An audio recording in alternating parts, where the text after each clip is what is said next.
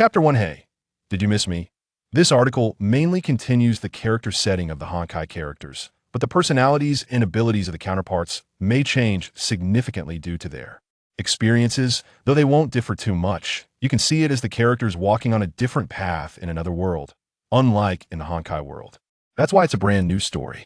First, I'll write a bit about daily life, and later we'll go save the world. The worldview of this book is the author's original creation, a blend of cultivation and cyber technology. A little spoiler. The main character's older brother is actually Sue, maybe gender swapped, and the main character's younger sister is actually Herta. They're counterparts from different timelines. To begin with, let's let Ailey live happily for now, and her good friends will gradually appear later. The author will reunite the former 13 flame chasers in this new world. They will come together and start a new story. If you find anything I write poorly, feel free to point it out. Thank you all for your support. Meow meow meow. Sue Ran is an indefinable mental patient.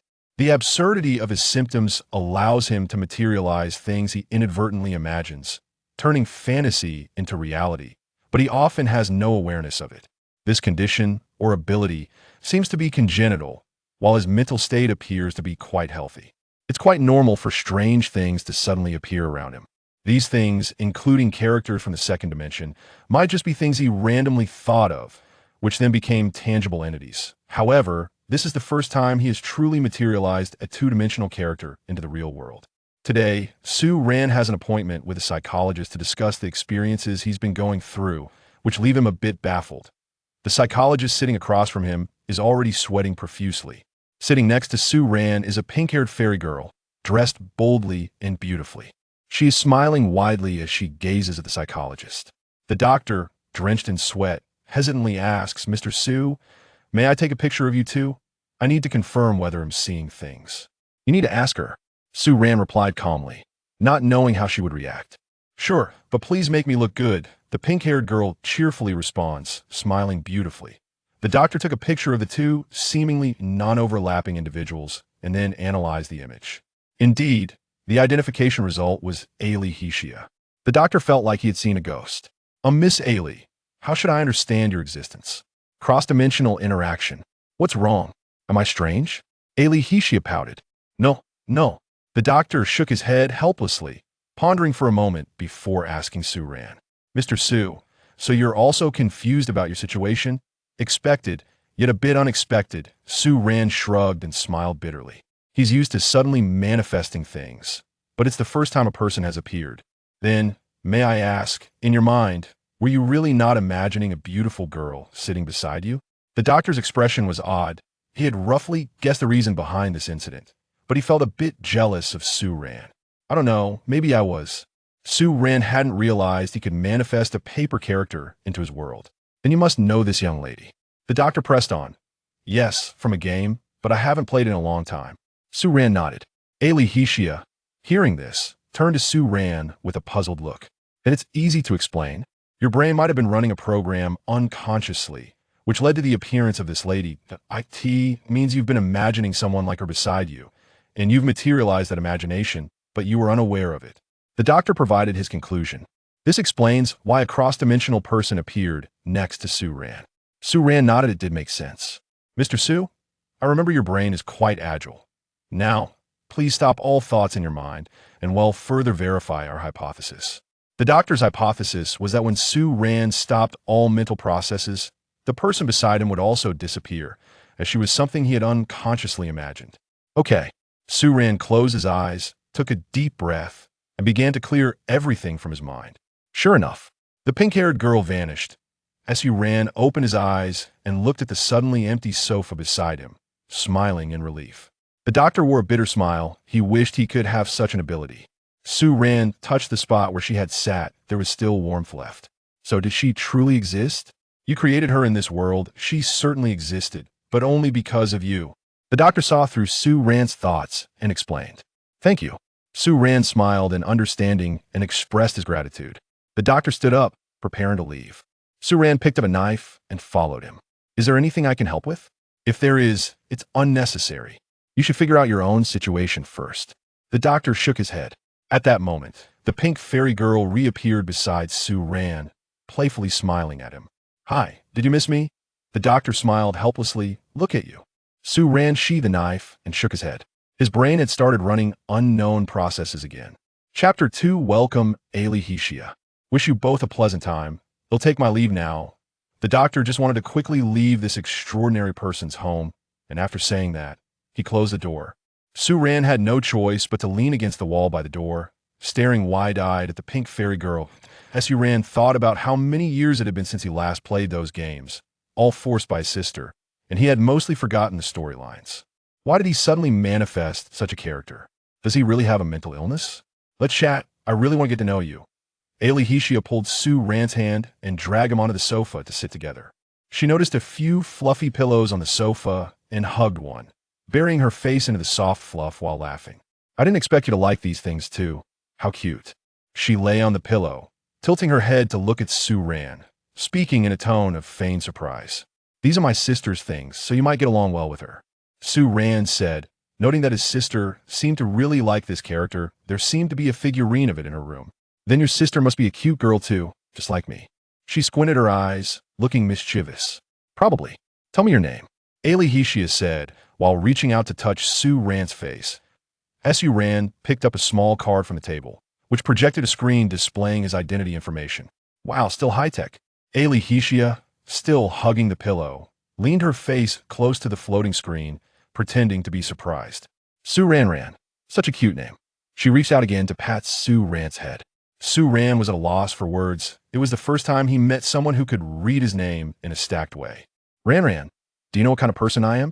Ali Hishia asked eagerly, her eyes squinting into a line. So beautiful. I remember you were a person who has passed away. But Su Ran unexpectedly said this. He just wanted to test if the person in front of him had an independent consciousness. Alicia's smile instantly froze on her face. That's not what I meant to ask. She threw the pillow at Su Ran. Su Ran calmly blocked the pillow with his hand. You're quite aware of that. Interesting, she actually has self-awareness and memory. He continued, do you know why you are here? Because of you. The moment I opened my eyes, I saw you. Alicia crossed her arms with a huff. Although she still hadn't quite figured out the situation, Su Ran smiled, got up, and walked to the floor-to-ceiling window, adjusting the glass to a transparent state. Outside was a jungle of neon-lit skyscrapers under the night sky, with a few flying vehicles and hover cars passing by. Alicia seemed to choose to ignore what Su Ran had just said, and with the pillow in her arms, she walked to the floor-to-ceiling window and gazed at the dreamlike cityscape. Wow, what a developed city, she exclaimed. Ha, Miss Alicia, welcome to Night City, Mu Province. This was a city modeled after cyberpunk games. Su Ran laughed a bit maniacally. He was indeed a bit neurotic. The name is Night City. It looks like a beautiful place. Alicia seemed a bit dazed, staring outside at the dreamlike scenery. She didn't know if she was truly alive at that moment. It felt as if everything she had experienced before was a dream. She was now a new guest in this world. She spaced out for a while. Ran, am I living for you now? She returned to her mischievous and cute demeanor, smiling as she asked Su, you are you whether you live or not has nothing to do with me. Su Ran said dismissively. Interesting, speaking so arrogantly. Alicia sneered, pulling out a staff from somewhere and tapping it on Su Ran's head. I just want to say, I hope you can live happily for yourself in this world. Su Ran became serious and explained what he had just said. Then thank you for your wishes, Ran. Alicia seemed to like him a bit. Chapter 3. Dyeing the sky for you. Do you really know me well? Alicia asked casually. Just a bit. I remember you being very cute, Su Ran replied. Only recalling this much. Thank you for the compliment. Alicia beamed, cupping her face with joy. Come on, I remember you being there. Su Ran said something somewhat perplexing and turned to leave. Alicia followed him into a room. The walls of the room were painted pink, and various figurines filled the glass cabinet. What a cute room. Is it yours, Ran? Alicia joked playfully.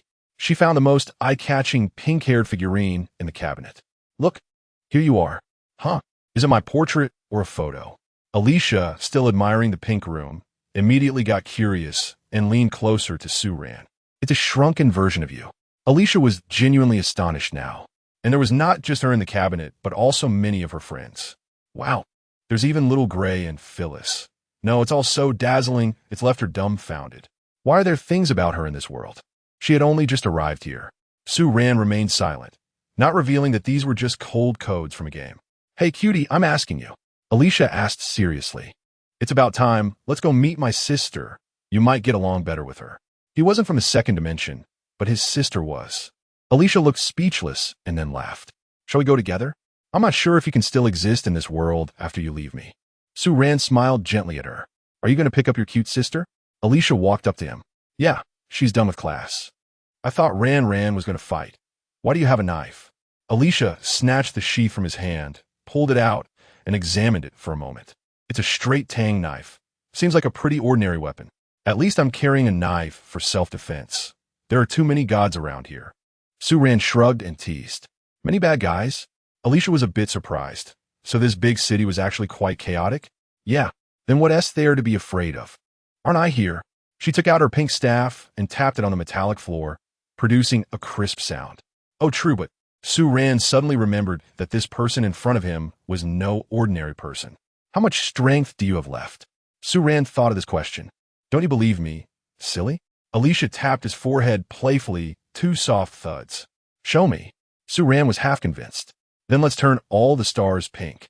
The entire sky will be as cute as me, Alicia said confidently with a smile. So Su-Ran took her up to the rooftop via the elevator. On top of the 100-story building, the wind was a bit chilly. Autumn was approaching. But Su-Ran seemed unbothered by the cold, only wearing a thin white coat. Are you ready to welcome this grand view? She looked at Su-Ran with an expectant smile. Hurry up, Su-Ran said calmly. Alicia smiled helplessly. It seemed this person had no interest in her at all. She lightly waved her staff twice, and the night sky truly became tinged with a light pink hue. But Su-Ran suddenly felt as if he had been hollowed out. So, she was using his power? Su-Ran's face went pale, and he stumbled a bit, patting her shoulder in disbelief.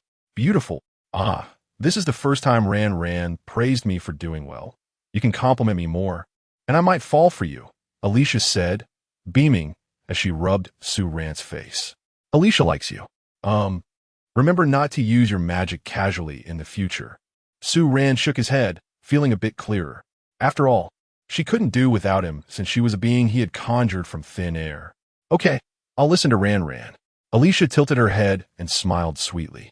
Su-Ran looked up at the dreamy pink sky, sighed, and took her down in the elevator. The entire dreamlike city became even more enchanting, and many pedestrians stopped to gaze at the sky. They wondered which master had the leisure to perform such high-level magic. It was Alicia. Chapter 4. Noisy night. Su-Ran drove a convertible out of the underground garage, the car floating in midair. I can fly too, you know. Alicia seemed eager to show off her abilities, waving her pink staff. Don't do that. I'm almost drained by you. Get in the car, Su-Ran said, his spiritual energy nearly depleted by her, and if she flew again, he might faint. But he hadn't expected that his power could be used to change the color of the sky. At least he couldn't do it himself. And Alicia could do many extraordinary things using his spiritual energy. Quite amazing. By the way, why does Ran look so weak since a moment ago? Alicia lightly leaped into the passenger seat. Because you're using my power. Su-Ran smiled bitterly at her. Ah, is that so? Alicia seemed a bit incredulous, but then thought it might indeed be the case since her existence right now was entirely due to this boy. Then Ran is also extraordinary. You can actually support me in using such magic. Alicia was a bit surprised. She found this boy seemed not to be an ordinary person.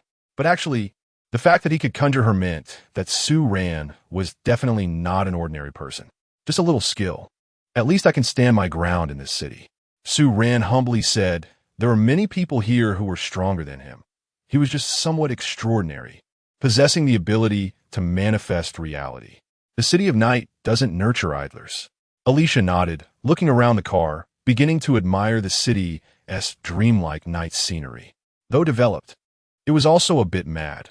Among the many flying cars in the sky, a few were racing while exchanging fire. Now you know why you need to carry weapons when you go out. Su-Ran smiled lightly. It looks like this world is so beautiful. Why do people keep fighting each other? Alicia couldn't quite understand. Do you understand people? Su-Ran suddenly asked. I'm a person. Alicia began dramatically, but suddenly stopped mid-sentence. Then you should understand the malice of humanity. Su-Ran forced a smile with his pale face. Alicia lowered her head and was silent for a long time before speaking. Is there no law here? You asked the right question. There just happens to be completely none of that here. It's a free city. Unconstrained people indeed become extreme. Alicia finally understood the reason for the madness of this place. At that moment, a car spewing black smoke sped past them, followed by another car with guns poking out of the windows. Several bullets whizzed past Alicia. She shook her elf ears. For some people, isn't this a paradise? Su Ran was used to this. He slightly adjusted the direction of the car, or the bullets would hit his vehicle. Some people, Alicia thought for a moment, it should be referring to those bad guys who could do as they pleased here. Is Ranyan that kind of person? She actually knows he isn't, but still wants to ask. There are 2 parents and a younger sister at home to take care of. Can I really act like that kind of lunatic? Su Ranyan shook her head. He is a member of the Night City Joint Planning Security Team, and he helps handle some affairs whenever he has free time. He is an executor. The security team doesn't handle those small conflicts that are everywhere, but big conflicts that endanger the city's infrastructure still need to be managed. Such a cute Ranyan. I knew it. Elysia said playfully with a smile. You're cute too. Su Ranyan replied perfunctorily, but Elysia smiled, even happier. Elysia really likes you. At this moment, the self-driving car dove down to avoid a suddenly stopped car ahead. Elysia complained about the car that suddenly stopped, and the sudden turn made her a bit dizzy. He got high and passed out. Here, I have a task prompt. Su Ranyan took out her phone that had just vibrated and handed it to Elysia. Elysia took the phone, casually pressed her fingerprint to unlock it, and it unlocked successfully. Elysia stared at the pink wallpaper and laughed. Why is the wallpaper me? Do you think I'm too cute? The wallpaper was set by my sister, and he hasn't changed it for so many years. The task. Ranyan is a police officer. Shouldn't she help that person from earlier? Elysia looked at the screen for a while and then asked. There's no need. Let others handle these small tasks. There are many colleagues who can't even afford to eat. They need this little money. Su Ranyan said lightly. Many members of the security team were previously fugitives. After living recklessly and getting tired, they eventually chose to be an inconspicuous little police officer, trying to help those in difficult situations, but often making it so they can't afford to eat themselves. I see. Ranyan is really a lovely good person. Elysia particularly likes you. Chapter 5, I will always love Elysia. After driving to an ancient street, Su Ran stopped the car, and the 2 began to walk. At the entrance of the street stood a grand wooden door, adorned with lanterns, and a plaque inscribed with 3 large characters. Mu Xin District. Elysia was surprised to find such an ancient and charming place in this highly modern city. As she looked around, she saw endless traditional Chinese buildings, and her blue-pink eyes widened in amazement. Turning back, behind her were towering steel skyscrapers, and looking ahead, there was a wooden ancient city only a few stories high. It felt a bit romantic, a mix of 2 completely different eras creating a sense of romance. In the City of Night, there were not just this one ancient district, but a total of 6. This was the center of the City of Night, occupying the entire first ring. Su Ran walked through the gate and introduced it to Elysia. Many of the passers-by were dressed in ancient costumes. Wow, this place is so interesting. Clearly a highly advanced city. Yet the city center has such an ancient style. Elysia's perception of the city was completely changed. Yes, because many people have deep feelings for the ancient city, Su Ran nodded. The city of Mu, nicknamed the City of Night, has a history of thousands of years and is indeed an ancient city. The old residents do not want their home to change. So Mu has preserved 6 ancient districts without renovation. The city has always been chaotic, lacking laws for millennia. But the people here have a special attachment to the word home, as many of them came to Mu to escape from other places. Mu is the only place where these fugitives can stay, so this is their home. It is a city of crime, filled with wanted criminals. Yet, it is also a romantic ancient capital, with the ancient district accounting for 40 of the city's area. It's so nice, such a lovely city. Elysia discovered the charm of this city. Ugly yet beautiful, elusive. Well, I wish you a pleasant time in the City of Night. Su Ran seemed to always hope that she would be happy here. By the way, I want an ancient costume too. I know you will agree. Elysia thought she would look cute in traditional attire. Sure, there's an ancient costume shop I often visit. Let's go. Su Ran glanced at the time, there was still time, and turned into an alley. Just as I thought. Elysia smiled to herself and followed him. She felt he was very much like Sue, a genuinely good person. Both in appearance and underlying character, they were quite similar. Most importantly, his hometown still retained the ancient charm of the divine land. However, Elysia felt it unnecessary to share her thoughts with this boy named Sue Ran for now, as they weren't familiar yet. "Can I have a pink one? A very cute one?" Elysia smiled at the shop assistant. "All right, miss, to be honest, you are already very cute. It doesn't matter what you wear." The assistant, in traditional costume, smiled back. "This fairy lady is beautiful beyond this world." "Oh, please keep flattering me," Elysia laughed, unable to contain her smile. She changed into a pink ancient dress with a white lining, giving off a feeling of a young lady. Sue Ran also changed into the clothes he had stored here, wearing a black robe with a sword on his back. "Doesn't it have the feel of an ancient swordsman?" Sue Ran smiled. "Very cute," Elysia playfully complimented. Thinking Sue Ran looked more like Sue when he smiled. Sue Ran shook his head, unsure where he was cute. But in fact, if Elysia thought he was cute, then he was cute. "What about me? Come on, praise me." Elysia flicked her long sleeves. You always look good," Sue Ran replied perfunctorily, not daring to say anything negative. "That's right," Elysia declared. "I will always love you." The two, now dressed in ancient costumes, fully blended into the atmosphere of the ancient street. "By the way, why does it seem like there are no fights here?" Elysia noticed that the people along the way interacted very peacefully, which was quite strange. This is the city center, and many members of the security team are dressed in ancient costumes blending in with the crowd. Very few dare to cause trouble here, and there are many skilled individuals. Before the security team even intervenes, they might have already stepped in to mediate, Sue Ran explained. Fighting doesn't happen in the ancient district. This is an unwritten rule of Mu. No one wants to ruin such a romantic ancient city. As they walked to the entrance of a school that resembled an ancient academy, Muzhou University, they waited by the door for a while as many students in ancient costumes came and went. They soon saw a girl in a pink ancient dress. She spotted Sue Ran, nodded, and then noticed Elysia beside him. "Did my brother hire a cosplayer?" Sue Mo approached Sue Ran and whispered, "Bro, since when did you get interested in dating a cosplayer?" "Haha, absolutely genuine. As expected, my sister is very cute, just like me." Elysia laughed and picked up Sue Mo in a hug. "Wait, why does her voice sound so similar?" Sue Mo was stunned when she heard Elysia speak. Moreover, her way of speaking was reminiscent of Elysia. "I told you, absolutely genuine," Sue Ran said, satisfied with his sister's bewildered expression. Sue Mo's mind stopped for a few seconds.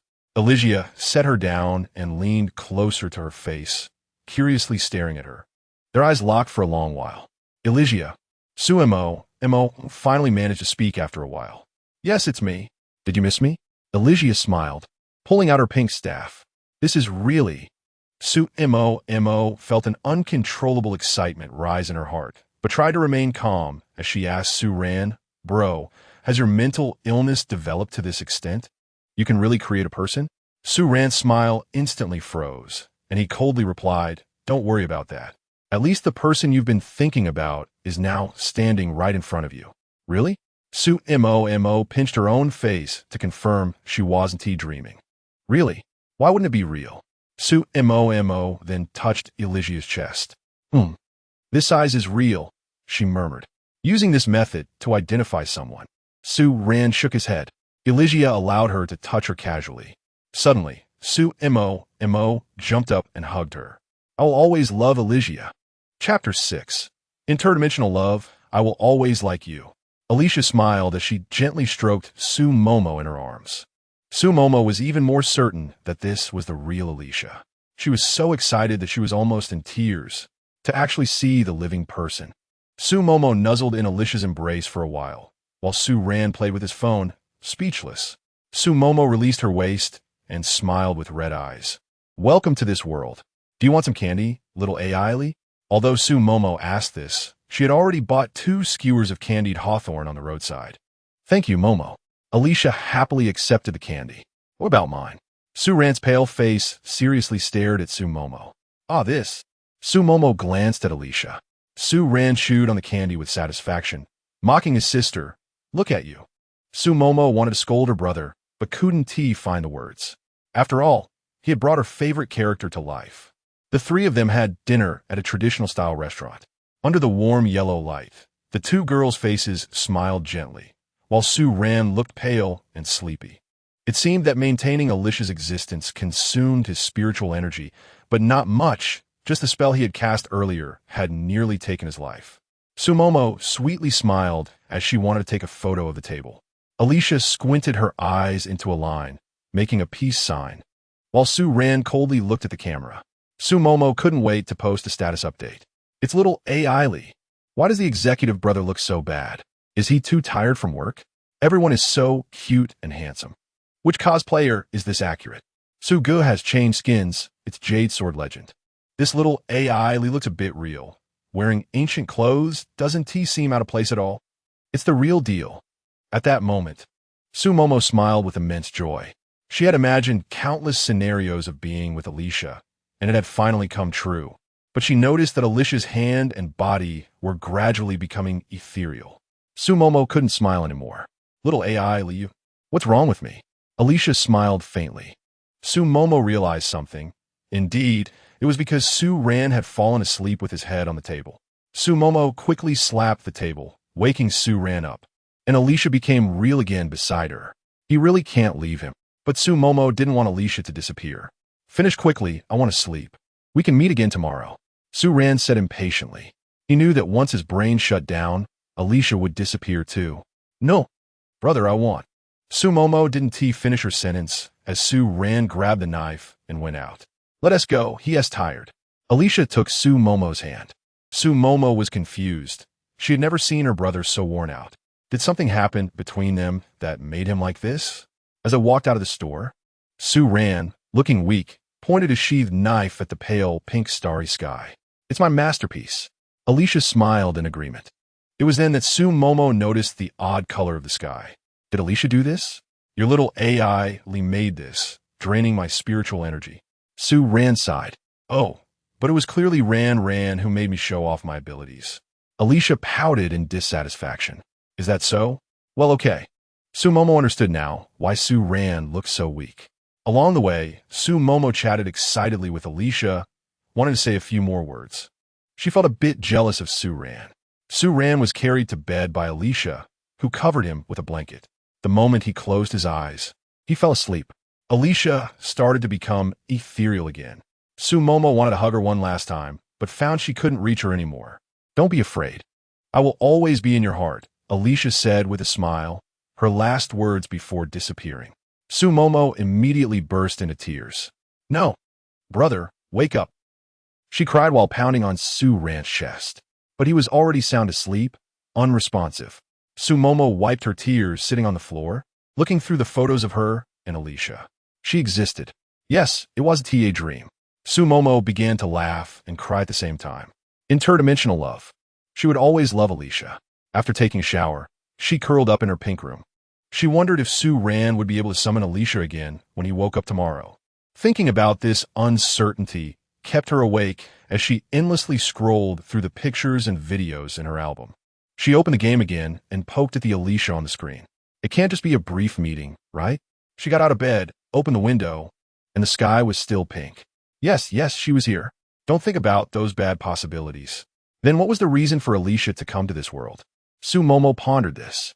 Was it only because of Su-Ran? She was so angry. Why didn't she have the ability to turn the ethereal into reality like her brother? She didn't care about any mental illness. She just wanted to meet the person she liked. Little Momo is truly useless. Suddenly, a cold, mocking voice echoed in Sumomo's mind, and her pupils turned light purple. Sumomo spoke weakly. Oh dear, this is something you could easily know after a good sleep, yet you're here overthinking. What do you understand?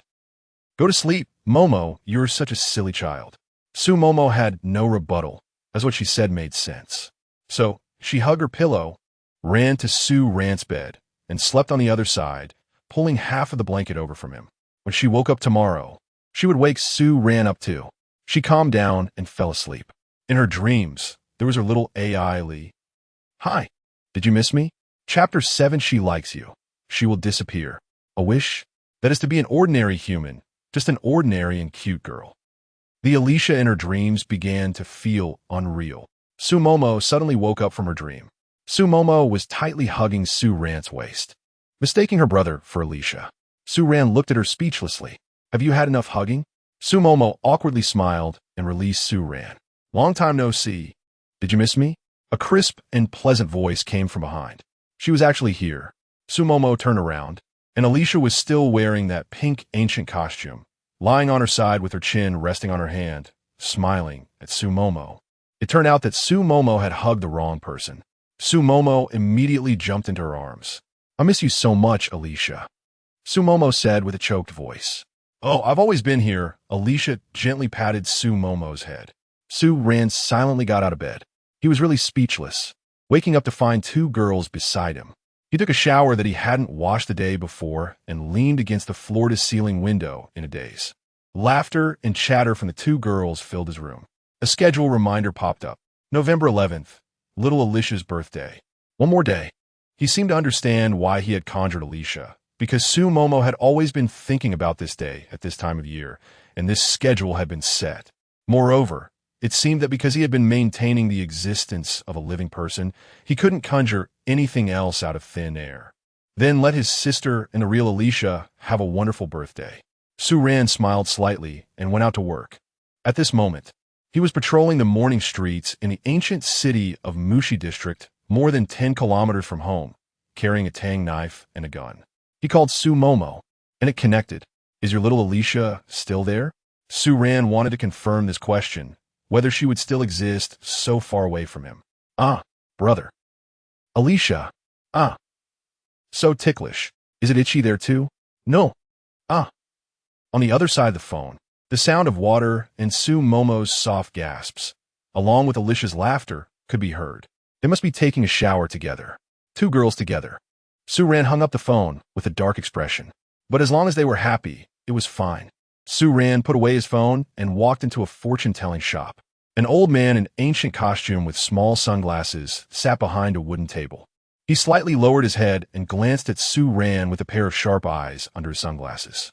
Oh, it's Officer Su's esteemed presence. The old man greeted him with a smile, waving his long sleeves to pour him a cup of tea. Su Ran nodded and sat down at the table, placing the tang knife beside him. Officer Su, do you want to know your fortune? The old man asked. No, my fate is determined by myself. Suran Smaid, having lived in Mushi for decades, no one could dictate his path. Then you have some questions to ask? The old man guessed. Yes. Su Ran smiled and stared into the old man's eyes under the sunglasses. The old man pondered for a few seconds while looking at Su Ran, then spoke. A woman. The old man's sharp gaze was indeed accurate. He got part of it right. Su Ran was somewhat surprised. He could see that. He could only admire it. She likes you, but you are indifferent. The old man stroked his long beard and continued. That also got part of it right. Suran gasped. Alicia really likes everyone. The old man then frowned and stared at Su Ran for a long time, as if he could not discern anything further. Your spiritual intelligence is incomplete, the old man suddenly said. Su Ran's expression changed. He could see this. Spiritual intelligence is the consciousness that condenses spiritual power in a person. Only those with spiritual power possess it, a higher-level brain. Yes, but I cannot determine the reason. Who has taken over your other part of spiritual intelligence? The old man got up and walked around Su Ran a few times. It was me. Oh, that makes sense. You divided your spiritual intelligence in two and created another entity? The old man's expression became somewhat strange. He had seen fortunes for hundreds of years and had never encountered such a situation. You could say that. Su Ran nodded. But that entity is not you. The old man sat down beside Su Ran. Yes. Ha. Interesting. This is an unreal fate. You created a non-existent person with your connection to her. The old man understood everything and patted Su Ran's shoulder with a smile. But Su Ran was still puzzled. Then why is it like this? I never had the thought of doing this. The old man turned his back and smiled as he looked at the passers-by and horse-drawn carriages outside. The depth of your spiritual intelligence is something you are not even aware of. Every request has a response. Perhaps it is someone else's request. But the response you gave is something I can only explain this way. It really is like that. Sumomo often clung to him, saying she wanted to see her alive. Brother, can you bring her out? An unintentional act. That's right, isn't it? The old man asked. Su Ran, still in a daze, nodded. The old man continued. You seem to have forgotten your origins. You come from the Su family. But ordinary Su family members develop the spiritual intelligence of others, while you unknowingly developed your own spiritual intelligence. The Su family is a family of spirit manipulators. Yes, that family looked down on me for this reason. Su Ran recalled his childhood. He did not have the same abilities as other clan members, was despised by his family, and was even jokingly called mentally ill, which was why he ran to Mushi to live. Actually, manipulating others to make oneself stronger is not as good as improving oneself to become stronger. The reputation of the Su family has long been hidden in the world because they are too conservative, while your direction is the right one. The old man sighed. Thank you, sir, for enlightening me. Su Ran stood up and cupped his fists in a bow. Oh, there's no need for that. Officer, Su can just take care of my little shop in the future. The old man suddenly advised. She is the first person you manifested. I guess she may not exist for many days. Su Ran was taken aback. Only a few days. Cherish your time together. She likes you. The old man seemed to reminisce about his own past, his tone carrying a hint of regret. All right. Chapter 8, just go love halfway through the drive. Su Ran's boss called Zhao Tianbu. Su Ran pulled over to the side of the road and answered the call. My dear Officer Su, what big thing are you up to? The other party spoke in an impatient tone, clearly displeased with Su Ran's sudden leave of absence. Stop pretending. Don't you know what's going on at my home? Su Ran replied, equally impatient. Oh, I know that a character from a two-dimensional world has suddenly appeared at your place, but I don't believe she can be that important to you. Zhao Tianbu seemed to understand Su Ran well. It doesn't matter, she's a very important person. Su Ran struggled to explain. Can she even be considered a person? Zhao Tianbu questioned. Why not? Su Ran got angry. Isn't she just something you've conjured up? Zhao Tianbu surprisingly knew about this too. Speak nicely, at least she is a living person right now. Now, go help her apply for a resident profile in Night City. Su Ran cursed. Only he would dare to talk back to his boss like this. TSK, what gives you the right to command me? Zhao Tianbu was actually panicking, but still trying to maintain his facade. If you don't do it, I'll go work under another officer. Surandri plaith coldly. Fine, badi. I respect you. The other end of the call seemed to sigh, fell silent for a moment, and then asked, You want her to live like an ordinary person? That's her wish. Su Ran said this, and suddenly recalled the game's storylines. The paradise of the past, the 13 heroes, and Elisha's simple yet unattainable wish to be an ordinary person. It's a romantic thing, helping a girl fulfill her wish. I approve. How many days off do you want? The other party reluctantly agreed. I don't know. I'll let you know when I have time. Su Ran replied calmly. All right, I want to ask you, do you two-dimensional people really become so infatuated with things that don't exist? At least right now, she exists. Su Ran said firmly. Only exists because of you. Old Zhang told me about this. No, her existence is her own. It has nothing to do with me. She is a free person now. Su Ran expressed his views on Alicia. Haha, but she will disappear. You still can't control her existence, right? Zhao Tianbu smiled mockingly and then attacked Su Ran. What is the point? She is clearly a virtual character. You wouldn't understand. She is the meaning.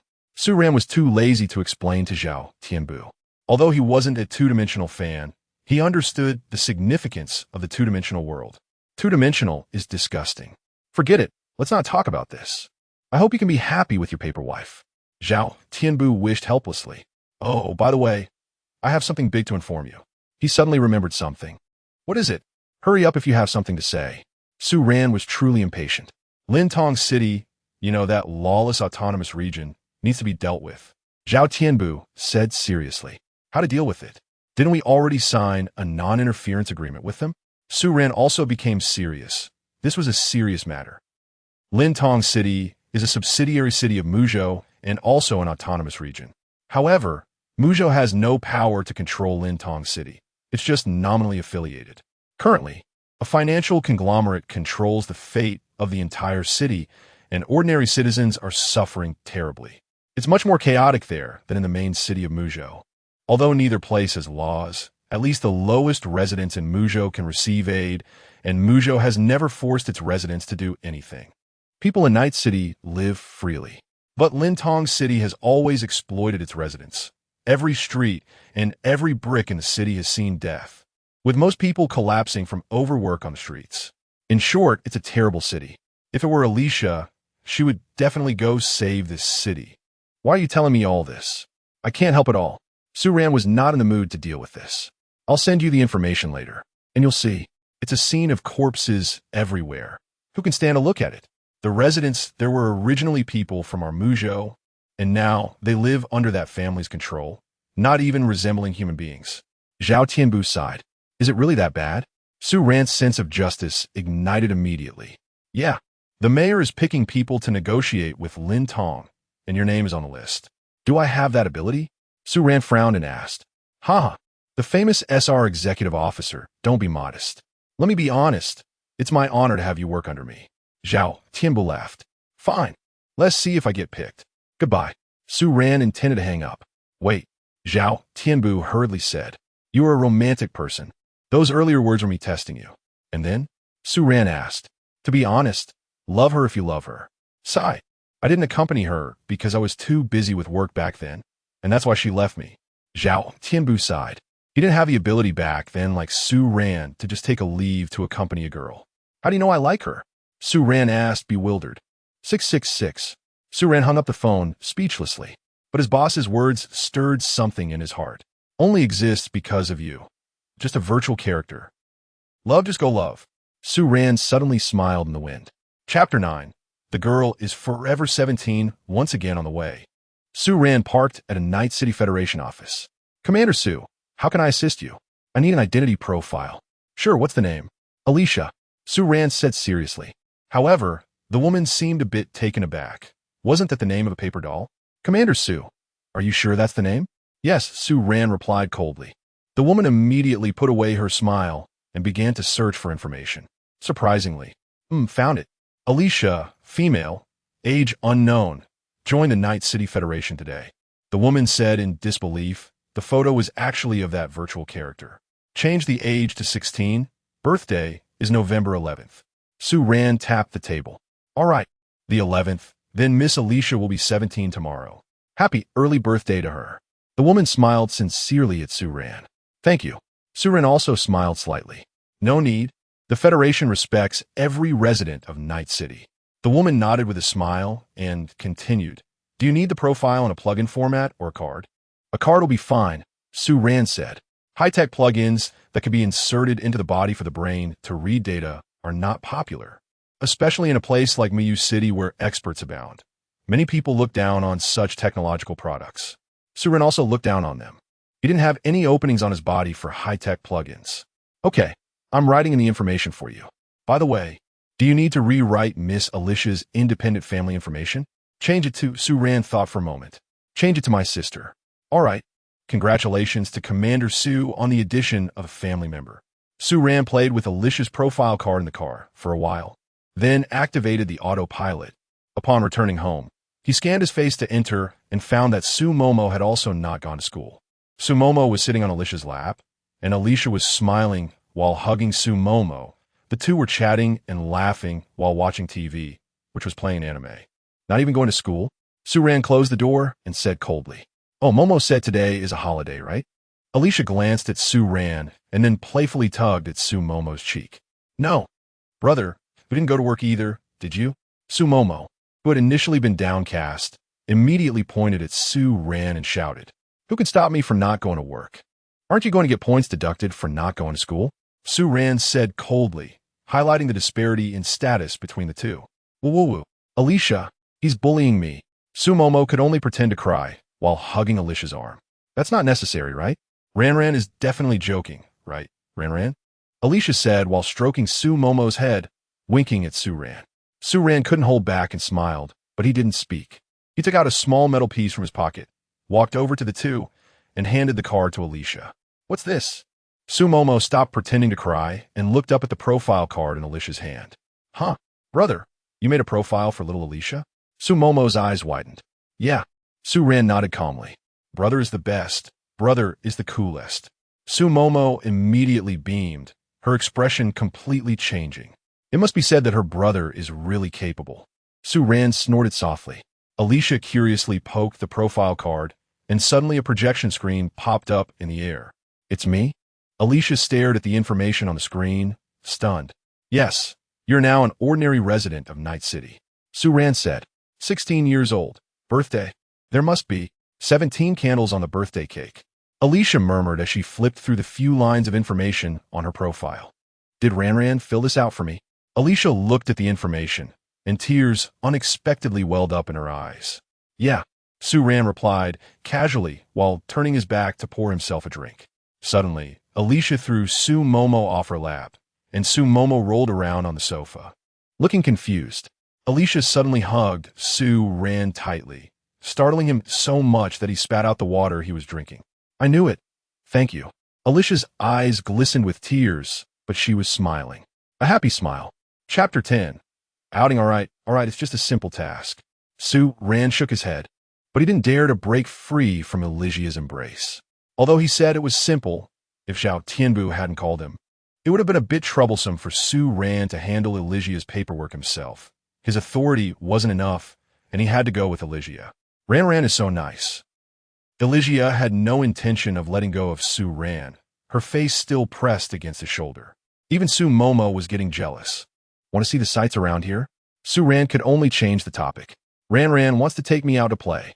Alicia finally released Su Ran, curiously circling around him. Let's really experience the charm of the City of Night," Su Ran said with a smile. "I want to go too." Su Momo, who had been sitting on the sofa, suddenly stood up in dissatisfaction. "Then let's go together." Alicia couldn't wait to head out. "Change your clothes. It's very cold outside," Su Ran said. "You're not afraid of the cold, so I'm not afraid either. Aren't we the same?" Alicia smiled at Su Ran. Su Ran thought for a moment about the meaning of her words. The same? Has she realized that she is actually a part of Su Ran's consciousness? "You want to be an ordinary person, don't you?" Su Ran explained. "Oh, so what Ran means is that I should dress a bit more ordinary. All right then," Alicia said and ran into Su Momo's room, starting to rummage through clothes. "Little Alicia, let me help you pick an outfit." Su Momo also ran into the room. What a pair of lively treasures, Su Ran smiled lightly. Before long, Alicia emerged wearing a white fur coat, with a light yellow scarf wrapped around her neck, and still sporting a white satin ribbon in her hair. She really looked like an ordinary person. "Is it cute?" Alicia asked with a smile. "That's good, let's go." Su Ran turned around and picked up his tang knife. Su Momo rarely saw him draw this knife himself, unless it was an emergency. "Where are we going first?" Alicia asked, holding Su Momo's hand. "To the Twilight District. There's still many things there," Su Ran said, kicking open the door. They soon arrived at another ancient-style door, but this one was much larger than the one Alicia had seen yesterday, and there were many more pedestrians nearby. "This is the main gate. Yesterday was the West Gate," Su Ran explained as he walked through the door, his ancient attire immediately blending into the atmosphere of the ancient street. Indeed, it's a big city. This is a casino that has been open for 3,000 years. "How about it? Want to go in and gamble?" Su Ran pointed to the bustling entrance next to them. "Don't corrupt little Alicia," Su Momo said discontentedly. "This is a tavern that has been open for 4,000 years. Before Su Ran could finish introducing, Alicia's eyes lit up, and she pulled Su Momo towards the tavern. "Can little Alicia drink a little less?" Su Momo whispered from behind. Su Ran smiled faintly and walked into the tavern with his eyes closed. The place was quite crowded, and the three of them sat down at an empty table. "Do you prefer fruit wine or rice wine?" Su Ran asked. "Let's have some of both. There's more than just taste in wine. There's also a story," Alicia said, unable to wait to try the wines of this world.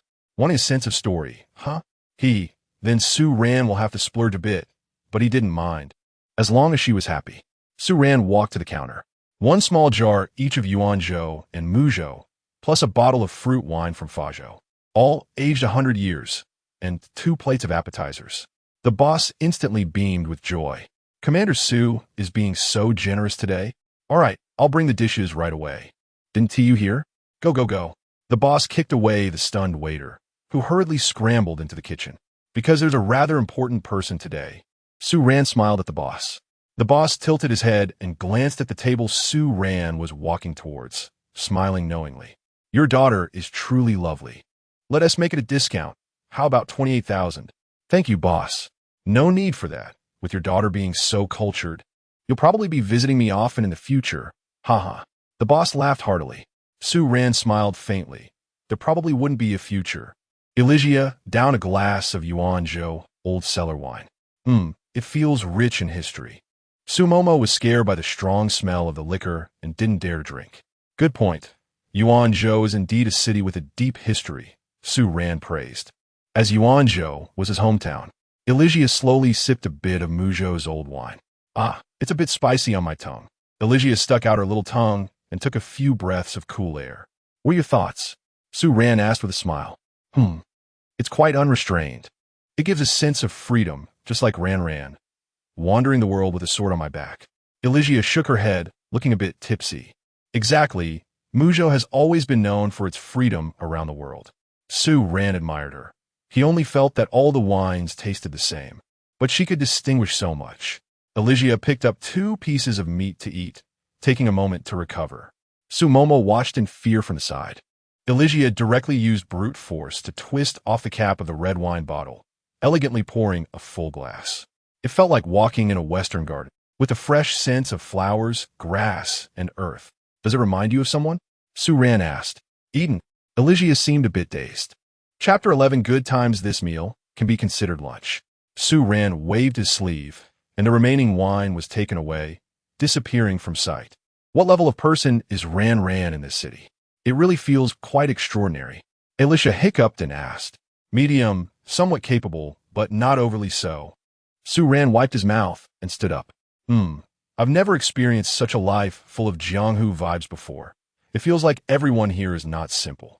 Elysia looked around the tavern and noticed that most of these people carried swords and knives on their backs, all with extraordinary bearing. Jianghu? That's a well-said term. Elysia really knows how to describe things. The modern social atmosphere in Muzhou is actually no different from ancient times. It's all a Jianghu. But there are more good people here than in ancient times. Masters from other places move to Muzhou because they miss the atmosphere of the past. Muzhou has also shed half of its infamous title as the City of Sin, renamed as the City of Night. Do you know what a brothel is? Su Ran pointed to a beautifully decorated ancient building and laughed.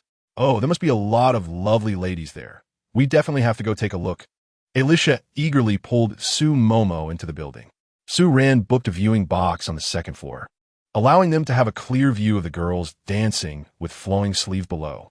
Elysia watched them with rapt attention, making Su Momo a little unhappy. Do you like them? Su Ran asked with a smile. How could you not like cute girls? Elysia grinned. Well, if you like them, you can give them tips. Su Ran helplessly handed his phone to Elysia, showing several tip amounts on the screen. Elysia eagerly pressed a 3-digit number, and the fingerprint payment interface popped up. She casually pressed her thumb on it, and surprisingly, the payment went through successfully. Su Ran smiled for some unknown reason. Did her fingerprint information match his? Elysia didn't think too much about it, and continued to enjoy watching. The dancers below gracefully stopped their dancing and sweetly smiled at Elysia. Thank you, Miss Elysia, for your support. We are very grateful. Elysia happily waved at them. She really liked girls and watched for more than an hour, sending out several $1,000s before reluctantly leaving the brothel. She also hoped that these dancers could have a better life. The 3 continued walking in the ancient city. They passed a somewhat eerie black attic, and pedestrians avoided walking near its door. This is an ancient assassin organization called the Sky Kill Pavilion, which is still operational today, Su Ran explained. Hasn't Ran ever been targeted by this organization? Elysia asked curiously. I'm a minor executor. At least they don't dare to touch me, Su Ran said with a charming smile. My brother is still very impressive. Su Momo praised. Because of Su Ran, she had earned some respect from her classmates and teachers at school. Passing by a silver jewelry store, the 2 girls each picked out a few hair accessories to wear on their heads. The 2 squeezed in front of the mirror. We look equally cute, don't we? Su Momo felt her heart nearly melted by Elysia's smile. Su Ran silently flipped through the expense report beside them. The 3 entered a traditional Chinese garden, and Elysia and Su Momo began to play hide and seek inside. Su Momo searched for a long time, but couldn't find Elysia. Su Ran was holding back his laughter, knowing where Elysia was hiding. Brother, where did little Elysia go? Su Momo could only ask Su Ran for help. Su Ran remained silent and shook his head. At that moment, someone suddenly popped out from a bush blooming with pink flowers beside Sumomo, startling her. "I'm here." Alicia had a few leaves and pink flowers on her pink hair. She had blended right into the pink flower bush. At this point, Suran finally laughed out loud. Sumomo was both amused and exasperated, giving her little Alicia a couple of playful punches. Chapter 12. The adorably silly little mayor. The Twilight District felt endless, continuing until the afternoon. Suran drove out of the city of Muzhou, a majestic mountain range. Mu Mountain. The peak was covered in white. It was snowing. "Should we drive up or walk?" Suran asked. "Why not fly up?" Elysia smiled as she took out her staff. "What about her?" Suran pointed at Sumomo, who was a useless person without any spiritual power. "I can just carry her," Elysia said, sitting on her staff and wrapping her arms around Sumomo. Suran nodded, stepped onto the sword sheath, and flew up. In the air, there were quite a few people flying up and down the mountain like them, truly a gathering of experts. They landed at the highest lookout point, at an altitude of about 5,000 meters. Below was a city that seemed endless, with skyscrapers lining the horizon. Snowflakes fell in clusters from the sky, making Sumomo shiver from the cold, while Elysia kept holding her, warming her a little. The snowflakes landed on Elysia's pink hair, making her even more beautiful. The most beautiful view of Muzhou City could only be seen at dusk, and the timing was just right. Suran glanced at the time. The distant sun was about to set into the urban jungle of steel, and the sunset's rays cast a large glow over Muzhou City. After a while, the faint sunlight reached the mountain peak, casting a soft light on Elysia's face. The accumulated snow on the lookout reflected the sunlight, turning the gentle light into a brilliant afterglow. The sunset dragged its red and yellow halo down to the horizon, and the sky began to darken. The neon lights of the city skyscrapers and the warm yellow lights of the ancient district lit up simultaneously. "So dreamy," Elysia exclaimed, lost in thought. The sky, the transition between day and night. The ground, the fusion of wooden ancient buildings and steel skyscrapers. Ah, this is a city that is hard to define, where good and evil, beauty and ugliness all coexist. Suran looked at her dreamlike profile and couldn't help but smile. "Thank you, I'm very happy," Elysia murmured. This carefree ordinary life is what she wanted. She had fallen in love with this city and the people around her, even though she didn't belong to this world. Back home, Suran was handling his affairs in his room. Elysia and Sumomo were huddled under the central air conditioning on the ceiling, with Sumomo genuinely cold and rubbing her hands, while Elysia used her warm little hands to warm her. Dinner hadn't been made yet. "I'll go make dinner for little Elysia first. I can help a bit." Elysia followed Sumomo into the kitchen. "Just right. You don't have to go to work anymore. You need to go on a business trip." He was going to negotiate some matters in the affiliated city of Lintong, and the mayor had chosen him. "When do you leave?" "Whenever you want. The Tong family has already unilaterally blocked our network, and even if they could receive messages, they'd probably pretend not to see them. You can't even schedule a meeting. The Tong family is the family group that manages Lintong. When did they become so arrogant?"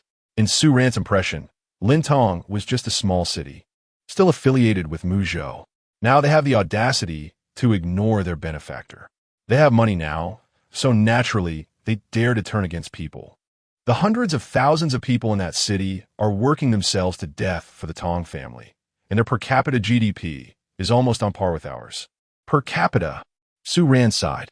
He thought Muzhou City was already incredible, but he didn't expect there to be a city even more extraordinary than Muzhou. Muzhou was just chaotic, but at least the residents could live freely here. In contrast, Lintong was not only chaotic, but also had the upper class constantly exploiting the residents. So the economic level of Lintong had reached parity with Muzhou in just a few decades. Muzhou has a history of thousands of years. How could Lintong catch up so quickly? Send me what I need for the discussion, and I'll go there in a few days. Suran sighed for a while and slowly typed and sent it. "Okay, remember to bring your knife and gun. The mayor has temporarily formed a negotiation team of average level 4 spiritual masters.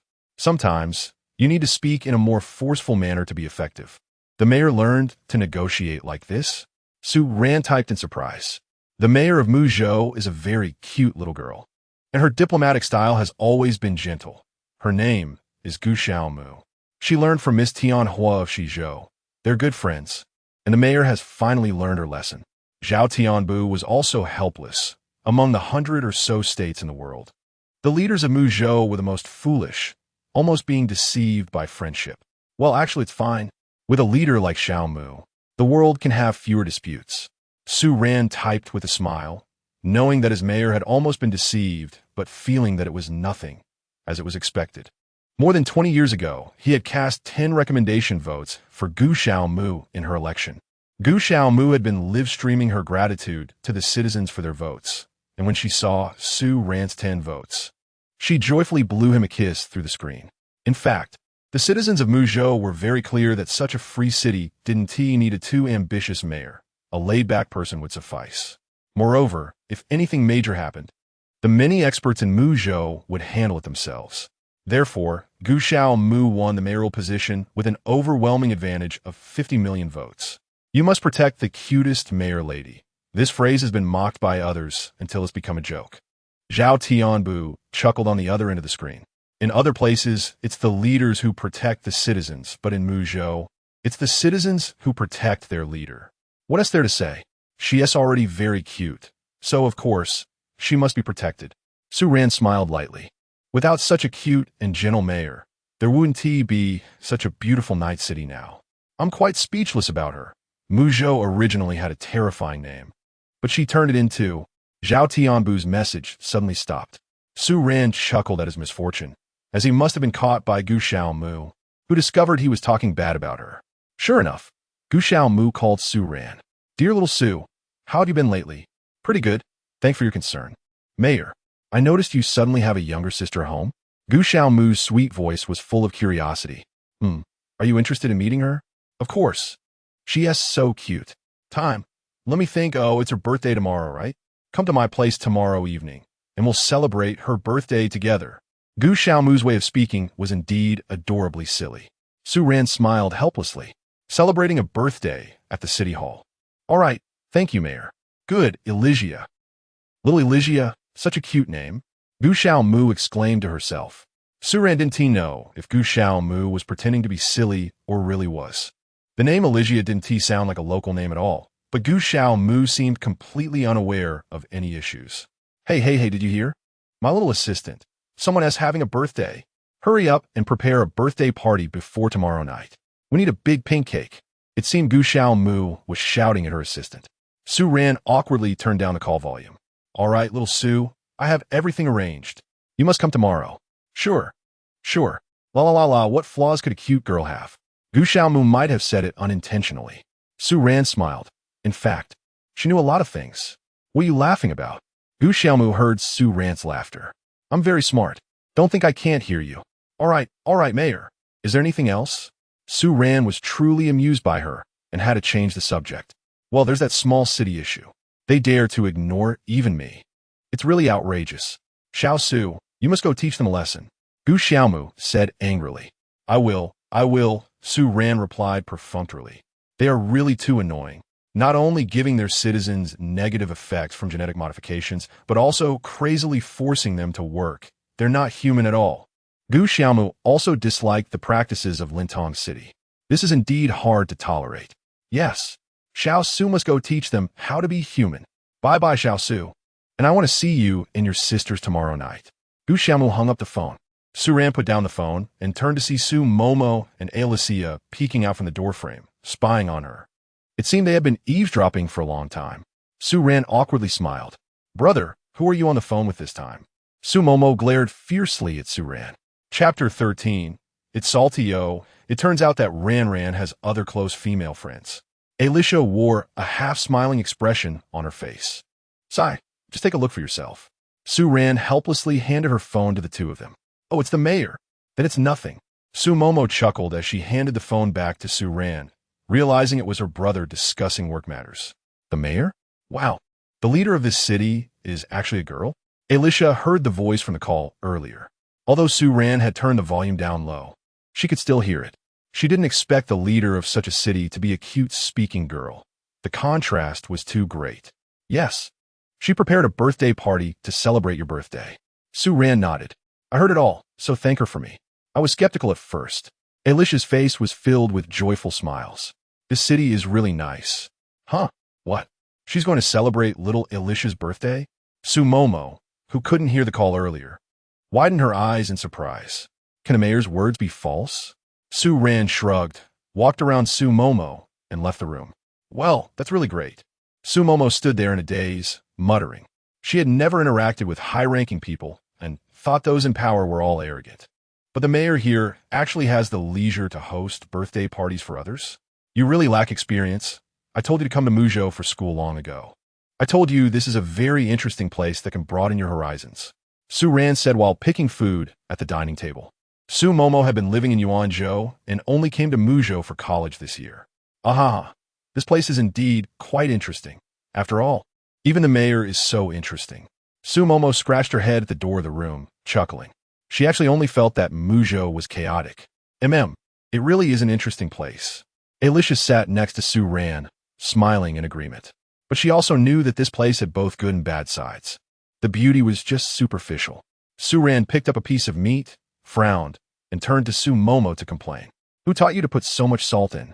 It was little Alicia who added it. Su Momo had just pulled her chair out from under the table and could only smile awkwardly at Su Ran's words. She knew that when they cooked together, Alicia's big spoonful of salt would definitely make it salty. Oh dear. I'm sorry. I'll be careful to put less next time, Alicia said mischievously, blinking her eyes. Su Ran fell helpless. By the way, Ran, are you going on a business trip to another place? Alicia suddenly asked as she watched the two eat. Yes, the day after tomorrow, just a small matter. Su Ran replied casually. Huh, what'll I do if you leave, brother? Su Momo's expression changed. She didn't even dare to go out by herself, as the streets outside were full of people who would kill without blinking. Just go wherever you need to. Who would dare to touch you? It's a dead end for them. Su Ran shook her head. He knew that Su Momo was actually scarier than anyone else. All right. Su Momo nodded pitifully. She really couldn't live without Su Ran in this city. Without her brother, she could only seek help from another person inside her. Right? Little Alicia can stay to keep me company, right? Su Momo remembered there was another person. Then you should ask her. Su Ran pointed to Alicia. So Su Momo looked at Alicia with an expectant face.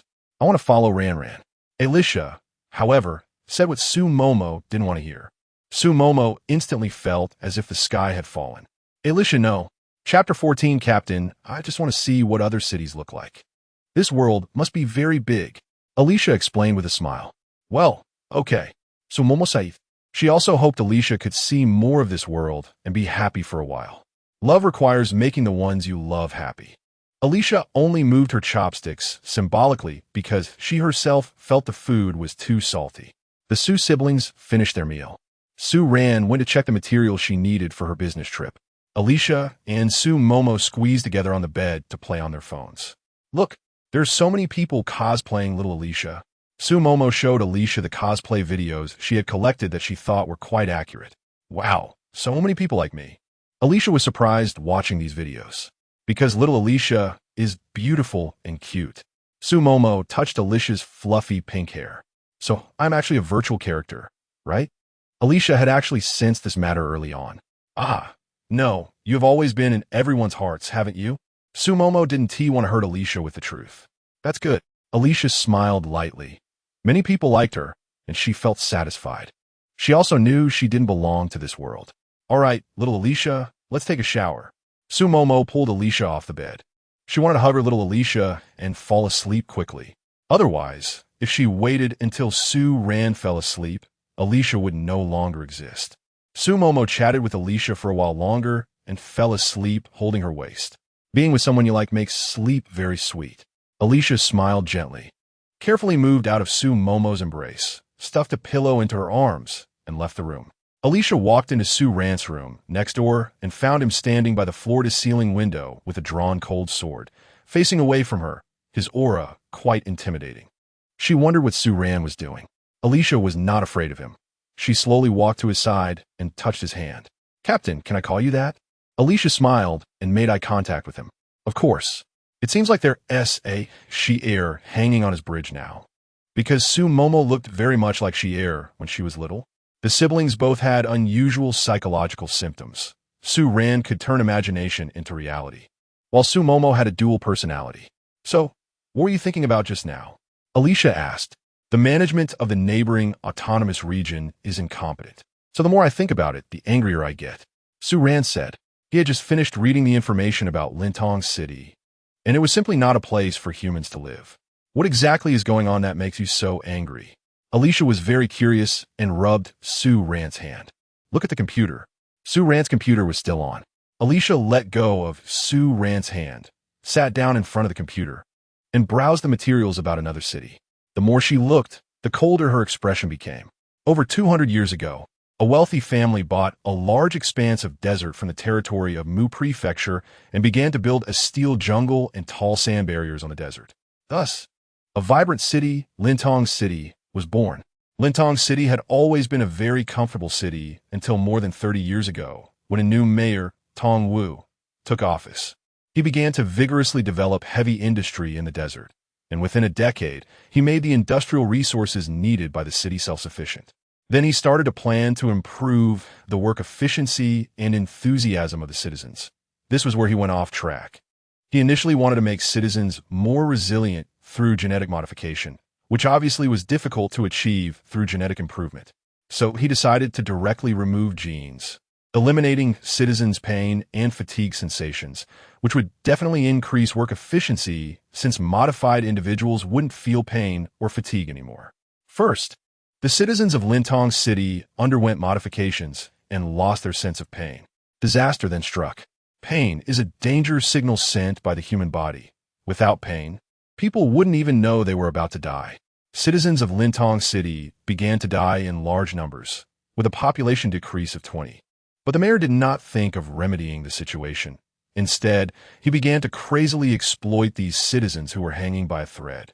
There was a high-tech product that could replace the human body's detection of physical danger, and all citizens of Lintong City needed it.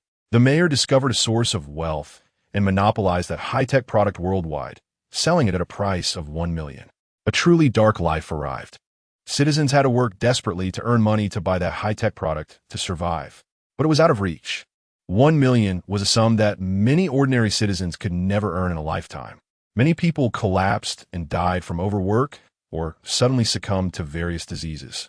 Meanwhile, the high-ranking officials of Lintong City were just laughing and counting money, completely indifferent to the citizens' moans.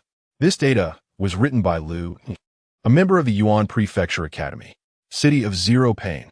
After Alicia finished reading this brief description of the city, there were many photos and videos from there, showing lifeless pedestrians on the streets. After morning shift, there would be a bunch of people collapsed dead on the ground.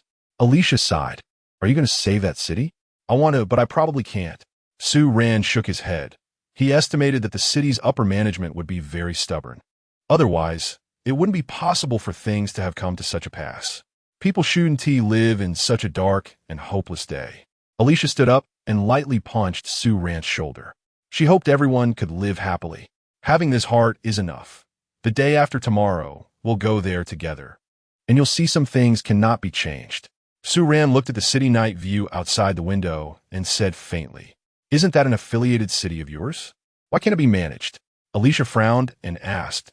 She knew Su Ran was actually a high-ranking figure in Mu Prefecture, because there is news that they have started applying for a seat in the United International, and the United International agreed. Now it is no longer a city but a state, Tong State, with international status equal to ours. Su Ran said sadly. Now Mu Prefecture really cannot manage Tong State. Alicia fell silent, staring blankly at Su Ran's profile. Having this heart is enough, little Alicia. Thank you. Su Ran patted Alicia's shoulder. Alicia was really cute, so eager to care for others. Chapter 15, Always Like Me, is there really no way to help those people there? Alicia looked at him with a pitiful plea. I'm sorry, but the only way to resolve this peacefully is through international negotiations, and I can only represent Muyu. I'm powerless. Suran smiled bitterly. Then, what about a violent solution? Alicia took out her staff. It seems she really wants to save the people of Tongzhou. That's unnecessary. If a war breaks out because of this, the people of Tongzhou will suffer even more. Su Ran awkwardly smiled and took her staff away, fearing that Alicia might suddenly cast a spell. That's true. Alicia sat dejectedly on the edge of the bed. Although the world no longer had the existence of collapse, it was still full of helplessness. All right, let's not think about these things. They are beyond the control of ordinary people. At least in Night City, as long as you can be happy, that's enough, right? Sue Ran returned the staff to her and went to take a shower. Alicia stared blankly at the bed for quite a while. She thought about many things and finally smiled, talking to herself. It's enough to just be a happy, ordinary person. She put those thoughts aside. Hey, did you miss me? Alicia lay on her side and waved at him. Sue Ran could only lie on the edge of the bed. Alicia turned her phone screen towards Sue Ran. All right. Sue Ran nodded awkwardly. Alicia set the phone aside and pulled Sue Ran toward her a few times. You don't have a pillow over there. Come a little closer. Sue Ran had no choice but to share a pillow with her, their faces close together. But Alicia wasn't shy at all, smiling brightly at Sue Ran. Can you remember me more strongly? Then I won't have to disappear. I don't know if I can do that. Sue Ran looked at the ceiling and shook his head. Oh, it must be because you don't like me enough yet. Come on, turn your face this way. Yes, just look at me like this. Alicia turned Sue Ran's face towards her, her warm hands cupping his face, their eyes meeting. Only 10 centimeters apart. Sue Ran was initially calm, but those smiling blue-pink eyes had an irresistible charm. Plus the face-holding move, Alicia's hand stayed on Sue Ran's face. Sue Ran started to panic. He realized he might really be falling for her. Alicia noticed the hint of panic in his eyes and smiled. Do you like me now? Sigh, I'm doomed. Sue Ran averted his gaze, helplessly stating that he had been conquered by Alicia. What's wrong with liking me? Then we both like each other. Alicia gently patted his face. All right, I'll see if you still disappear. Sue Ran closed his eyes and began to clear his mind. Done. Sue Ran opened his eyes and found Alicia still smiling at him. That's right. As long as you like me enough, you will never forget me. And I will never disappear. Alicia wrapped her arms around Sue Ran's. Sue Ran couldn't say a word. He initially thought this girl would disappear in a few days. But now, it seemed she couldn't disappear anymore, forever existing by his side. Chapter 16 Another day. How did you come up with this idea? Sue Ran asked. It's simple, as long as you always have me in your heart. I will always exist, Alicia said with a smile, then kissed Sue Ran on the cheek. 666. Sue Ran closed his eyes, contemplating life. He felt that he was hopeless, having really fallen for a character from another world. It seemed normal to have feelings for her. Well then, good night, Captain. Alicia's words triggered the keyword to turn off the lights, and the light above them went out. Are you planning to just hold me while you sleep? Sue Ran turned his head in the darkness to stare into Alicia's glowing eyes.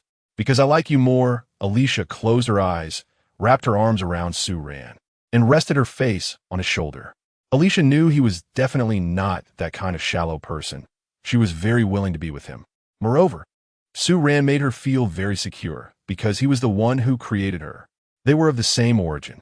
Alicia felt as if she were hugging another version of herself with nothing to fear. Sigh. Sue Ran sighed, closed his eyes, and quietly felt Alicia's warmth. So warm. He fell asleep not long after. A dreamless sleep. Sue Mo woke up to find that what she had been hugging all along was actually a body pillow. She quickly jumped out of bed and searched the entire room. Both in and out of the bed, there was no little Alicia. Sue Mo scrambled into Sue Ran's room, stunned. Brother and little Alicia were sleeping soundly together. Sue Mo breathed a sigh of relief. Her biggest fear was that Alicia would suddenly disappear. She took another day off, quietly climbing onto Sue Ran's bed. She snuggled into the blanket and hugged Alicia to continue sleeping. Sue Ran opened his eyes to find that today a situation was similar to yesterday. Two girls were once again squeezed into his bed. Only today it was not his sister tightly hugging him, but Alicia. Sue Ran moved slightly, and Alicia woke up. Good morning. Did you think of me last night? I really missed little Alicia. Ah, Mo is here too. Alicia just noticed there was someone behind her. Because I missed Alicia. Sue Mo said seriously. Sue Ran quietly left the room. He was wondering if he should go to work today, since Alicia would no longer disappear. And he didn't need to stay with her anymore. Then I'll go. The birthday party is only in the evening anyway. Sue Ran strapped on his knife, made a rifle appear out of nowhere, and left the house. He usually kept a low profile and had hardly ever worn his security team's uniform. Today he was dressed casually in a white jacket and black pants. Sumo and Alicia were chatting on the bed. Will little Alicia be with brother all night? Sumo asked seriously. Yes, I can now exist all the time, so Mo doesn't have to worry about me anymore. Really? But why? Sumo was confused. Why wouldn't he Alicia disappear? Because Su Rant's brain shut down. Because he will always remember me now, no matter when. Alicia touched Sumo's face. Ah, so it turns out brother has also fallen for Alicia. Sumo understood Alicia's words. This cute girl, Alicia, is hard not to like. He's actually a very gentle guy. Just seems a bit indifferent, a really cute person. Alicia remembered last night, when Su Ran stood in front of the floor-to-ceiling window with a cold gaze while holding a knife. When Alicia walked up to him, he suddenly changed his expression. Chapter 17. Twin Souls. My brother is indeed a silly good person. So Momonadif. Oh, how is he silly? Alicia asked curiously, thinking Su Ran was quite reliable. He often gets deceived by other girls for love and money. Sumomo sighed, which was also the reason she reacted strongly when she discovered last night that Su Ran seemed to be on the phone with another girl.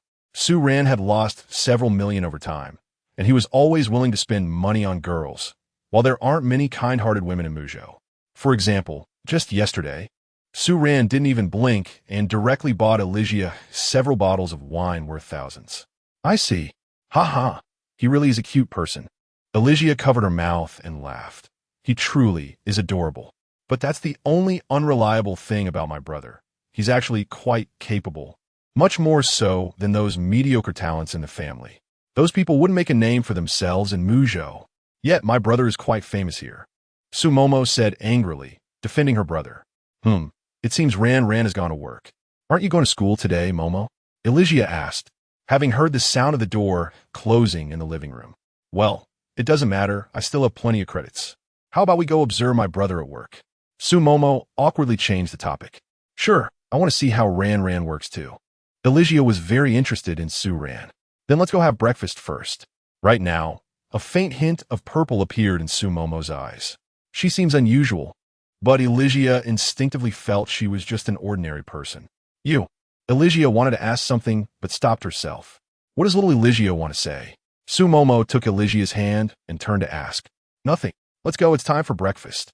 Alicia smiled and shook her head, and the two walked out of the house, fingers intertwined. They had noodles in a small shop downstairs, and the people in the shop dared not discuss the two exceptionally cute girls. No one wanted to stir trouble, as Alicia exuded a somewhat strong pressure.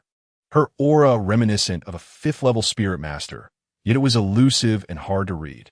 As they walked down the street, people were already busy early in the morning, and the air was filled with the sounds of people chasing each other. Do you know where Ran is right now? Alicia elegantly stepped forward, avoiding a shell falling from the sky. Oh, let me ask. Sumomo closed her eyes. Alicia gently furrowed her brow. Who is Sumomo asking? A few seconds later, Sumomo opened her eyes, a hint of purple in her pupils, pointing towards a direction blocked by tall buildings. 5.3 kilometers. Brother is at the third ring, Wangshi Road, outside the Bailey Shopping Mall. Sumomo accurately stated Su Ran's location, as if she had a clear vision. At that moment, Su Ran had just dealt with an incident involving a shattered glass window at the mall and suddenly sneezed inexplicably. How did you know? Alicia asked Sumomo incredulously with a smile. This. Sumomo was still pondering how to explain when she suddenly got possessed. Alicia's smile instantly froze. The Sumomo in front of her suddenly changed into a different person. Her pupils entirely turned purple, wearing a cold smile, staring at Alicia. Who are you? Alicia asked calmly, having guessed that Sumomo was not ordinary. The aura surrounding Sumomo was even more terrifying than Su Ran's. I have no name, she replied coldly, her voice ethereal. Do you need me to give you a name? Alicia smiled enthusiastically, wanting to reach out to her. However, she suddenly became ethereal, flashing back a centimeter. And Alicia immediately stopped her hand. A bit scary.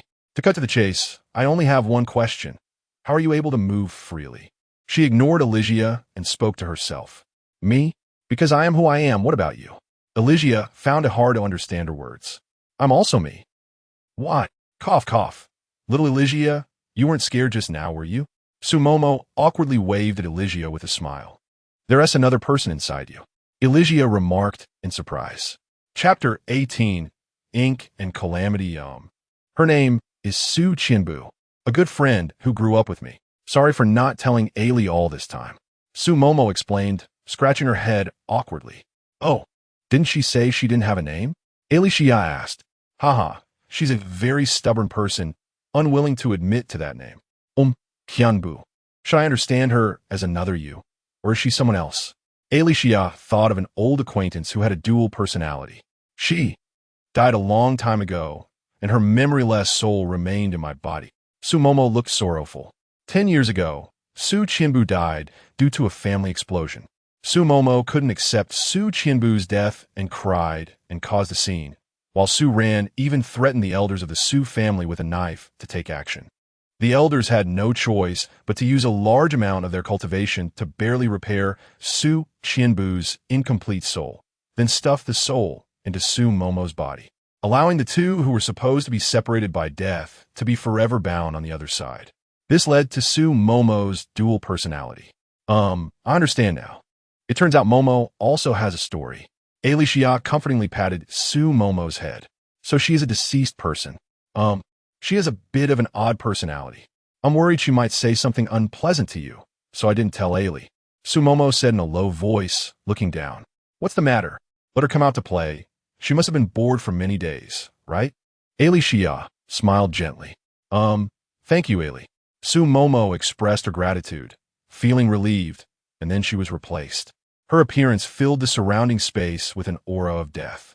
Hello, Sister Qianbu. Ailey Xia took her hand. Su Qianbu coldly glanced at Ailey Xia with her light purple eyes, somewhat dissatisfied. I have told her many times that I don't need this name. Then let me guess. Do you want a new name? Ailey Xia surprisingly guessed the wish that Su Qianbu had never spoken of for so many years. How did you? A hint of surprise appeared on Su Qianbu's cold face. Did I guess right? Ailey Xia smiled as she rubbed Su Qianbu's face. Who do you want to give you a cute name? Ailey Xia asked. Brother. Su Qianbu said weakly. Is it Ran Ran? So you prefer him? Huh? Ailey Xia tilted her head and asked. He is good. Even with her memory lost, Su Qianbu still remembers Su Ran wholeheartedly. All right, then let's go find him. Ailey Xia smiled helplessly. Su Qianbu instantly disappeared, turning into a wisp of black mist that directly passed through the wall of a nearby building. Ailey Xia was somewhat surprised. How strong is she? Can she still die? Ailey Xia stepped onto her staff, flew over the building, and followed the elusive black mist through the steel jungle. A few minutes later, Ailey Xia found that the black mist that Su Qianbu transformed into had locked onto a flying car high in the sky. The mist vanished like a ghost and suddenly reappeared in front of that flying car. Su Qianbu took on human form and pierced the engine of the car from above with a knife exuding black gas. The car instantly stopped moving, leaving only the anti-gravity engine maintaining its suspension. What is she doing? Ailey Xia stopped flying and observed for a while. A few seconds later, Su Ran arrived, stepping on the flying knife. Oh, so Su Qianbu is helping Su Ran with his work. Ailey Xia smiled and flew towards Su Ran. Su Ran flew to the side of the intercepted car, punched through the window, and slapped an electronic fine on the driver's face. The driver smiled helplessly and could only take out his phone to pay the 20,000 repair fee to the Night City. Next time, it won't just be a fine. All right, Officer Su. The car was ruined, and the people inside could only open the doors and awkwardly step onto their knives and guns to fly away. Su Ran frowned as he looked at Su Momo for a while. He knew this was Su Qianbu. Why are you here? Didn't brother say he couldn't catch up with him? Su Qianbu's cold face showed a smile for the first time. Sigh. That's because it wasn't necessary to get serious yet. Su Ran covered his forehead and sighed. That group will eventually stop to pay the fine. They will realize they can't escape the pursuit of a 5th-level spirit master. But they have wasted a lot of brother's time. They must be punished. Su Qianbu puffed up her cheeks. Su Ran was helpless, but as soon as he finished speaking, Ailey Xia leaned over. It looks like Ran Ran is working very diligently. Ailey Xia playfully smiled at him. Everyone has run out. Su Ran shrugged and flew to the rooftop of a nearby tall building, with the other two following him to stand at the edge of the rooftop. What do you two want from me? Sister wants a new name. Su Ran looked at Su Qianbu with some skepticism, only to find her smiling in approval. Why didn't you say this earlier? No wonder you were always unhappy. Su Ran helplessly patted Su Qianbu's hair, which was floating with a purple halo. Su Qianbu didn't speak, enjoying the moment as she rubbed against Su Ran's hand. Su Ran gazed at the cityscape. Aili Xia was somewhat curious about what name Su Ran would come up with. Calamity. Su Ran seemed to casually pick a word, but the meaning is, thank you, brother. Su Jie laughed and hugged Su Ran. Aili Xia speculated about the relationship between the two. They should be cousins. Chapter 19. Jiegu, all right, Jiegu, bring Mo out. Suran helplessly bushit Suyavi. Elysia chuckled when she heard this strange nickname. My brother still calls me that. Su Jie's face instantly turned cold again. Su Ran had always called her Buge, and now that she had a new name, she was still being addressed the same way, and even more smoothly? Because I'm afraid of you. Su Ran shook her head. Su Jie coldly summoned a shadow, which gradually became clearer and eventually transformed into Su Mo's original appearance. Su Mo scratched her head and smiled at Su Jie, who rushed over and hugged Su Mo. The two girls hugged face to face like twins, the only difference being their eye color and hair color. With two completely identical faces, Elysia's eyes lit up instantly. She has such a splitting ability? Indeed, there are no idle people in Night City. Silly Mo. Suya Onimpet's deadly sight. You clearly never mentioned wanting a new name. Who would have guessed your thoughts? Su Mo smiled wryly and patted Su Jie's back. She still couldn't understand this quirky old friend. She wanted to know. Su Jie released her hand that was hugging Su Mo and pointed at Elysia. Elysia tilted her head and smiled at them. Well, because little Elysia is very smart, Su Mo said awkwardly. So Mo means that she's actually a bit silly? Su Iamotskit Sumomo. Don't say that. Su Mo, although used to being teased by her, still felt a bit embarrassed with others around. Have you made progress? How long can your clone last? Suran Askid Suya. Yes, I'll learn a lot from my brother. And now I can keep the clone existing for a long time. Yesmeti Smilet Atsuron. Hearing Su Jie's words, Su Mo had a look of disbelief on her face. What can I possibly have that you want to learn? Su Ran asked in confusion. This cousin finished learning Su Ran sword techniques when she was 10, and Su Ran no longer had anything to teach her. The control of the clone's spiritual power consumption. Su Jie turned to look at Elysia with a smiling face. Elysia felt a bit creeped out by Su Jie's sudden smile directed at her. No wonder Su Ran said he was afraid of this little girl. I can't control Miss Elysia. She can use as much spiritual power as she wants. Su Ran shook her head at Su Jie. Su Ran's spiritual power was just drained a couple of days ago. But anyway, it was my brother who inspired me. Since Mo can't use spiritual power, it's better not to allocate it to her. For now, it's enough to just maintain the existence of the clone. Su Jie said confidently, as she had been quietly observing Su Ran and Elysia and realized this point. That's great. You two can go cosplay as Shier now. Su Ran merely complained to Mo and Jie, and Elysia laughed upon hearing her words. So we can stay together forever? Su Mo still found it hard to believe. So silly. Suye pinchits umomos fatse. That's really wonderful. Su umomojuget suye tichtli. How nice. Su Mo has been very happy these days. First, she met the living little Elysia, and then she could spend time with her old friend. Chapter 20. The old Captain Su Ran had no time to chat with him. Well, if my brother needs help, I can arrive in 10 seconds. Su Jin nodded at Su Ran, then took Su Momo's hand, and the two of them instantly disappeared from space, leaving Aili Xia and Su Ran on the hundreds of meters high rooftop. No wonder you're so humble. It turns out it's because there's someone extraordinary always by your side. Aili Xia giggled, covering her mouth. That's right, she's long transcended life and death. And even before she died, I was completely no match for her. How old is she? Aili Xia asked, looking at Su Ran. They were the same age, both 22 this year, but Jieji's life had already frozen at the age of 12. Su Ran calmly gazed at the cloudy blue sky. Aili Xia pondered while touching her chin. She had never asked Su Ran's age, and when they first met, there was no age information on Su Ran's profile card. How old is the captain? Aili Xia asked. Guess first. Su Ran smiled mysteriously at her. A big boy still shy about this? Aili Xia pinched Su Ran's face playfully. 25? Aili Xia couldn't find any trace of age on Su Ran's face. It felt smooth and soft, so she could only guess that age. Far from it, Su Ran smirked. 30? Alicia began to doubt whether Su Ran was fooling her. Still far off. 40? Not even close. Upon hearing that number, Su Ran's smile faded. He was already old. Oh my, so you're that kind of uncle-level character? Alicia couldn't hold back anymore. She had thought Su Ran was a young man in his early 20s. Hee hee, as you think, I'm almost 50. Su Ran leaned against the rooftop railing, looking up to the sky with a sense of relief. Ha ha, you really are an old captain. Alicia hugged Su Ran's arm, laughing continuously. It's okay. Compared to ordinary people, I am indeed quite old. But people in the city of night have an average age of 105, and I can probably live for 500 to 600 years. Compared to that, I'm still considered young, Su Ran explained to Alicia. In the city of night, he was considered young. A sheriff generally needed at least 100 years of experience to be appointed. That makes sense. After all, the captain is not an ordinary person, living for so many years. 500 to 600 years, that's not a small number. Will the captain like me for 500 years? Alicia blinked and asked. Probably, Su Ran replied.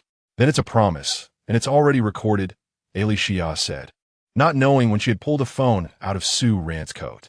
After unlocking it with her fingerprint, she opened the recorder. Alicia smiled and pressed the play button, and their previous conversation replayed. Su Ran smiled helplessly. I'll get you a phone later. No, I want the captain's. Alicia hugged the phone to her chest, playfully winking. Whatever you want. Su Ran shook his head, feeling no fluctuations in his heart. Mua. Alicia suddenly leaned in and kissed Su Ran on the cheek. Thank you, Captain. Su Ran was taken aback, but smiled helplessly. Chapter 21. The Su family's past. Oh right. How did that little Jia die? Wasn't she incredibly strong when she was a child? Alicia asked, unable to figure out the reason behind it. Guess why she was so outrageous as a child?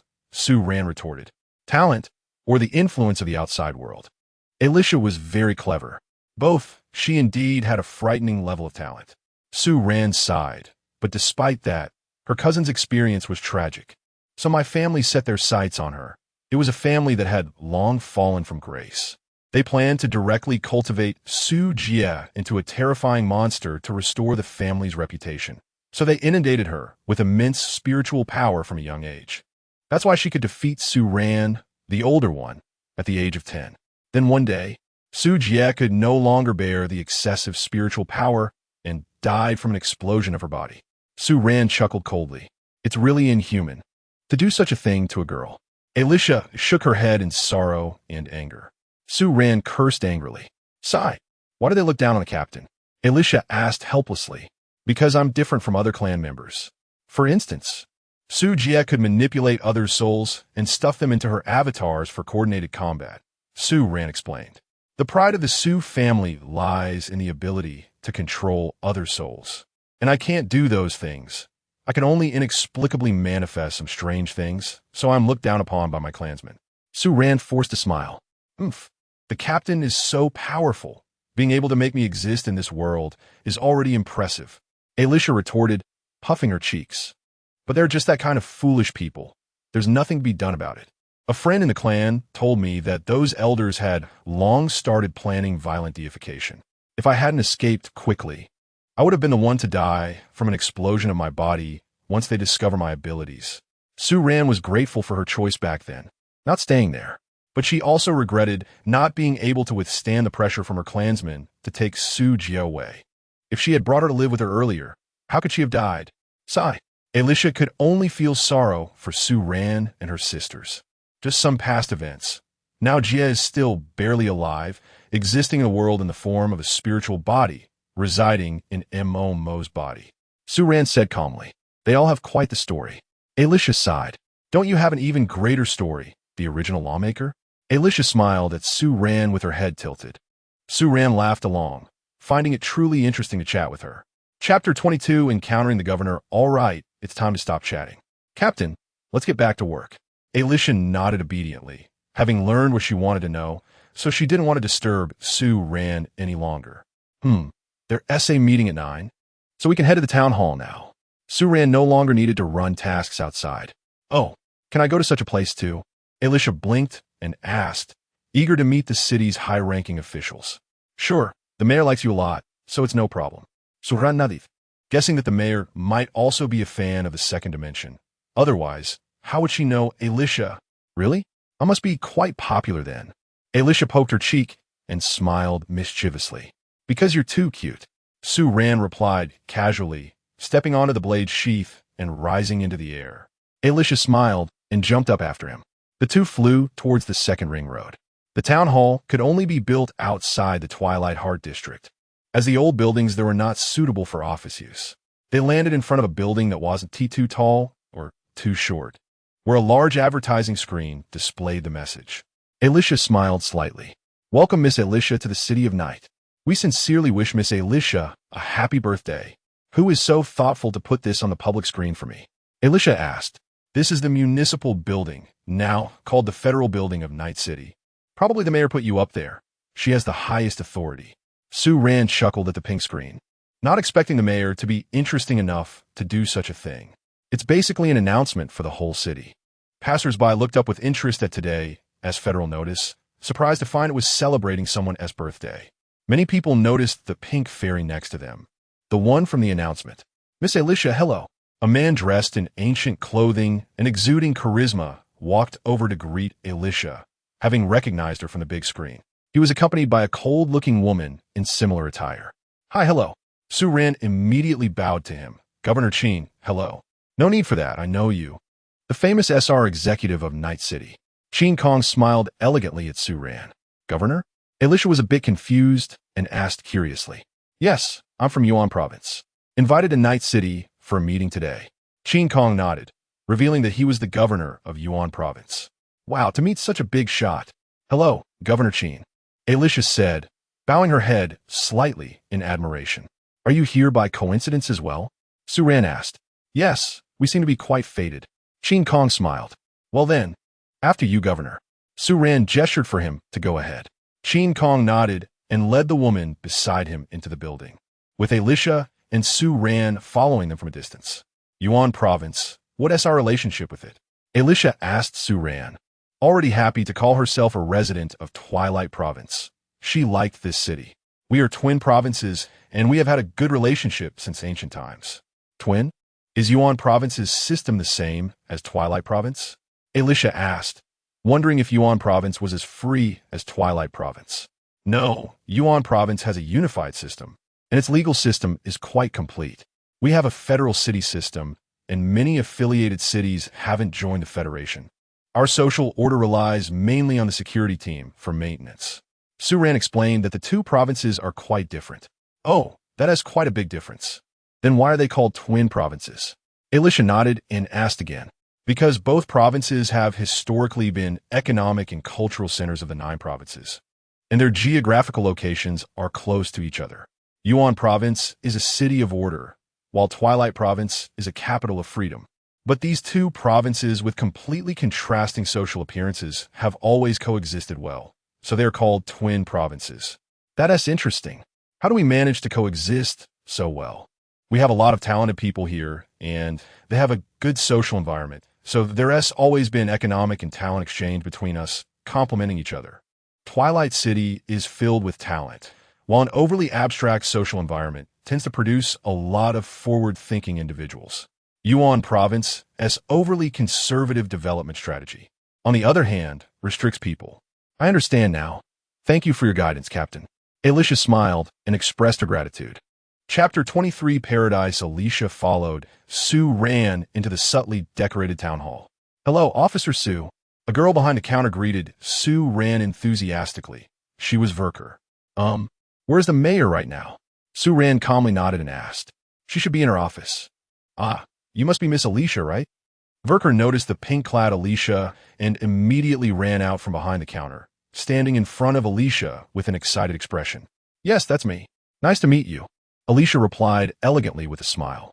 I'm Verker. It's great to meet you, Alicia. By the way, can we take a photo together? Verker pronounced her English name and looked at Alicia with anticipation. Of course. Verker happily took out her phone, and the two girls posed in front of the camera.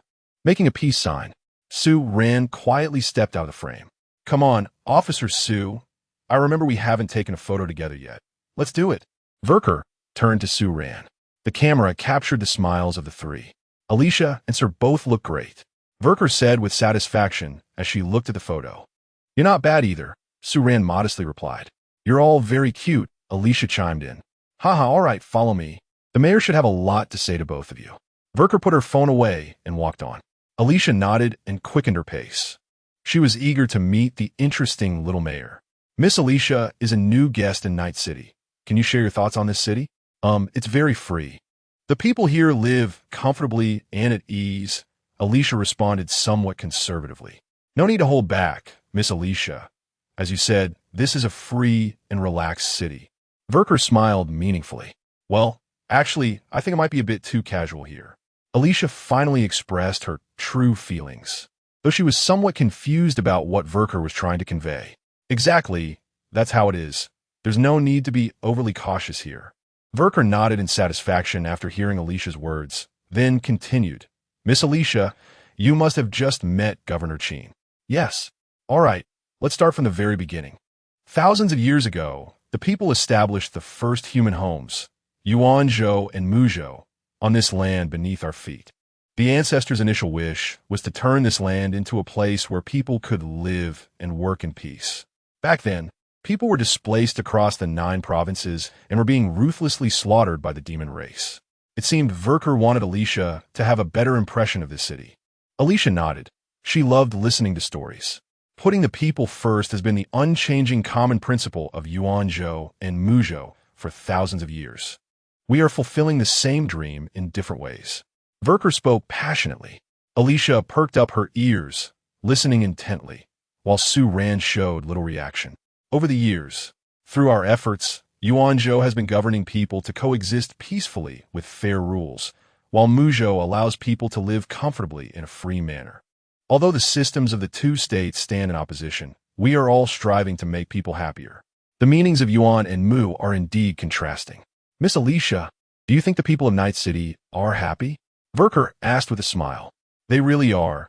Everyone is doing what they enjoy, Alicia nodded, noting that she hadn't seen anyone in the city looking downcast or unhappy. Well, good. Miss Alicia, you already understand the significance of Night City. This is a paradise. Verker smiled with satisfaction. Alicia paused for a moment. The last bit of her prejudice against Muzhou was erased by Verker's words. Suran also smiled. This little secretary certainly had a way with words. Chapter 24, The Little Fool Mayor. At this moment, the mayor's office had its door wide open. Gu Xiaomu was lying on the sofa, swinging her smooth little legs, leisurely reviewing documents on her tablet. Anyone passing by would never guess that this was the mayor. Qin Kong walked in and saw Gu Xiaomu, still looking like a vibrant young girl, smiled, and gently knocked on the door. Only then did Gu Xiaomu realize someone was standing at the door, hurriedly flipping off the sofa, and ended up sitting on the floor. Qin Kong shook his head helplessly, flashed to her side, and extended a hand to Gu Xiaomu. She looked up, saw it was Qin Kong, and immediately smiled, taking his hand to stand up. Little Qin is here. Hello, Mayor Gu. Qin Kong politely greeted her. Hey, do I still have to call you Governor? Gu Xiaomu asked, a bit unhappy. I just want you to remember your current identity. Qin Kong shook his head. This new mayor of Mu State made him feel helpless. Gu Xiaomu's naivety not only changed the reputation of Mu State, but also affected Yuan State, making the Gemini State Alliance a frequent target of ridicule internationally. At international meetings, Qin Kong was too embarrassed to acknowledge Gu Xiaomu. All right, let's talk about serious matters. Gu Xiaomu released Qin Kong's hand and said earnestly, Is the serious matter the birthday banquet tonight? Qin Kong smiled lightly and teased her. That is indeed a serious matter, no laughing. Gu Xiaomu scolded playfully. All right. The guest from another world is indeed interesting. I happened to meet her when I came. Qin Kong said, referring to Alizia. She is here. She's really cute, right? Gu Xiaomu asked expectantly. Indeed very beautiful. Qin Kong nodded in acknowledgement. She was stunningly beautiful, almost not of this world. Exactly. She's a very important person. She might represent Night City in the future. Gu Xiaomu smiled contentedly. You are already representing your Night City, and possibly the impression you leave on people is already indelible. Qin Kong joked with a smile. That's fine, as long as others remember it as a beautiful city, just like I am beautiful. Gu Xiaomu blinked cutely. Qin Kong silently shook his head. The reality was not as she thought. All right, let us talk about the mess left by your predecessors. Qin Kong had come today to discuss serious matters. It really is a mess. I don't understand why those old mayors sold off that land. Gu Xiaomu sighed. Originally, Mu State had over 1 million square kilometers of territory, but over the past 1,000 years, various mayors of Mu State had sold off half of it to allow families or groups to build their own cities on that land. Now, only about 500,000 square kilometers of land truly belonged to Mu State, and those subsidiary cities were only nominally under Mu State. In reality, they were autonomous. Actually, selling wasn't a problem. A large part of that land was desert and barren mountains with little value, and the cost of transforming it was too high. It was better to let others help with the reclamation. You just didn't manage those cities well. Clearly, you were the owners. Yet the treaties you signed were so lax that you let them manage the land independently. Qin Kong saw these matters very clearly. He had been the governor of Yuan State for over 200 years and had watched Mu State sell off that land and then neglect it. Gu Xiaomu was dissatisfied, as she inherited a near rebellion from those subsidiary cities as soon as she took office. It's all right. Let them stir up trouble for a while. Once they annoy the people of Night City, they will settle down. Qin Kong said with a smile. Mu State was still a terrifying state. The frightening part was its residents, who were all skilled fighters, and their local customs were very fierce. They would fight at the slightest disagreement. And one person could take on dozens of ordinary outsiders. Indeed, if my citizens collectively went on a rampage, I can't even imagine how terrifying the scene would be. Gu Xiaomu gasped. She considered herself somewhat powerful, a second-level spirit master, but compared to the ordinary citizens here, she still fell far short. And you have allies, too. Qin Kong smiled elegantly, but his smile carried a hint of awkwardness, as he felt he was comforting a child. Yes, we're the best allies, Gu Xiaomu said happily. Qin Kong had no words, as she was so foolish it left him speechless. Having lived for hundreds of years, it was his first time feeling powerless in front of a little girl. Well, take it slow. You will eventually make those arrogant families and groups surrender. Qin Kong finally managed to say after a long pause. Should we solve it violently? Gu Xiaomu asked. For now, there's no need. Our main goal is to rescue the oppressed people. Solving it with violence could lead to war, which would only make their lives worse. They would surely be conscripted and taxed. Qin Kong shook his head, giving sound advice. Many residents of those subsidiary cities were old Mu State people. They moved to new cities for a new life, but after several generations, those cities began oppressing the residents. Mu State had never done anything to its residents. Those small cities actually dared to do so. It was truly upside down. That's true. Gu Xiaomu nodded vacantly, unsure if she truly understood. Also, my dear ally, I advise you again not to have unnecessary dealings with the governor of Shi State. Qin Kong was most worried about this. That honey-tongued woman had nearly tricked Gu Xiaomu into giving away Mu State's funds to buy a pile of arms. Mu State had no need for arms.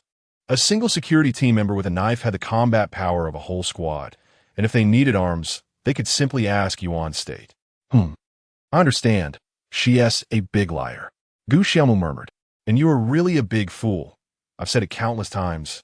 Your most trustworthy ally will always be Yuan State. Qin Kong couldn't help but scold her. From now on, among those people, I will only trust you. Gu Xiaomu admitted her mistake like a child, cautiously. Qin Kong could no longer hold back. This was clearly a diplomatic matter between two states. Yet it felt like a parent guiding a child. The cold woman leaning against the door outside shook her head helplessly upon hearing this comical dialogue. In her impression, Mu State had changed a lot since Gu Xiaomu took office. But indeed, it had become much more beautiful. Chapter 25. Guests all right. That's enough. Other guests are coming. Qin Kong said, having heard the footsteps of Su Ran, Elysia, and another girl's high heels. Who is it? Gu Xiaomu curiously stepped outside, only to find a woman standing by the door. She was Qin Kong's assistant. Gu Xiaomu felt a bit awkward and greeted her. Hello, Miss Chu. Mayor Gu. Chu Li calmly nodded at Gu Xiaomu. Gu Xiaomu then peered around the door for a long time, but didn't see anyone. Was Qin Kong fooling her? Chu saw through Gu Xiaomu's thoughts and said lightly, "They will appear around the corner of the hallway in 10 seconds." Gu Xiaomu awkwardly nodded. The two people from Yuanzhou were true experts. They could hear the faintest footsteps, while Gu Xiaomu couldn't hear anything at all. After waiting 10 seconds, sure enough, someone appeared. It was a secretary, followed by an executor and a pink fairy. Gu Xiaomu immediately began to greet them enthusiastically. Xiao Su, Xiao Fu, and Xiao Ai Li. Fu Kan nodded at the mayor. Su Ran let out a somewhat awkward sigh. Alizia was curious about who this little girl was, but she still waved at her. "This is the mayor," Su Ran said. "Ah, she's really this cute." Alizia laughed, surprised that the mayor was indeed a little girl. It looks like the mayor just finished talking with Governor Qin and came out to greet Miss Alizia and Officer Su. Fu Ka said with a smile. "So enthusiastic." Alizia exclaimed. "Haha, only our mayor would be like this." Fu Ka echoed. Having been a secretary for nearly a century, she had seen 4 mayors during her tenure. And only Gu Xiaomu was so approachable. The three walked up to Gu Xiaomu, and she immediately took out her phone to take a picture with Alizia. "Also, Xiao Ai Li, let's add each other on Instagram. If you ever need anything, the mayor is very happy to serve you." Gu Xiaomu winked at Alizia while pulling out her personal QR code from her phone. "Thank you for your attention, Mayor." Alizia smiled as she took out her phone from her pocket, unlocked it with her fingerprint, and scanned the code. "Oh, it seems like we have already added each other as friends." Alizia glanced at the notification on the screen. It's Xiao Executor's Mimi phone. Gu Xiaomu noticed that Alizia was holding Su Ran's white small brick. "Does Xiao Ai Li like such small and delicate phones?" Gu Xiaomu asked. "The mayor really understands me." Alizia exclaimed, realizing that her desire for Su Ran's phone was indeed because of this. "Xiao Fu, go get a machine to give to Xiao Ai Li," Gu Xiaomu instructed. "Okay, Mayor." Fu Kan nodded and turned to leave. "Just in time for a phone upgrade," Su Ran said with a smile. "So this is a gift for her then. Then let's consider it part of the SR Executive's year-end bonus," Gu Xiaomu said with a mischievous smile. Su Ran's smile faded. Alizia noticed the change in Su Ran's expression and laughed. "All right, I was just joking, take it after all. We owe Xiao Su for her contributions to Night City over the years." Gu Xiaomu smiled cutely. "Come in and chat." Gu Xiaomu walked into her large office. Alizia followed her, particularly fond of such a cute girl. Su Ran stopped at the door. "Greetings, Ms. Chu." Su Ran nodded slightly to Chu Li, who had been standing by the door. "Has the Su family made any moves in recent months?" Su Ran asked with a smile, inquiring about that broken family. "The public has a particularly strong opinion about them. So Old Qin issued a decree last month prohibiting the deprivation and control of other souls. Even if both parties agree, it won't work. And they also proposed this decree to the United States, which agreed, making it effective worldwide, including places like Mu Province and Jiao Province. Now that family is almost completely finished." The Su family relied on the ability to manipulate other souls to exist. Now they can't even make a living and will have to disappear completely from the world. "That's good, thank you." Suran Nadiv. This could also be considered a resolution to the hatred over her cousin's death. Manipulating other souls was never a glorious thing, and that family had always been self-satisfied, which is truly lamentable, Chu Li scoffed. "They are indeed very self-righteous." Su Ran nodded and walked into the office. Chapter 26 Harassing calls Miss Alicia. "Nice to see you again." Qin Kong greeted the entering Alicia with a smile. "Well, we really are fated to meet." Alicia nodded in agreement. "I wonder how Miss Alicia feels about the Night City?" Qin Kong was also curious about this visitor from another world. "It's a very interesting place." Alicia replied with a smile. "That's a fair assessment, but if you're interested in seeing a truly orderly city, you're welcome to come to Yuanzhou. It's close by. Just half an hour by tram," Qin Kong invited. "Hey, don't poach people." Gu Xiaomu expressed her dissatisfaction towards Qin Kong. "That ultimately depends on Miss Alicia's personal choice." Qin Kong said unhurriedly. This world is vast. I plan to explore it all." Alicia nodded. Gu Xiaomu picked up her tablet that she had tossed on the sofa, opened a game, and then, with a silly grin, held the tablet up to Alicia. On the screen was Alicia in the bridge wearing a promotional skin for the new year. "Oh dear, should I call you Captain then?" Alicia chuckled, somewhat helplessly, wondering how even the mayor knew her already. "That is fine. Little Alicia can be called however she likes, Gu Xiaomu said with a silly smile, then asked, "How is little Alicia doing at little Sue's place?" "Thanks for your concern. I've been very happy. He is a very lovely person," Alicia winked. "That's good." "Oh, a call is coming in." Gu Xiaomu nodded with relief. Then her phone rang, and she moved to the side to answer it. The office instantly fell silent. "Miss Tianhua," Gu Xiaomu greeted softly into the phone. As a result, Su Ran and Qin Kong almost simultaneously appeared beside Gu Xiaomu, with Su Ran snatching the phone from the mayor's hand. "Hey, no." Gu Xiaomu was speechless. This made her seem quite undignified. Although Alicia didn't understand the situation, this scene was quite amusing. The two men ignored Gu Xiaomu and huddled together to take her call. On the other end of the line was a mature female voice. Su Ran spoke calmly, with a hint of sarcasm in his tone. "It's the executive officer, huh?" Speaking like that might hurt her feelings a bit. Miss Tianhua said regretfully. "If you come, then it would be us who are hurt," Qin Kong added with a smile. "Ah, the old Yuan people are here too. Well then, I won't disturb you," Miss Tianhua huffed lightly. "I also advise you not to get involved in the internal affairs of Muzhou anymore. You can't handle it," Su Ran said calmly. "Oh dear, I'm just a poor person. I don't have the ability to mingle in the bureaucracy. Besides, the armed sponsors of those small states have always been Ash. My little Tianhua hasn't even had a chance to cooperate with them." Although she complained pitifully, she definitely knew a lot. Su Ran replied dismissively. "Sigh, I hope you can resolve the unrest in those small states soon. If you need help, I can lend a hand. It would be best if you could also take down that idiot Ash. Otherwise, I want have a place to do business. And happy birthday to your new guest, Miss Alicia." This line was actually meant to get closer to Gu Xiaomu, as she knew Gu Xiaomu liked Alicia. However, Su Ran and Qin Kong didn't give her a chance to play on Gu Xiaomu, so she could only sincerely wish her well. After hanging up the phone, Su Ran tossed the mobile back to Gu Xiaomu and smiled. "Actually, the governor of Shizhou is a very straightforward person, solely focused on doing business. It's just that many of her arms deals have been snatched by an external arms company. It's really quite unfortunate, which is why she thought of trying to win over Gu Xiaomu." "What did Tianhua say?" Gu Xiaomu asked the two. "She was wishing Miss Alicia a happy birthday." Qin Kong replied with a mysterious smile.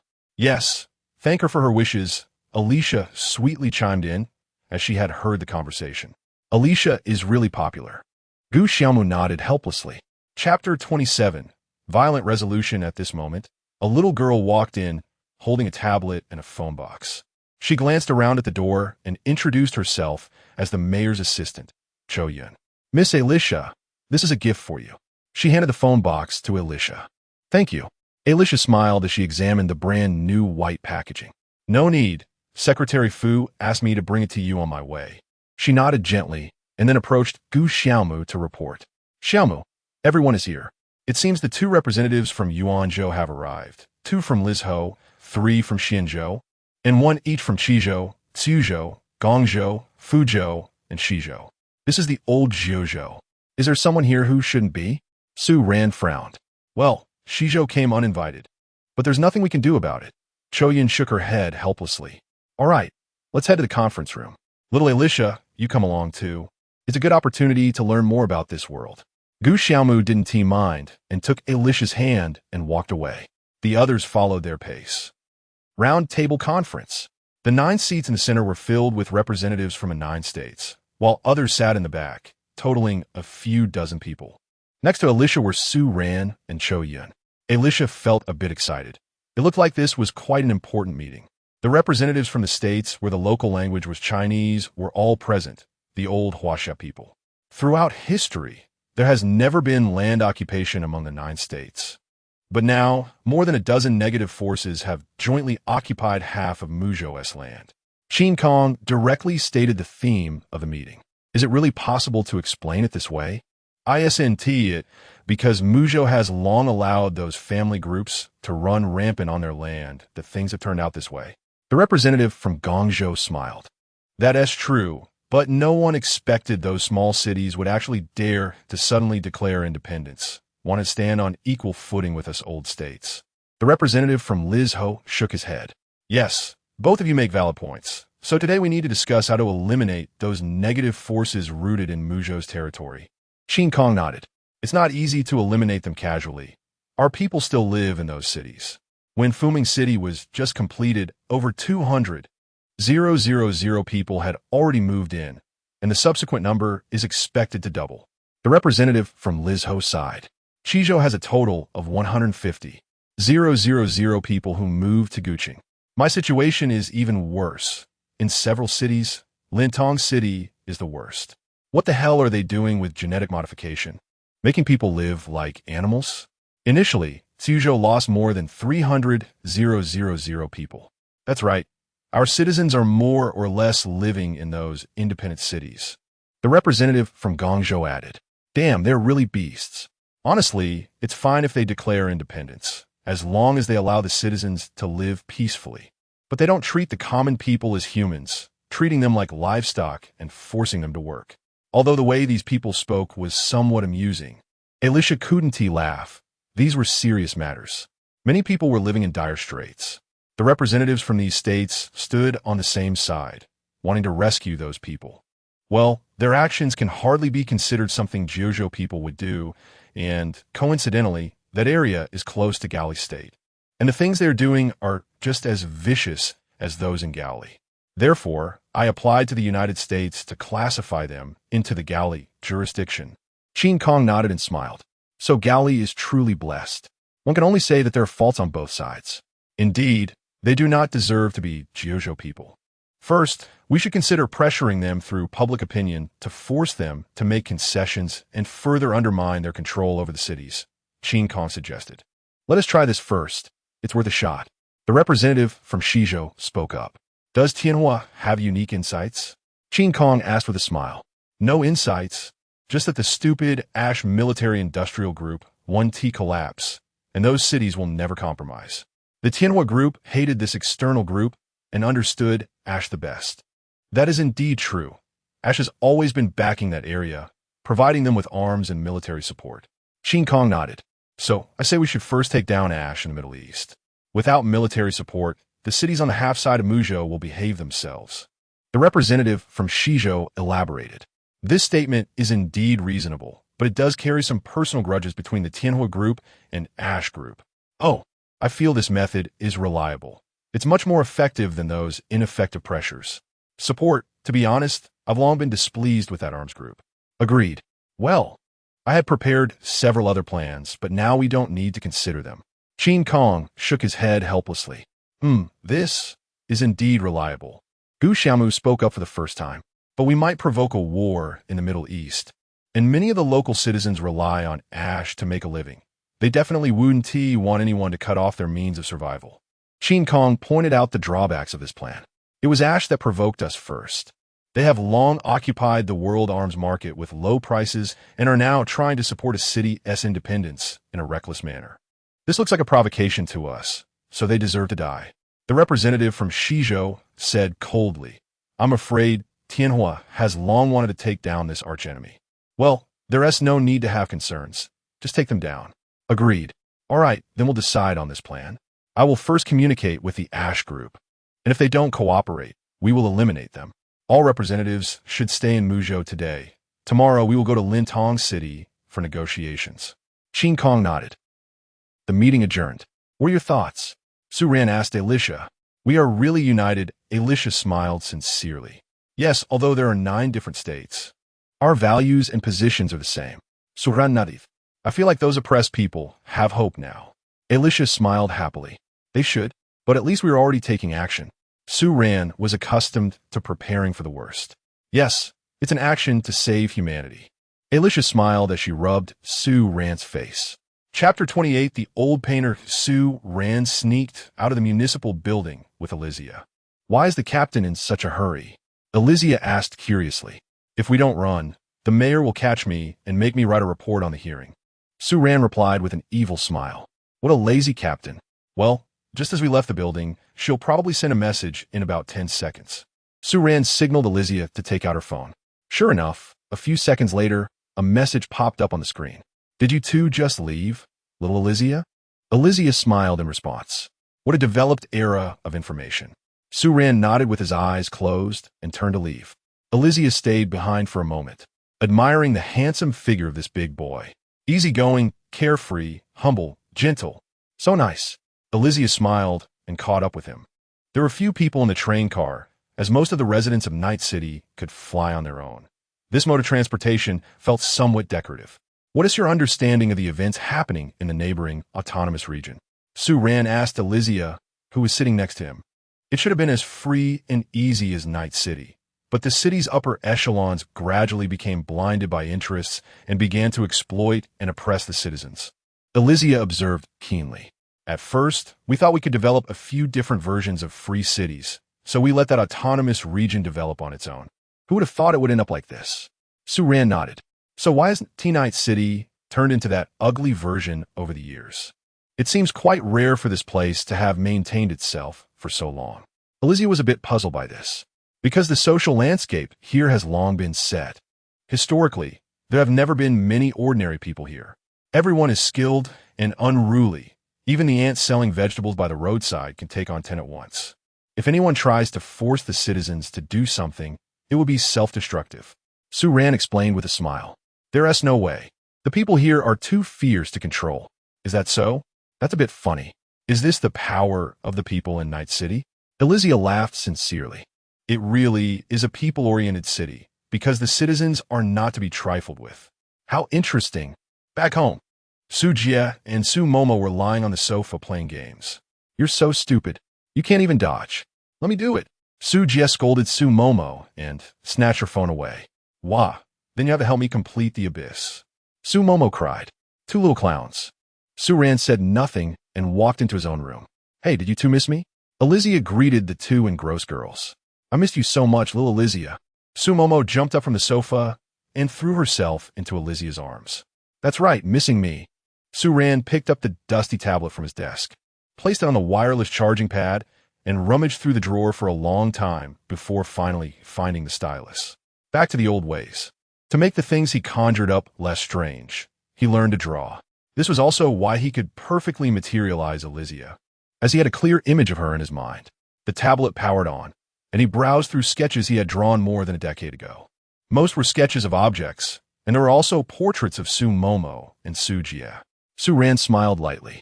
Su-Jie had already looked fierce at 10 years old. The girl in this portrait had a completely cold little face. Su-Jie originally looked quite different from Su-Momo, but now she could only use Su-Momo's body. So the two little girls looked identical, except for their eye and hair colors. Yet she still had the same personality. After all, the experiences she had gone through had left her with indelible psychological scars. Even if she died once and lost her memory, it remained the same. Chapter 29, The Good Guy in the Living Room. Su-Jie put down his phone and coldly interrupted the laughter between Elysia and Su-Momo. Let me ask you something. What is up? Elysia, still holding Su-Momo, looked at Su-Jie with curiosity. Why can you exist independently? Su-Jie said coldly. He could sense that Elysia's soul was attached to Su-Ran, but why did it seem like there was not much connection between them? Even when separated by a great distance, Elysia still existed just fine. Moreover, Su-Ran could not perceive where Elysia was or what she was doing. And Elysia also had no idea where Su-Ran was. It was as if they were two unrelated people. On the other hand, Su-Jie and Su-Momo were closely related. Only one of them could use the main body at a time, and if they wanted to coexist, Su-Jie had to create a clone for Su-Momo to use. Then you should ask your brother. But I guess I know. He probably separated the part of his soul that he doesn't need, and then he shaped that blank soul into me based on his impression of me. Clearly, Su-Ran also wanted Elysia to exist freely as she wished. And then he can create many different things, right? Although I haven't seen it. He must have fabricated my body as well. So I exist. He is really an amazing person. I'm very grateful to him for creating me in this world. Elysia smiled at Su-Jie with gratitude, her eyes squinting. Is that so? Su-Jie pondered for a moment. It's still all about my brother. Su-Jie smiled with admiration. She always felt happy when thinking of Su-Ran. Well, my brother might not be the strongest person in the world, but he is the best person for us and the most reliable person. Su-Momo echoed.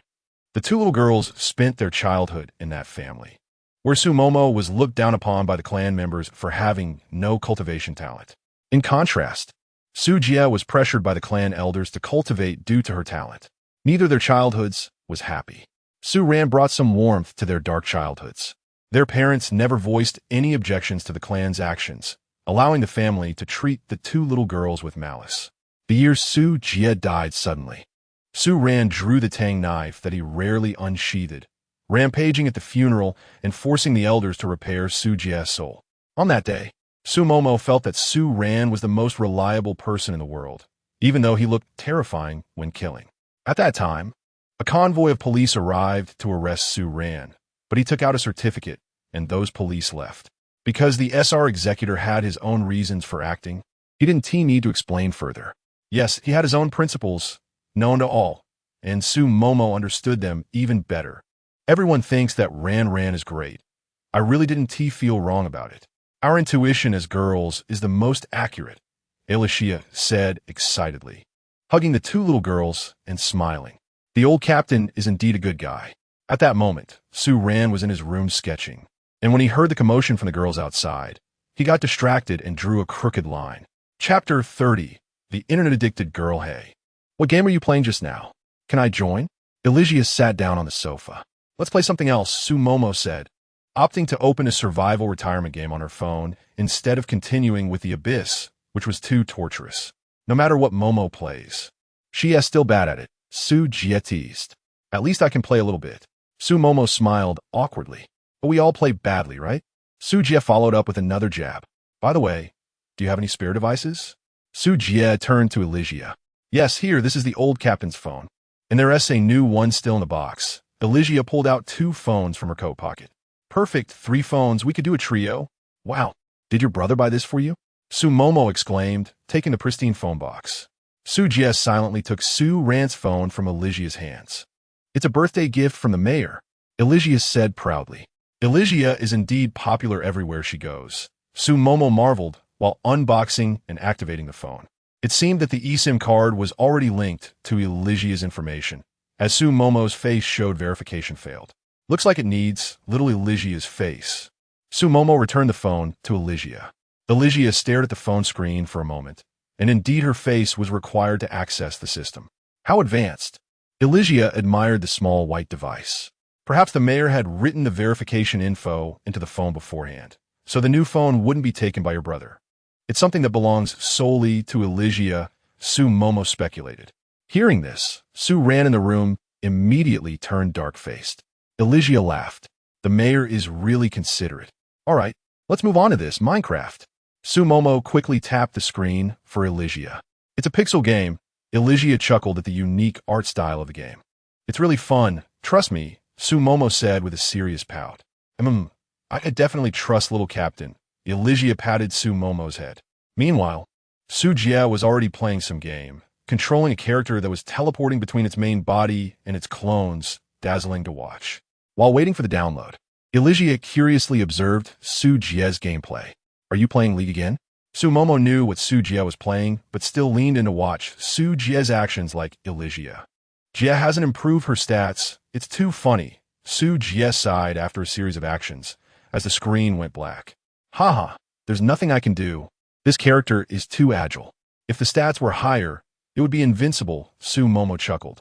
Su Jie, speechless, directly chose to abandon the game progress. You'll lose your brother's account reputation points if you idle like this, Su Momo complained. Suya smirket vitskedli. Alicia joined in the laughter. All right, let's go chop trees and mine together. Su Momo created a game room and sent a QR code invitation to the two.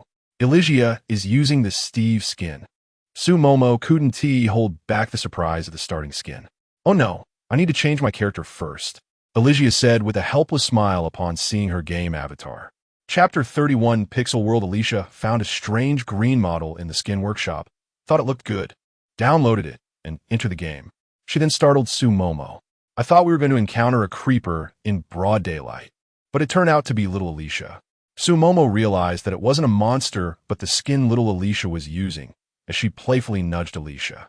Oh, I thought this model was really cute. Who knew it could scare people?